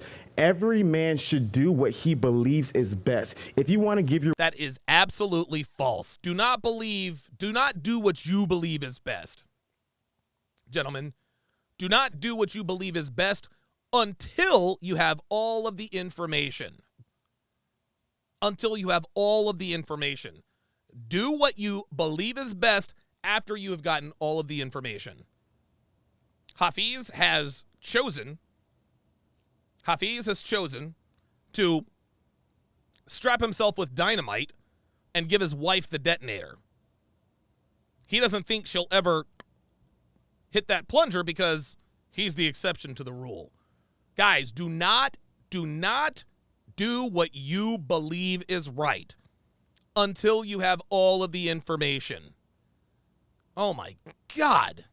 Your wife 0, give her 0. If you want to give her half, give her half. Whatever you feel is best as a... Whatever you feel is best. Hafiz, it's not about what you feel is best. It's about what is the best. This man is advising men to make a decision based on the way they feel. Gentlemen, Hafiz has lost. That's his credibility. His credibility's out the door. His credibility's out the door. He's been exposed as a hypocrite. Do as I say, not as I do. But then, yeah, there you go. Ibn Zuhr says that's female thinking. It's equivalent to follow. Yeah, that's what he's telling guys to do.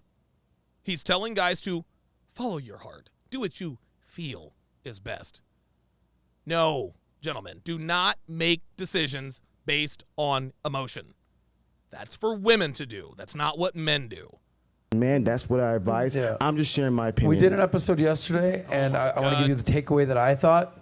Whether you agree with this person, disagree with this person, I'm just letting you know what I took away from TLA, what he said yesterday. He said, before you get married, spend $500 or $1,000 bucks. That's right. And meet with an attorney and just a divorce attorney. Understand what you're getting yourself into. 100%. Knowledge is power. That's great advice. Step 2, I'm advising you, this is him, get a prenup. Yeah, whatever the prenup says, you figure out.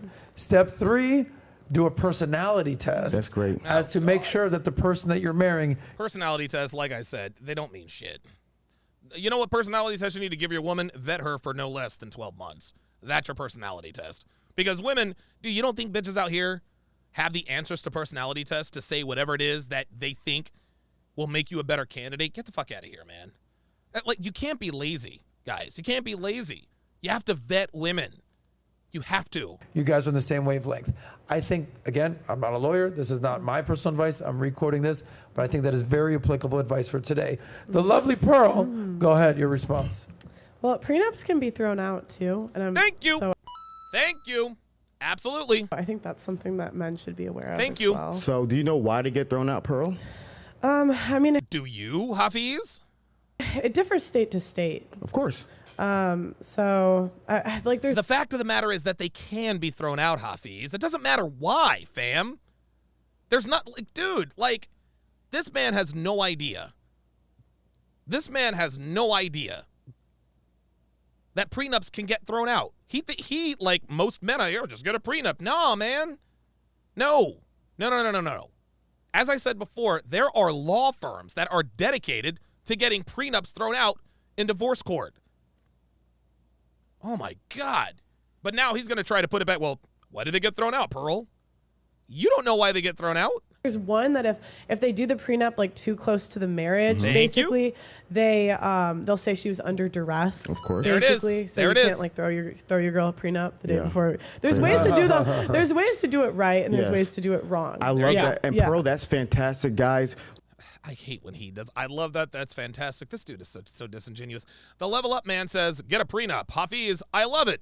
Then why didn't you get one, Hafiz? Yeah, great question. Listen to what Pearl said, because that's what we both can agree on. It's very important that you educate yourself on the prenup, educate yourself, because each state is different, as well as educate yourself how it is thrown out. Because like I said, my biggest thing is I want to help men win in this environment. We know these laws that educate. No, you don't want to help men in this environment, because if you really wanted to help men, you would not be giving them this ridiculous advice. Yourself, okay, if we know that prenups are thrown out these 7 different ways, protect yourself in these 7 different ways. Unbelievable. Oh, yeah, so they're throwing that in these 7 different ways. Protect yourself in 7 different ways. Fam!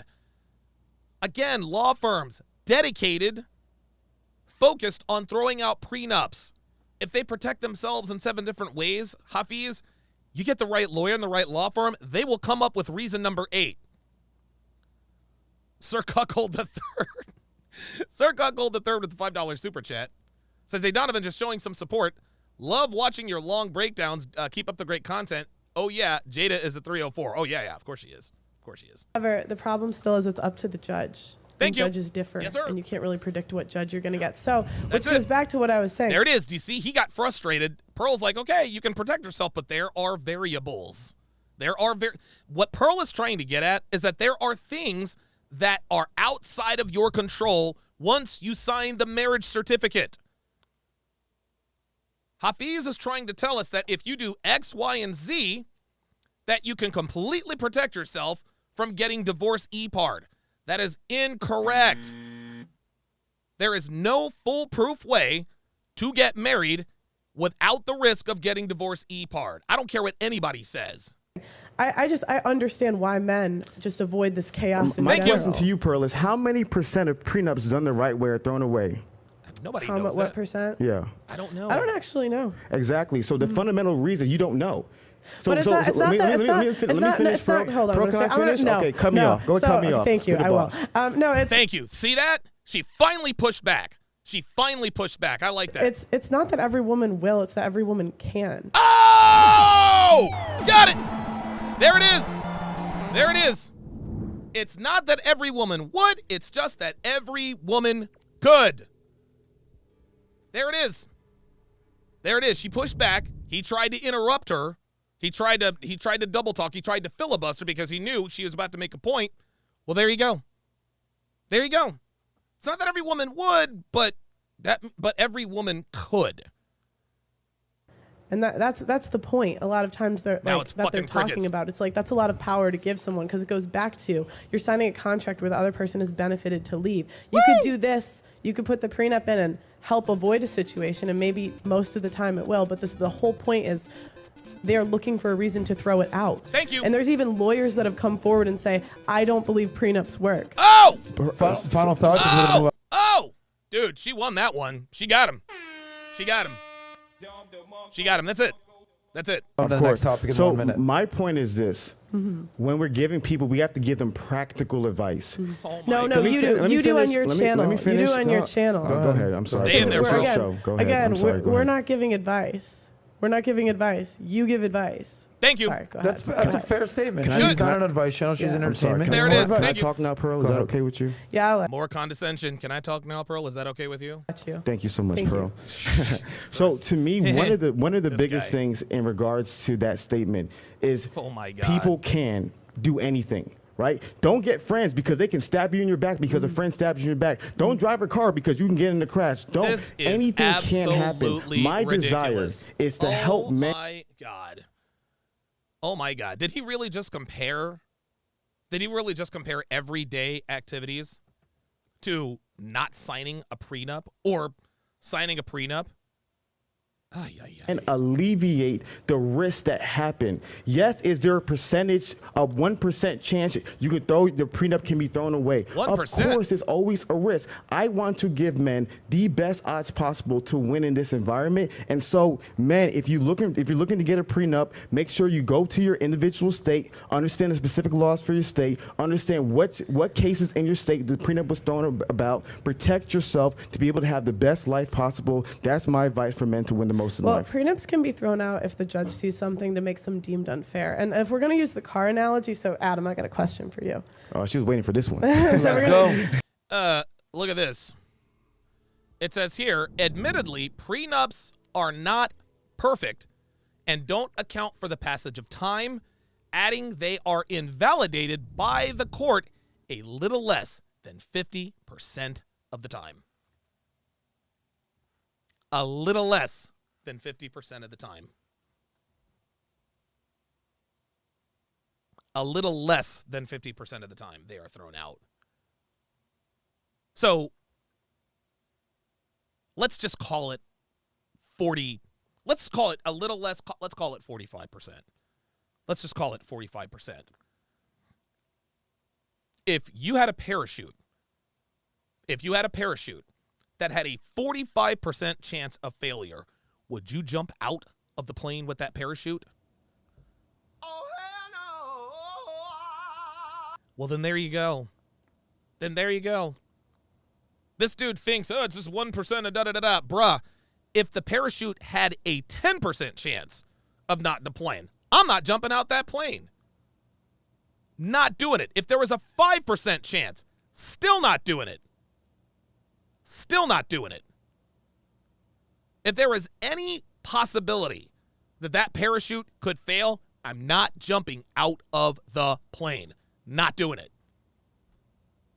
This dude ridiculously believes he probably didn't even know that prenups were thrown out. And if he does, shame on him. But a little less than 50%. No man in his right mind is going to take a chance on that. So, okay, if you were driving your car, right, and you found out that at the intersection, they're paid to hit you.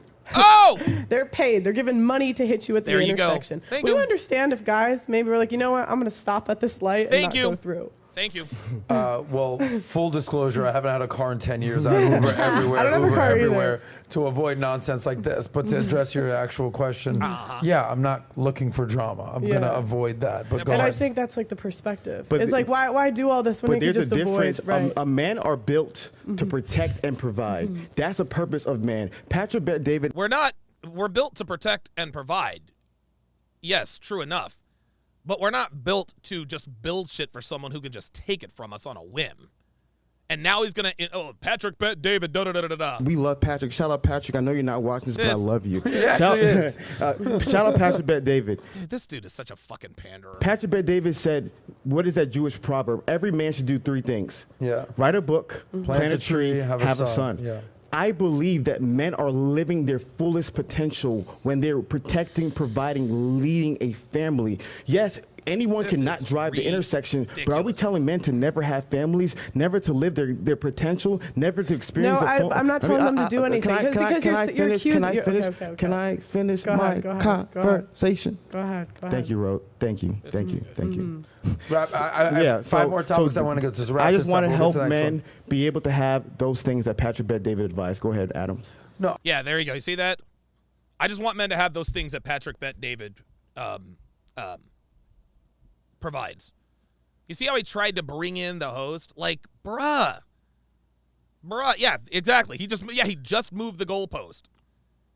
Like, the intersection analogy was perfect. Why would you drive through an intersection where you know that people are paid to hit you? That is literally what you are doing whether you sign a prenup or not. That is literally what you are doing when you sign a marriage contract, when you involve the state in your marriage.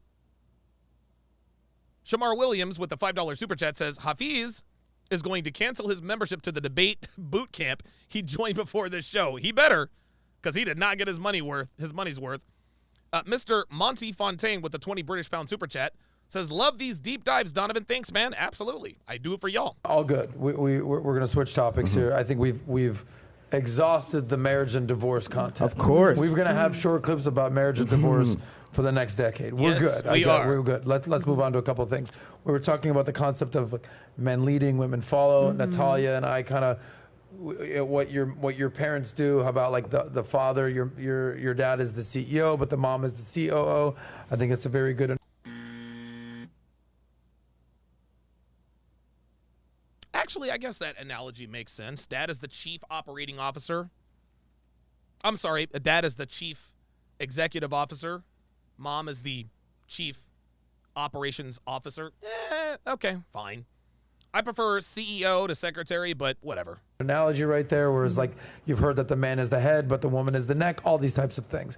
But I want to relate that into money at this point. Let's have do it. A little money conversation. Talk about money. Money. Men are traditionally the provider, the breadwinner. Yes, you we just are. used the term provider in a second. But now, according to NPR, 30% of wives now out-earn their husbands.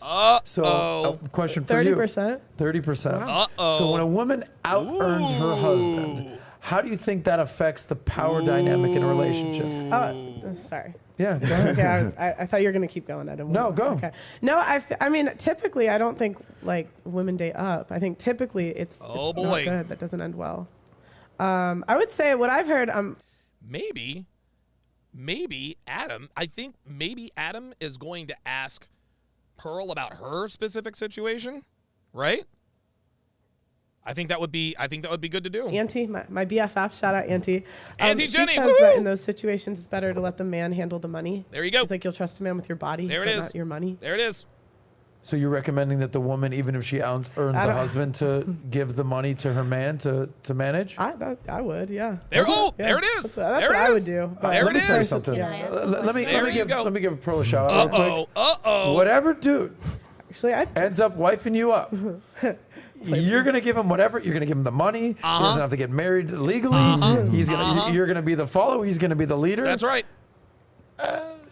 Is that a fair statement? Like Yeah. you're ready just to Let's do comply it. and commit, and to your husband. yeah. Yes. I mean, Submit. I Why meant wouldn't submit. I? I'm all about I that. beg my dad. Yeah. I make my dad manage my money. You know, it's funny. I'm 26. I do have Isn't a that question nice? on that, Yeah, go actually. So Oh, here comes Natalia. Oh, now she has a question. Miss Strong and Independent. if you say you were in that situation and you would give the man your money to manage, I mean, I and think if it'd he's be in a an joint- at-home, Sorry, go ahead. no, sorry, if he's like an at-home dad, why would you feel comfortable to give a man who doesn't earn that money? Okay, Natalia, sweetie. Oh, ain't that? Oh, let's rewind that. Listen to what Natalia just asked Pearl. An ad- That needs to dad. All right. Listen to this. Submit. I meant Oh, submit. yes. I'm all about I that actually, I submission beg thing. my dad. Yeah.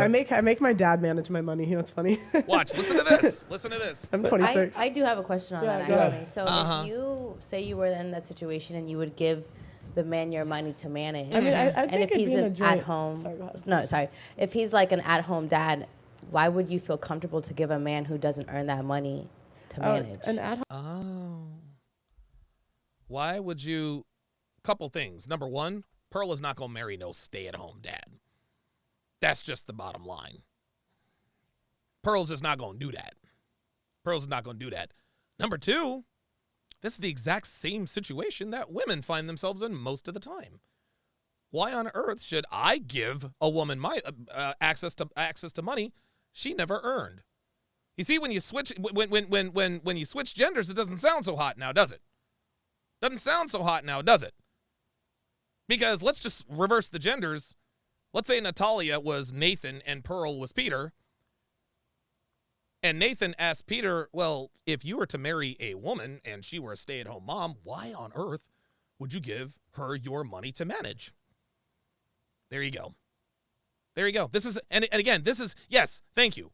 Black Lemur 2009, another stupid apocalyptic scenario. Exactly. It's always the extreme. Pearl's not going to marry a man who wants to be a stay-at-home fucking dad, dude. Pearl wants to have kids, and she wants to be a mom. home dad. I usually date guys with like jobs. Right, but Oh! I'm just saying, like, Wow! There it is. I usually date guys with jobs. Thank you. for that situation, like you said, right? Like the woman made all the money and she gave the man the money to manage.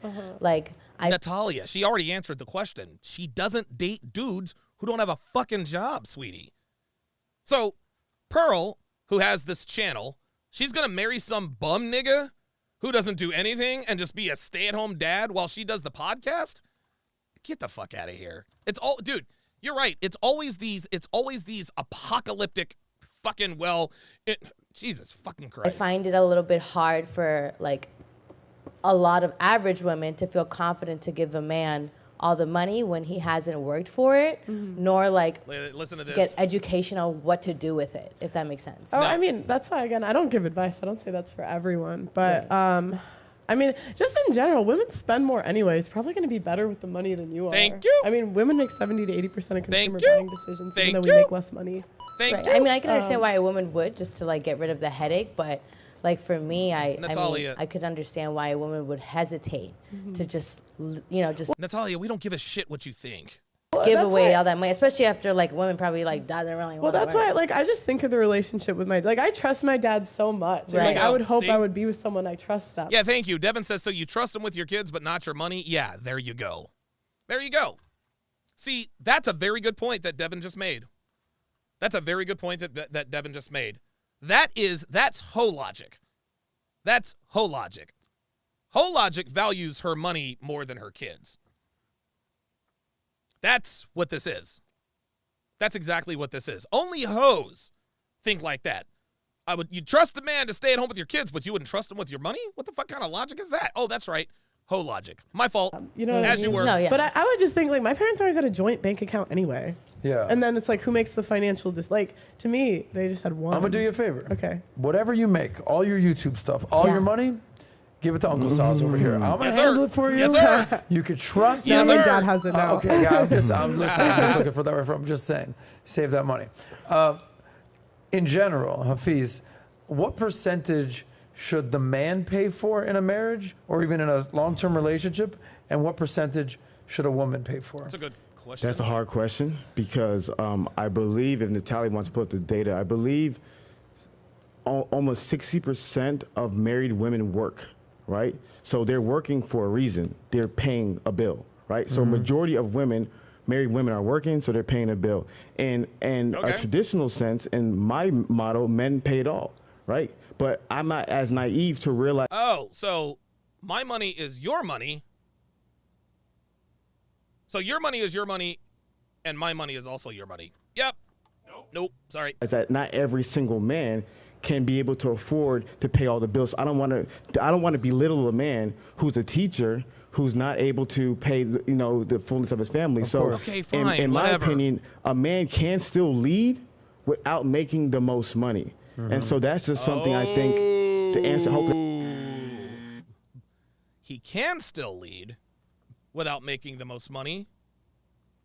But will he?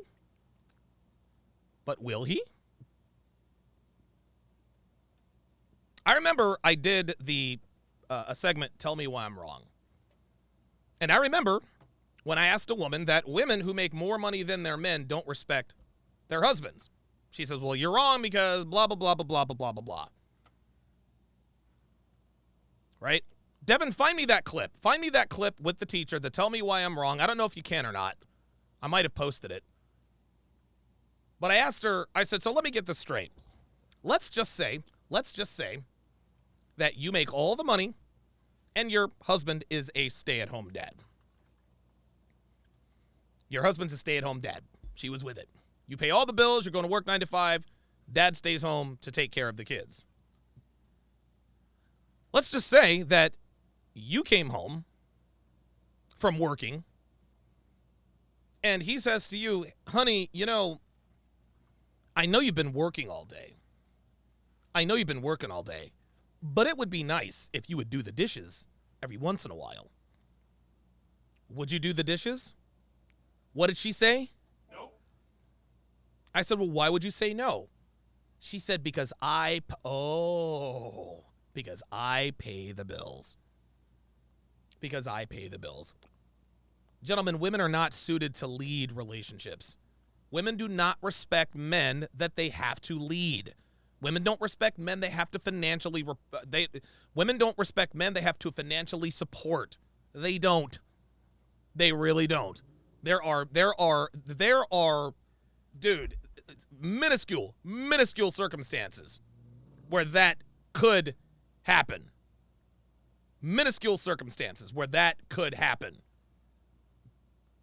And that is the outlier of the outlier situation. So no. Could a man lead? He could. But will he? Don't think so. Shout out to Devin. She got me the "Tell Me Why I'm Wrong" segment. Hence why I'm. Okay, so this is the "Tell Me Why I'm Wrong." This is the "Tell Me Why I'm Wrong." I'm gonna find the spot. Where I'm referring to, and we'll continue it. That answers your question, because percentage, it matters. Like, it depends, right? If you're a guy and let's say your purpose in life is to be a 5th grade teacher, that's your purpose in life, right? And then all of a sudden you're dating a woman who's a teacher, then she becomes a principal. Now all of a sudden she's making more than you, right? So you can still be the leader, the master. Okay, but again, he's talking about these circumstances as though they happen all the time. They talk about it as though they happen all. No, it doesn't work like that, Hafiz. Shout out to the lovely and talented Devin, who actually found the spot.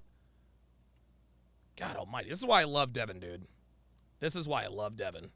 This is why I love Devin. Listen to this conversation. Listen to this conversation. Here we go. Appreciate you, Dev. This is why I love Devin. She's the fucking best. She really is. Just watch. Another statement for you, Kendria. Wives who are the breadwinners do not respect their husbands. Tell me why I'm wrong. No, that's not true. It's, Okay. I think that's all about agreements. If you guys agree and everybody's comfortable with the agreements, and the wife is the breadwinner, and the husband is, I guess the caretaker of the children, the caretaker of the house, and you all come to an agreement, then everybody's happy. It's a win-win. But when the wife is like, well, begrudgingly or sacrificing or doing something that's against what she feels like, Just listen to how I walk this woman down. Watch. like is her role in the household to take care of the husband, and the husband has decided that's exactly what she wants. I just saw it. Oh my God. Devin just told me she just got done roasting a chicken. Holy shit. She brings me bottled water, comes up with this stuff, less than 30 seconds, and she's got a chicken roasting in the oven. Jesus fucking Christ. Let me just give Devin a Don DeMarco for that. Unbelievable. Unfucking believable. And she's not even feeling her best. On a television show the other day where he decided for them that he wasn't going to work. He decided it. Okay. She makes enough money for the both of us, so I don't have to. I'm like, well, they didn't talk about it. Clearly, that's not an agreement. So it's going to cause resentment on her end and problems in their marriage, because she's doing something where she feels, hey, wait a minute. I don't mind taking care of the household, but you need to come to me, as a man. So as long as everyone agrees, I think it's a situation that can be successful. Okay. And no, it has nothing to do with her not respecting her husband. Okay. If they respect each other, then they will come to that agreement. I'm not talking about mutual respect. I'm talking about her respecting him. She should respect him. Yeah, She that's should. Your, Okay. That's your man. Okay. Y'all Very married? no. Just because he's a man does not entitle him to respect. Just because, you understand what I mean? You must be. You must. Okay. Look. Yeah. I absolutely know what it means. All right. You must be respectful in order to get respect. So would you respect a man who made less than you? If you're in a long-term relationship with a man, would you respect him if he didn't make as much as you? I would.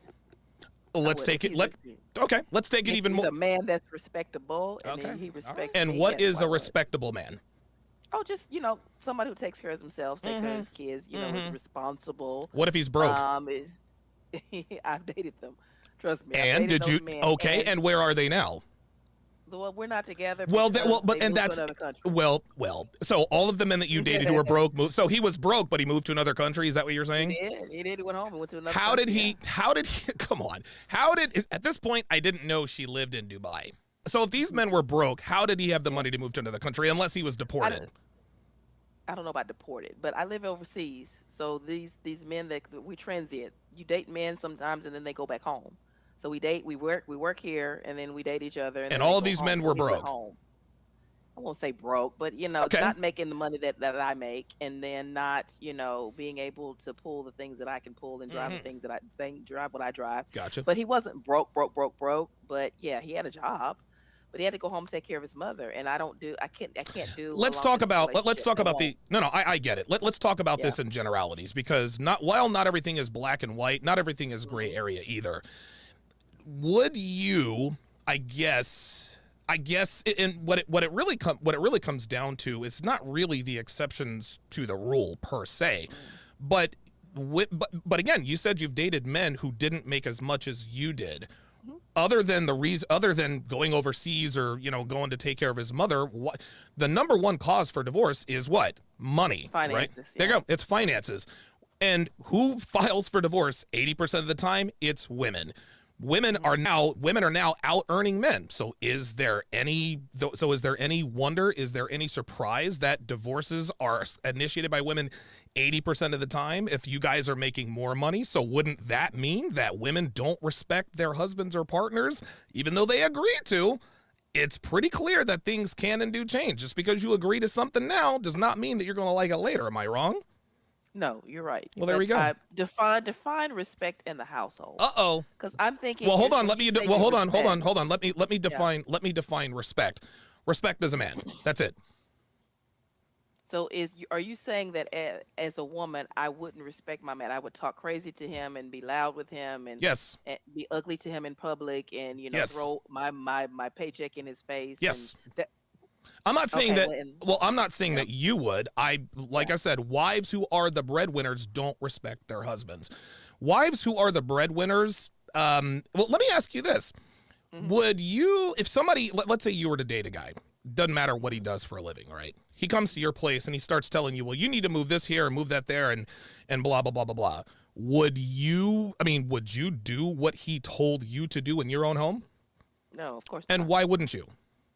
Because I paid for everything. I pay the bill. There we go. So if we use, and again, we have to use extreme examples to illustrate this stuff, but a stay-at-home dad, okay, yeah, he takes care of the children, but women, when they make that much more than their men, they think, well, you're not going to tell me what to do because I'm paying the bills.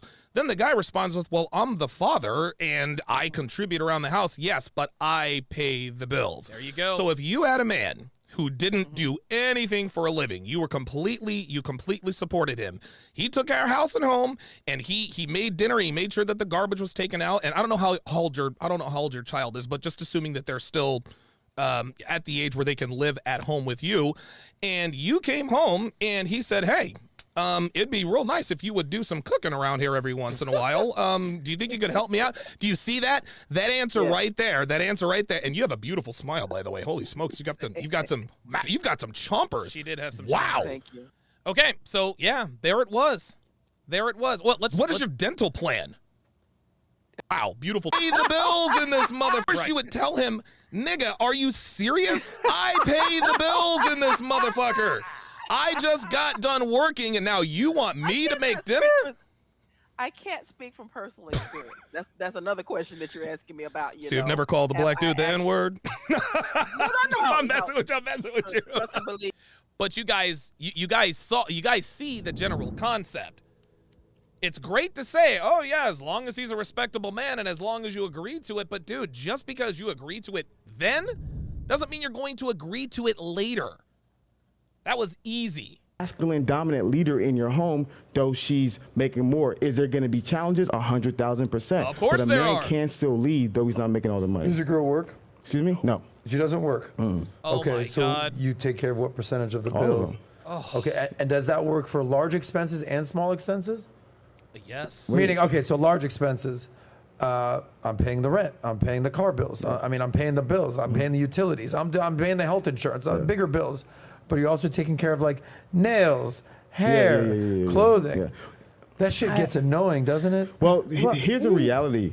Like I said, every man needs to understand who you're marrying. Yeah. If I was dating No a girl who has a shit. $3,000 hair and nail budget, best believe I would never marry that woman. You know what I mean? Like that's why, like I said, it's, you have to be wise enough to $3,000 hair and nail. Oof. Oh boy. Ay ay ay. realize, is she a spender? Is she a saver? Ice Dragon Kid says, so how are they doing 50-50? There you go. There it is. He makes 100% of the money. He takes care of everything, yet he's going to give his future ex-wife 50-50 in the event she decides to pull the plug on it. What is her standard of living? What is her expectation? All these things that you got to really investigate through pre-engagement counseling, really investigate by using your wisdom and discernment. Use your parents, look at her parents. It takes a lot of investigation. And if she's an individual who knows how to save that money and smart with money, you're not going to have those bills. Respect. I mean, I just think in marriage, like you're treating it like a unit, like you're one. And so I don't understand, like, and if he's making the decisions, like, I feel like you should be able to trust him with that. Well, there you go. Fair enough. Respect. I hear conflicting. Maybe you have stats on this. This is just. I'm going to throw this out there. You guys pick this up from where. Let's do it. On one hand, I hear men lead, women follow. The men pay the bills. Women, give the man the money. Women shouldn't have to work like in this situation. And on the other hand, I hear dual. Like you got to have like dual incomes just to get by. But there is no dual income in the Balku household, Sosnick. So I guess what I'm saying is this. There's a lot of people who are like, no, the woman needs to work in order for us to make $100,000 so we can survive. Because I make 60 and she makes 40, we make 50, make 50. On the other hand, I hear a lot of stories about it's actually lost opportunity cost by the fact that she's going out and making 40 grand, where if she would just stay home with the kids. There you go. Take care, cook. There you go. Thank you. Maybe even homeschooling or whatever. We don't need that 40 grand because it's better served to save that money and keep her in the house. And we don't need their income. And could you save their money in the house? Do you have any thoughts on what these conflicting ideologies are? We're going to do an episode of Wife School on this. Like a lot of times women want a lifestyle more than like they can really get in a guy. Bingo. And so it's like a lot of times it's about the lifestyle, because when you go down. Yippee 86 with the $10 super chat. Appreciate that very much. 860 saying God, $5 says, don't mean to judge, but he says he's for men, but it sounds like he's defending women. Look, judge this dude. Judge this nigga. I don't think he means to defend women, but that is what he's doing. But he has been henpecked by his woman and her pastor. This man is married to a woman who respects her pastor more than she respects him. And I think the same could be said for a lot of black relationships. Down to it, I was talking to this woman. She like married a guy that makes 6 figures. She does. Oh, wait a minute, missed the super chat. Cryptic Coil, $20 super chat says, Donovan took the words out of my mouth. Even if Hafiz believes that men can lead without being the breadwinner, so what? Because women don't believe that. In fact, women out earning men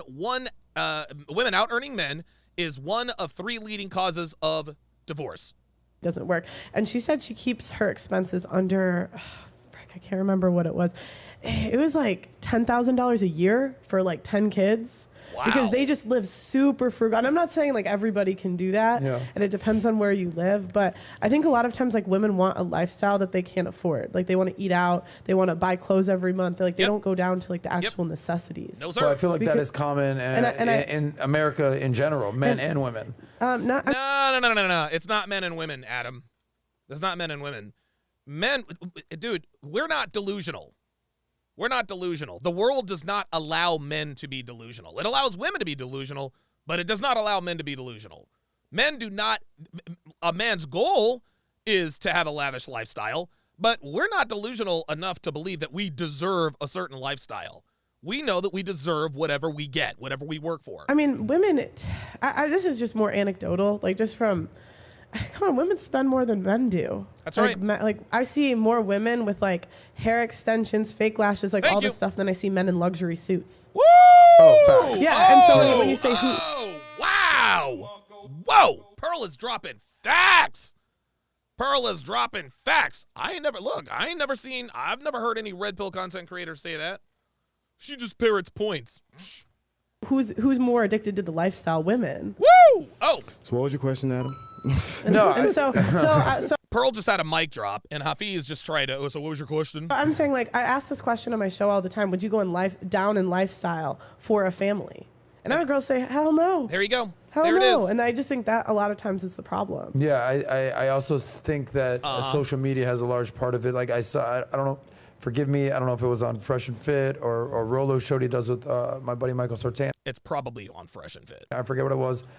And they went, I think it was on Fresh and Fit, and they went around and they asked a group of women, and they said, would you rather a boyfriend or Instagram?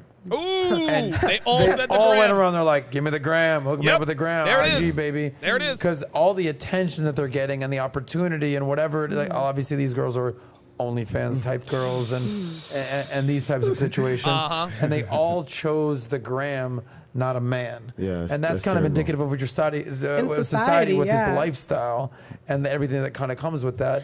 And I know you said that you're not traditional, but in essence, you kind of are.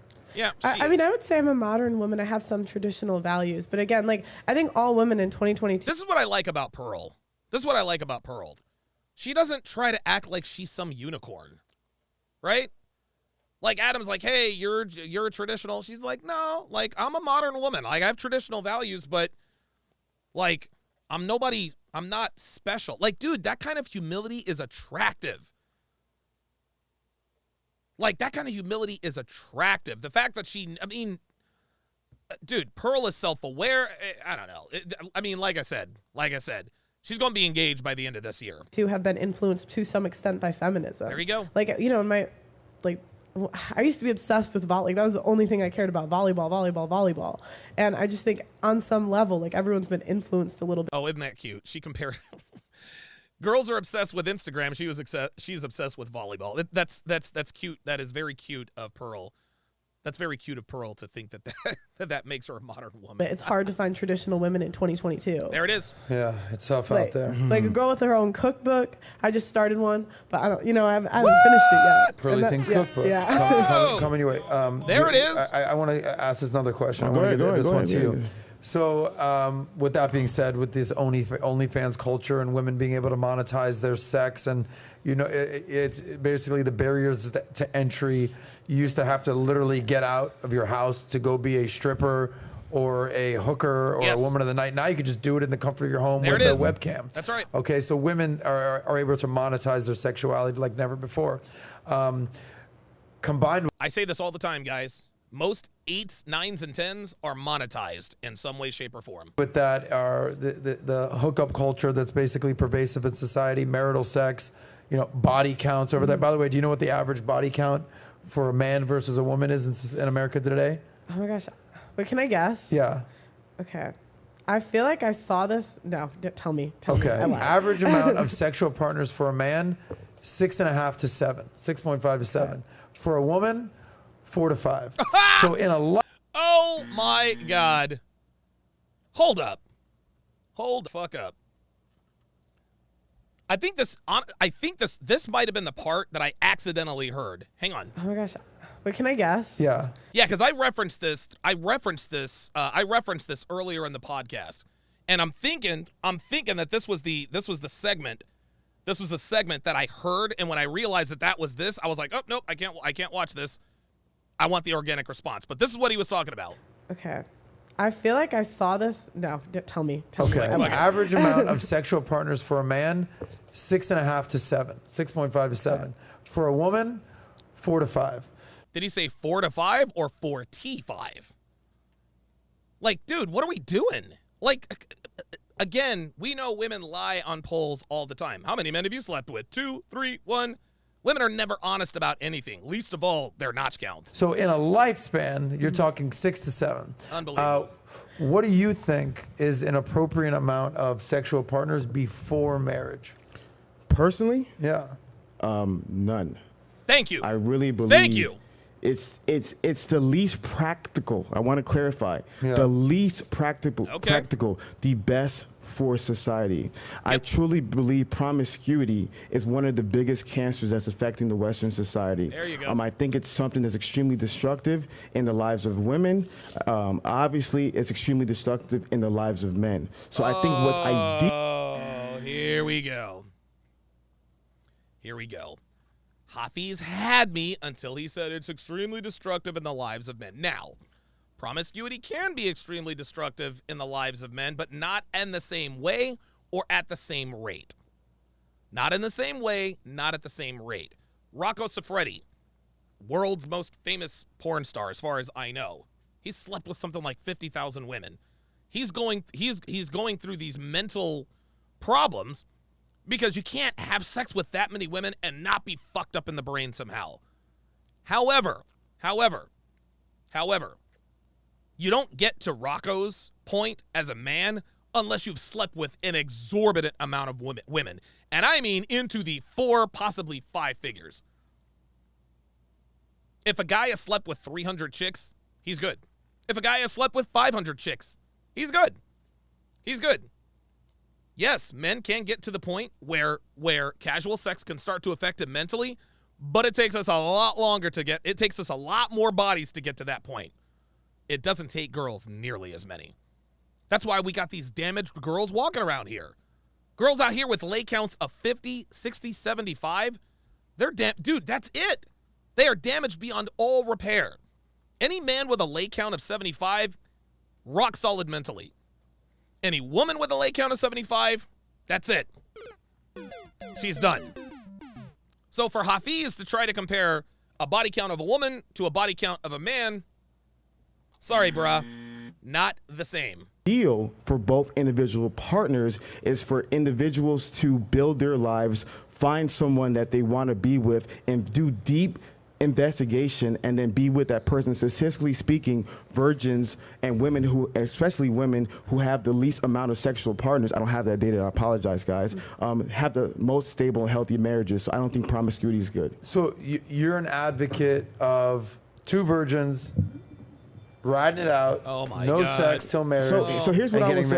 married. Like I said, it's not practical. So I'm Yeah. gonna be honest, because I didn't do that either. So Gotcha. it's not Okay. practical. All right, okay, I'm good with okay, right. It's not practical, but that's the way it is. No, guys, get your cock wet, man. The only way, dude, listen, man, the only way to make yourself impervious to the wiles of a woman is experience. Adam said this himself. He's like, look, guys, if you want to be good with women, you got to get out there. Dude, get cheated on, get used, get lied to, get finessed. These are all necessary evils that men have to engage themselves in order to understand who women are and what they're about. You have to. A male virgin has no chance. Even if the female was a virgin, no chance. No chance. I think my biggest advice is, and it gets really complicated because it's like this is like a 2-hour conversation that I'm trying to condense in 2 minutes. No, actually, it's not a 2-hour conversation. It's a 5-second conversation. Dudes fuck a lot of bitches. Girls don't fuck until marriage. End of discussion. The biggest challenge is that I believe people, at the very minimum, only be with someone that you're in a committed relationship with that you can see yourself marrying, right? But that poses a challenge because what if a girl's 35 years old, she's had 9 boyfriends and she's had 9 bodies? So, oh my God! Did you hear what he just said? A 35-year-old woman who's had 9 boyfriends, which also means she's had 9 bodies. She's had 9 bodies. Sorry about that, guys.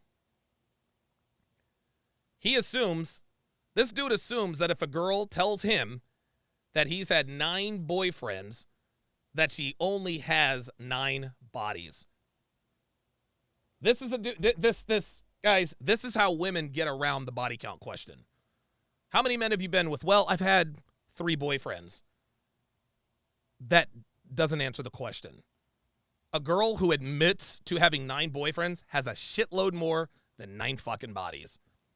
And the fact that Hafiz doesn't know this makes a lot of sense. That explains quite a bit. To me, I think the best thing possible, but it's not practical if I'm being honest. I think it's This is so not practical. Of course, this is not, it's not realistic in today's So world. it's almost like, hey, Blackest Panther with a $5 super chat says, how can you say you've learned from the RP, but also believe in blank slate equalism? Men and women are not the same. Would you apply the same rule? Hell no. you know, So you the should do this. Yeah. I didn't do it. So then- but so- I don't think you're going to do it either. But you should kind of let do me this. let me clarify. Yeah. For me, like I tell people all the time, my story is very true. I probably had the least amount of sexual partners, and whenever I go in the room, I guarantee you, I've always, like 99% of the time, I have the least amount of sexual partners. Well, that explains everything. That explains everything, guys. That explains literally everything. When I'm in a room, I'm always the guy with the least amount of sexual partners. Hafiz, you don't think your wife picked up on that? You don't think your wife picked up on that?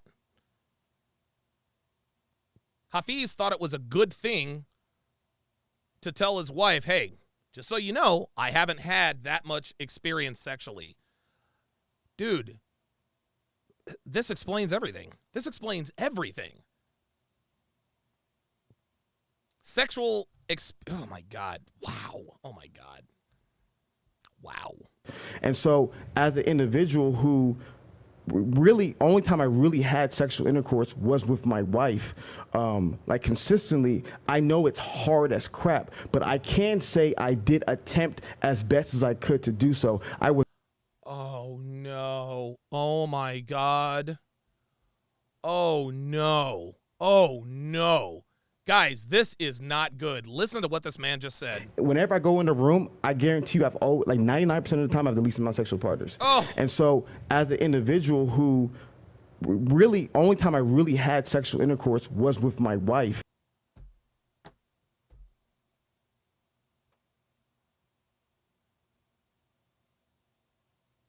This dude was a virgin when he got married.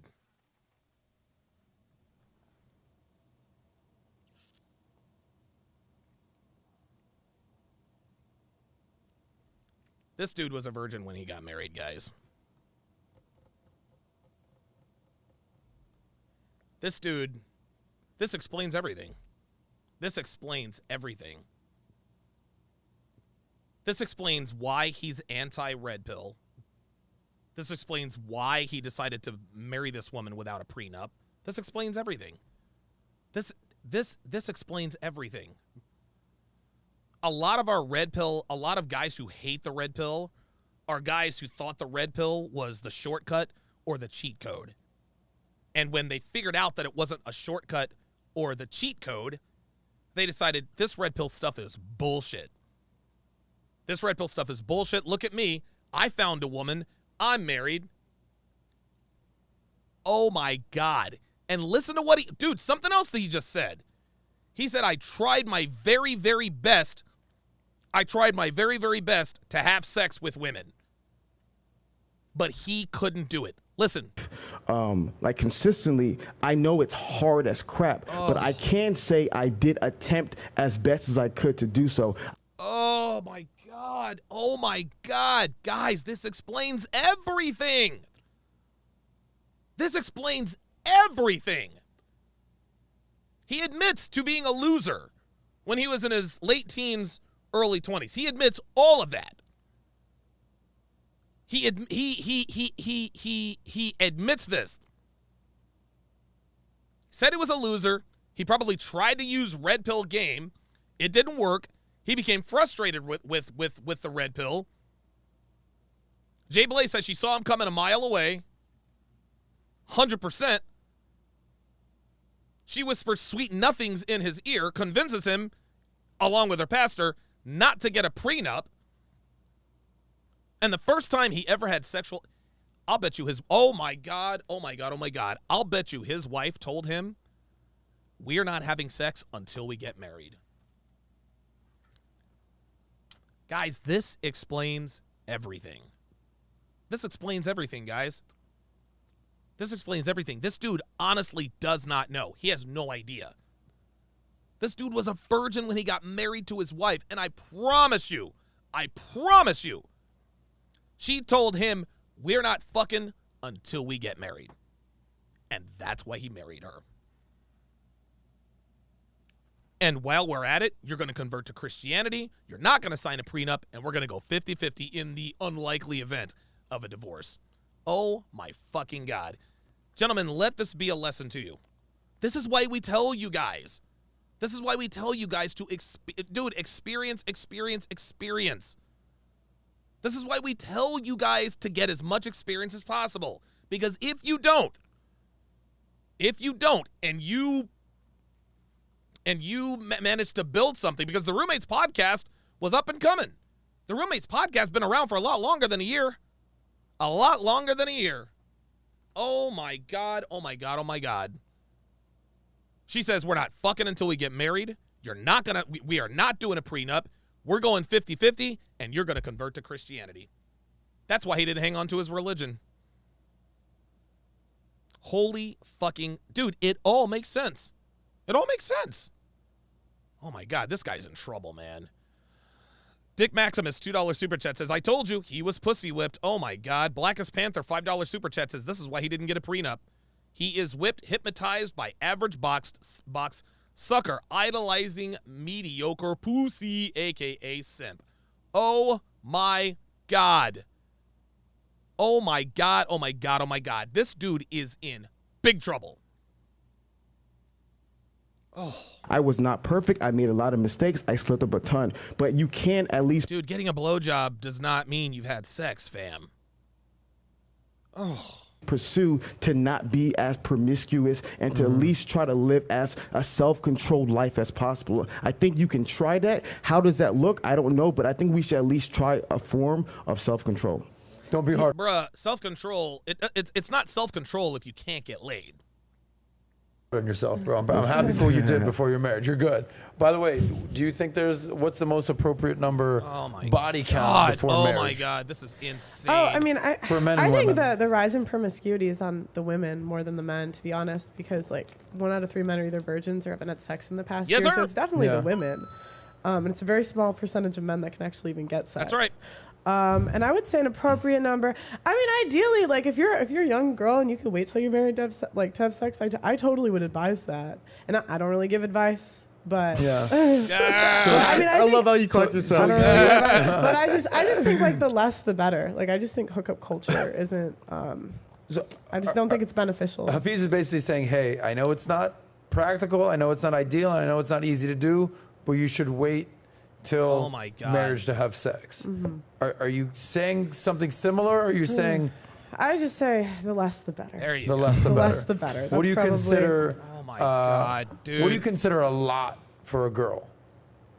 I mean, I think the data says it switches around like 5 to 7, where it's like the numbers drop off, where like the chance of a happy marriage statistically goes down. But I mean... honestly, I just think my parents only slept with each other, and I think that was great. I think that was the best way.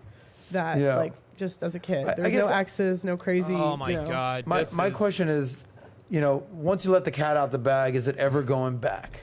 So whether it's feminism and women working and being boss babes and everything that kind of associated with that, are these women really going to go back into the kitchen? I don't think so. Now that there it is.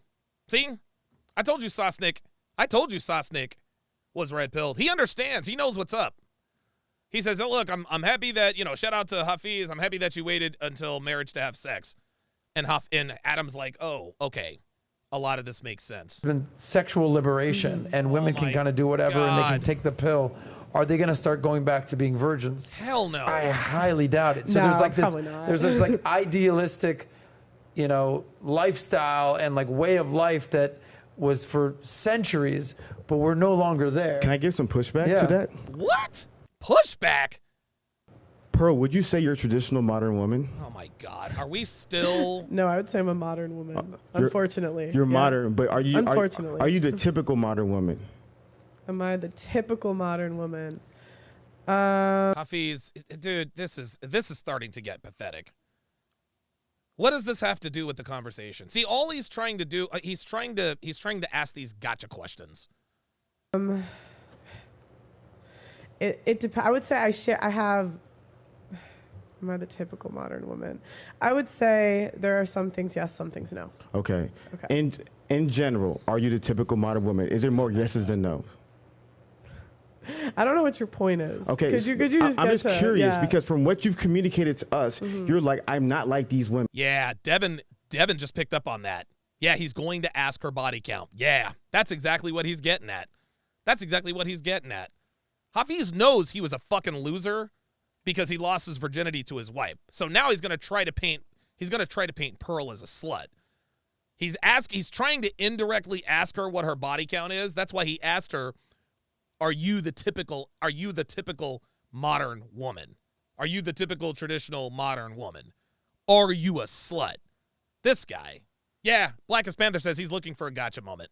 I'm trying to improve. I'm trying to change my life. So what to me makes sense is you saw the filth in society and you wanted to change. So my point about it is that yes, we see society is getting crazier, but there are people who are like, yo, the results from my parents, what I'm looking at today, that mug is disgusting, right? Is it a majority? Of course not. But what I do see is that there are people who are looking at this toxic, promiscuous hookup culture and they're finding disgust in it. And I think that's important. Can you do a poll from our audience should you wait till marriage to have sex? I just frame it however. Yeah, Roderick Thomas says, why is he trying to embarrass her? What does that say about Hafiz? Yeah, he hates Pearl, guys.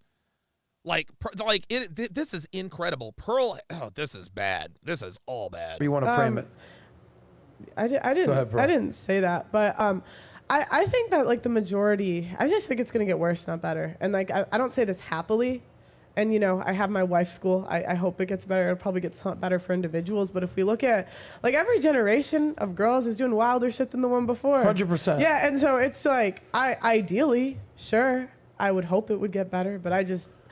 The realist in me is exactly. Are there going to be less girls on OnlyFans in 10 years? Probably not. Yeah, but and that's essentially the premise of why I wanted to ask that question, because we're no longer in like the biblical days where it's like you're going to hell if you have nobody believes that. No. And nobody I think is waiting till marriage to have sex. Nope. I think people hear that they're like, okay, Hafiz, like I hear like respect, I get it. Like there's stats out there that the less partners you've had, the more likely you are to stay married. There's stats that kind of associate with that.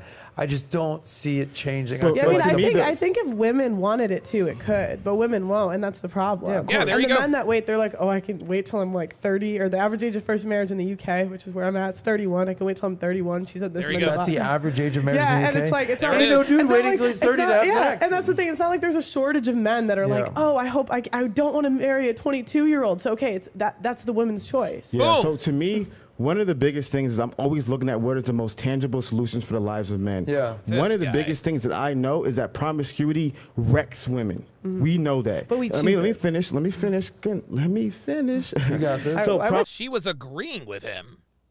Like anytime she opens her mouth, let me finish.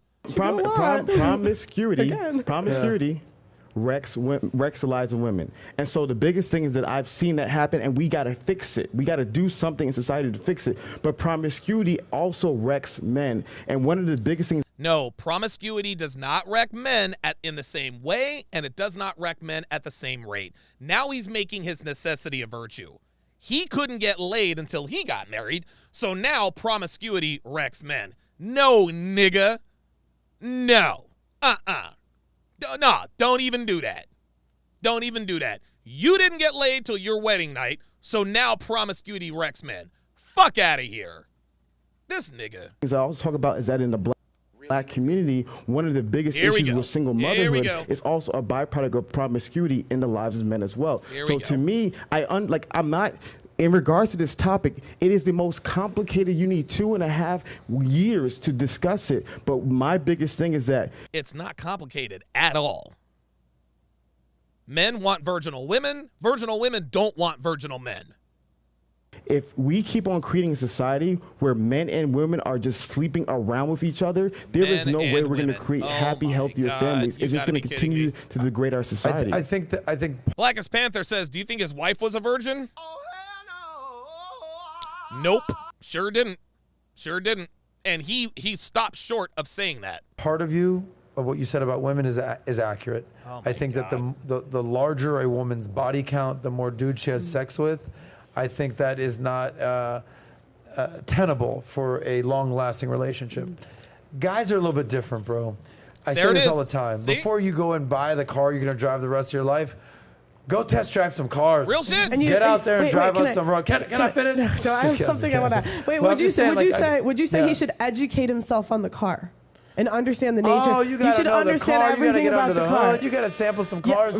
This is my opinion on guys. Guys and girls are different. Okay. What do you call a girl that slept with 100 guys? A hoe. A fucking hoe. What do you call a guy that slept with a bunch, 100 women? Andrew Tate. He's a total pimp. She said Andrew Tate. Different double But standard. I would argue when you're 20 years old, Yeah. yes, but as men mature, as men grow in life, I don't think a guy like Patrick is looking at the guy who slept with 100,000 girls like, oh, he's the man to me. I think Oh, this nigga. Oh, wow. This nigga. Oh. See, now he brings in Patrick Bet David, right? He brings in Patrick Bet David. Oh, my God. Guys, I tell you guys this all the time. And for those of you who have never heard it, listen and listen good. Do not trust men who are not good with women. Don't do it. Don't do it. The men that I have been burned with, the men that I have been burned by in my past were never good with women. I trusted Anthony Johnson. He burned me. He's terrible with women. He's absolute, dude, he's terrible with women. There was this one story that he had harassed this girl and kept calling her from different numbers. Terrible with women. Steve the Dean Williams also stabbed me in the back. Terrible with women. His wife is a whale, and he is a house husband. Literally. You can't, I'm telling you right now, you cannot trust men who are not good with women. You can't trust men who are not good with women. You can't do it. They will sell you up the fucking river. This is why Hafiz is not a trustworthy guy. This is why he comes off as a hustler and a charlatan. Unbelievable. I think, and the point that I want to bring up in regards to that, the promiscuity point is that Jesus Christ, this guy is when lost. we're asking about what's best for society, we have to talk about the consequences. There's consequences for women, but as men, I cannot tell you how many guys I know who are my friends, who they're in the hundreds of girls. They have children outside of wedlock. There's STDs. Yeah. There's effect. Okay. Yes, children out of wedlock and STDs. Like, we all know about these risks, fam. But guess what? Those same risks go for women, too. Women can also get STDs. They have children. We got to stop acting like sex has no consequences. You're absolutely right. There's that. Everything comes down to risk and reward. Everything comes down to risk and reward, supply and demand. There's going to be risk with having sex with a lot of women. There's going to be reward with having sex with a lot of women. Again, I don't think that women should have high body counts. I don't think it's a good look for women. Like the fact that there's these women like Mia Khalifa. Jay Blaze 11 with a $2 super chat says he brings up PBD, he's jealous he leads his family, right? And Lana Rhodes that are now doing wife school. Right. Like the irony. They're not in wife school. Full-on porno stars, DP advocates are out here teaching women how to be wives is such a foolish, ridiculous sign of the times. So you have full-on porn stars saying, all right, ladies, this is how you have to be a good wife. What are you talking about, woman? Yeah, that's society today. Could I ask a question? Yeah, go ahead. Do you think women are lied to about men from a young age? Yeah. Okay, tell me. Huh? I'm just okay. Why? So what lies have women been told about men? Like, this guy, honestly, it seems like he's a female advocate now. So let me give you an example depending on the culture. In Christian culture, like, let's not use Christian culture. I'm sorry. Yeah, that's not the majority. Right, we're talking about the majority. Let me tell you what are the myths, right? Let me tell you a lie. You can work a job, do whatever you want, and then when you're ready to settle down, a man will be there for you. How many women believe that lie today? They're going to work a job, make all this money, and then when I make my money, then all of a sudden my husband's going to be coming down the corner to me. That's a huge lie that women believe today. I see that every single day. I have a bunch of 38, 42-year-old friends. They're like, where's my dude? I'm like, he ain't coming. He's not coming. And they got lied to. They got deceived. To your point, modern feminism, third wave feminism, if not the fourth and second wave, deceived a lot of women. They've been lied to, and that lie is ruining their lives, especially in the black community. It's sad. I don't know if it's lied to. I feel like it's like girls just want to make choices that have no consequences. Woo! I mean, because on an innate level, like, we know, and this is what I was saying earlier on the show before, we know that sleeping around is not good. We know it. And the reason why we know women know that sleeping around is not good is because when you ask them what their body counts are, they get silent. It's fucking crickets. None of your business. They know. And I'll tell you why. Do women know it though? Okay, then why, if they don't, then why is the first thing a woman calls someone when they don't like them is a hoe and a slut? Yeah, if they don't know. There you go. There you go. Who's lied to more, men or women? In regards to what? The question I asked earlier. In relationships? About female and male nature. I honestly... Men are lied to more. Believe. Men probably are lied to more. Thank you. Than women are lied to. Jesus. Because there's just so much Disney Channel garbage. But to your point about women not knowing, I truly believe that there's a whole generation of people that were brainwashed with bad information. I'm sorry, but now who's parroting red pill talking points? Now who's parroting red pill talking points? He's absolutely right. But when he says it, he's being Hafiz. But when Pearl says it, oh, she's just copying off what Rolo says. Got it. I don't believe in this whole women intuition. They just feel everything and they know everything. I don't believe in that. I believe that a lot of women, unfortunately today, got really, really bad information. They thought it was true, and now their lives are wrecked because of it. Are boys lied to about how to attract women? Boys? 100%. Yep. I don't know if they're lied to, but they're maybe just not given the correct information. Yeah, that's true. That's true. You know, like when our mothers gave us advice on how to be attractive, to women, they gave us what they thought was the right advice, but it never was. Yeah. Being nice is probably like not flowers. Jay Blaze with the $2 super chat says he brings up. Oh, I already read that. Saint Germain with the welcome to chat privileges at Saint Germain to welcome him to the TSR family. Germain, if you would put your age and location in the chat. Maybe call yourself Paris Saint Germain. For all you soccer heads out there. Last three questions, because we have to hard out in about 10 minutes. We want to get to super chats. You brought him up, and you just did an interview with him recently, so I feel the need just to ask you about this. So we're talking about Red Pill. You brought up the name Andrew Tate. You just did a massive interview with him 4 days ago, I want to say, whatever it was. We've all seen the breaking news as of yesterday or whenever it was that he was arrested in Romania for human trafficking or sex trafficking and money laundering or what it is. God. My question, let's start with you. Everything that we know, good, bad, ugly about Tate, do you think he's a net positive or a net negative for society today? Or net positive. You think so? Yeah. Really? Yeah. Explain why. Why? To me, Well, wait a minute. Why is Andrew Tate a net positive? You just said that promiscuous men need to be held accountable too, right? one of the things, I don't know him personally, so I can't attest to it. I'm a long-form content guy, so if I'm going to criticize you, I'm going to watch your long-form content and come to my conclusions. One of the things I do really love about Tate is the evolution and the growth. I'm big on that. I love the evolution and the growth. And I think one of Tate's core messages is men and women coming together. He's constantly preaching that. He's constantly talking about that. And I believe he has a genuine desire to see men win. The jokes, the antics, I love jokes and antics. So I can overlook it personally. I know most people can't. But I do believe he's an individual recently who's working really hard to at least make the world a better place. Yeah, I respect that. And obviously, I assume That's a good political answer because he knows that most men in this space are pro Andrew Tate. you think he's a net positive. I want to know what you think the best advice that Tate gives to men out there. What do I think is the best advice he gives to men? Oh gosh, there's so many. I like when he calls people brokies. Okay, yeah. I just think it's funny. You can't be a brokey. I like when he talks about having a Bugatti. strong body and a strong mind. That's good. I think that's kind of where you have to start with in life. Like men, even that could go for women too. You know, if you're not healthy. Respect. Yeah. Anyway, we're going to see what's going to happen with him. I think there's more news out there that he's going to have to be stuck in Romania for the next 30 days. I don't know. We'll see what happens. But listen, we talked about this earlier on PBD podcast. There's three things that I think Tate stands for. Okay. And the third one I think is the most important. Okay. But the top two are the ones that get all the clicks and get all the highlighted and basically make all the headlines. Number one is the chauvinism component of it, and basically being a toxic masculinity type of guy, which Toxically masculine. That is what grabs headlines. Chauvinist, Andrew Tate, or what's the other term for chauvinism? Misogyny. Misogyny. Misogynistic, exactly.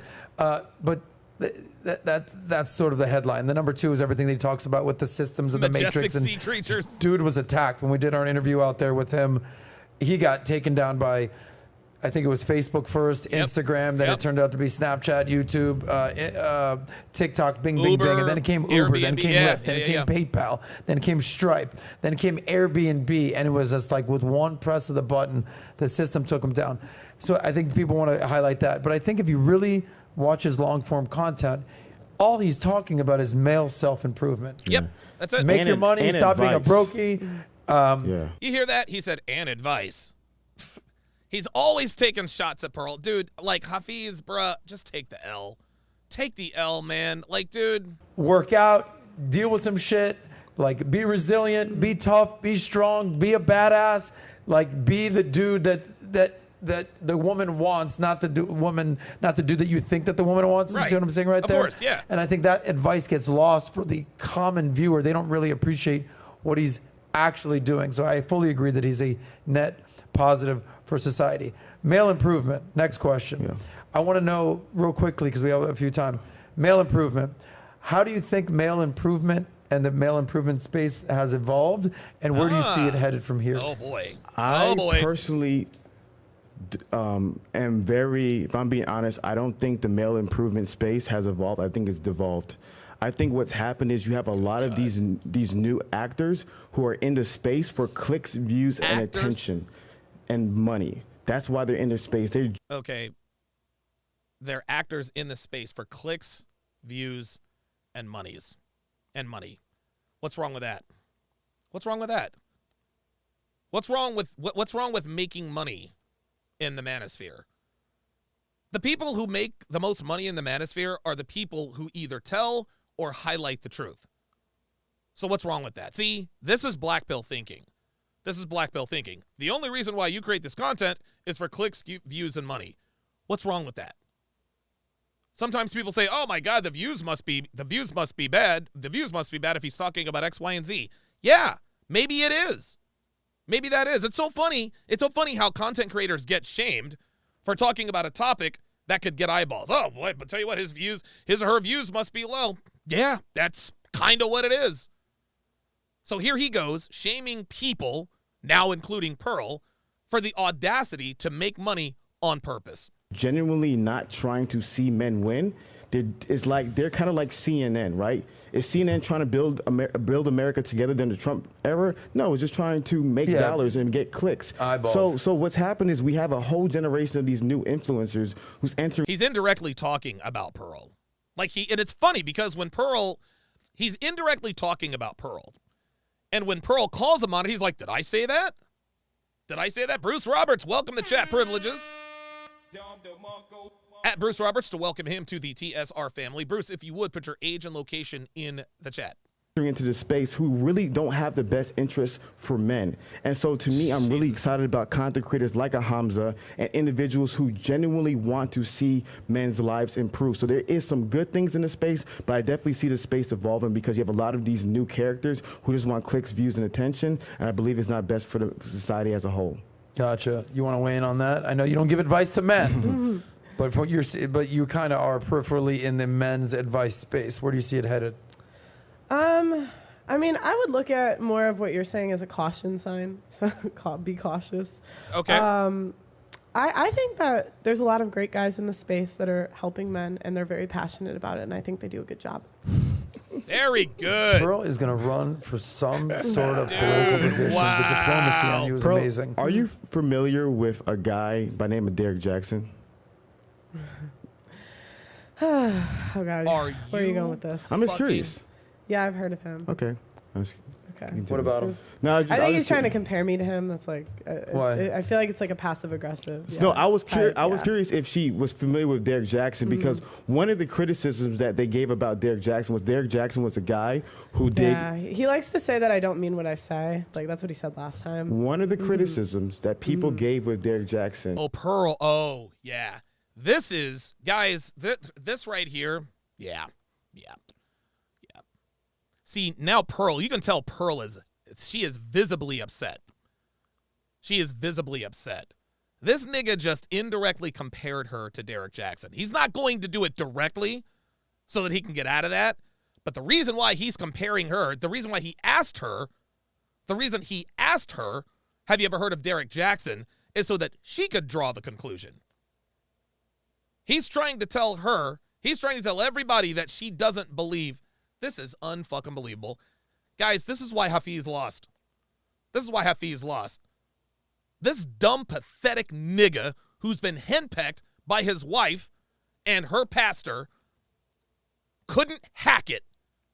You got used and abused all up and down now 2 podcasts. And now you want to try to compare this girl to Derek Jackson? And do it indirectly? Yeah, she's had, dude, Devin says it. She's had enough. Wow, she is really. One of the criticisms that people gave to Derek Jackson was he was a guy who went crazy hard on guys.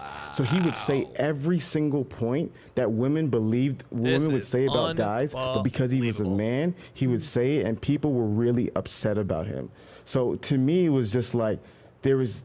See, he's not going to directly compare Pearl to Derek Jackson, but the message is obviously there. Like, the reason he put it out, oh my God, this nigga. I'm just very curious if she ever heard people, like, heard about him or heard comparisons, which she obviously told me she did. Because yeah, from you, nigga. From you. Thank you. Oh. Thank you. Okay. All right. Oh, from me? Oh, well, who knew? This nigga. Look at him. Look at him. Look at that smile on his fucking face. Look at that smile on his fucking face. You fucking weak-willed this nigga. And you know something? This is the first genuine smile he's had on all day. The first genuine smile he's had on all day. He finally pissed Pearl off. And now he's happy about it. This is unbelievable. This right here. He thinks he's won. I got her. She got pissed off at me. I finally cracked her frame. Okay. Yeah. Listen, before we wrap up, Nat, you got some super chats? Oh, no, we are not staying for the super chats. Unbelievable. This nigga said, have you ever heard of Derek Jackson? Unbelievable. Dude.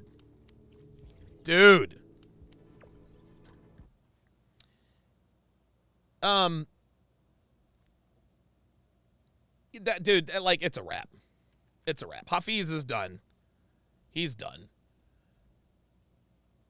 Hafiz is done. Yeah, they're down. They're down to 526,000 subscribers.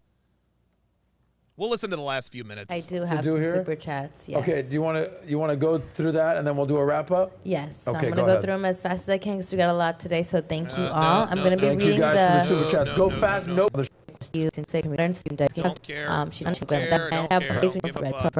a Pick me. You have about one parent and for me Okay, here's what I will say. I don't know if you're on Team Hafiz. I don't know if you're on Team Pearl. I don't know if you're on Team Valuetainment. I don't know if you came here to see these guys argue, get along. I don't know here's what I do know. You have to respect people who put themselves out there. No, I don't. I don't have to respect people who put themselves out there. I don't respect people who put themselves out there, especially when they're passive-aggressive nimwits like this guy. This dude. You have to. One of my favorite quotes is from Teddy Roosevelt. You familiar with The Man in the Arena? It is not the critic who counts. There's a lot of haters out there. It is not the critic who counts. It's not the man who points out how the strong man stumbles or where the doer of deeds could have done better. The credit belongs to the man or woman who actually is in the arena. And then the quote goes on. So whether they know victory or defeat. Yeah, we're Team Pearl. We're Team Pearl over here. That it goes on, but the point is, because I was short. Blackest Panther $5 super chat says, genuine question: what is Hafiz advocating that is different from Derek Jackson? You want to know something, BP? That's a real good question. That's a real good question. Of time, I don't want to read the whole quote, but I want to say how much I respect the both of you for being here. Stop the cap. Adam's capping. Whether you agree, disagree, putting yourself out there and starting something. When we met, you had less than 50,000 subscribers a year ago, and you're about to hit 1 million. Yep. Fuck yeah, Pearl. Amazing. You. Thank you. When we met, you had like 500,000 on the roommates, and now you don't even do content that much anymore because you're working on something else. Oh, Adam had him hurt. He had him hurt in the corner. He had him hurt. He's hitting him. Dude, he's stealing him, hitting him in the face. And he could have knocked him out, but he said, nah.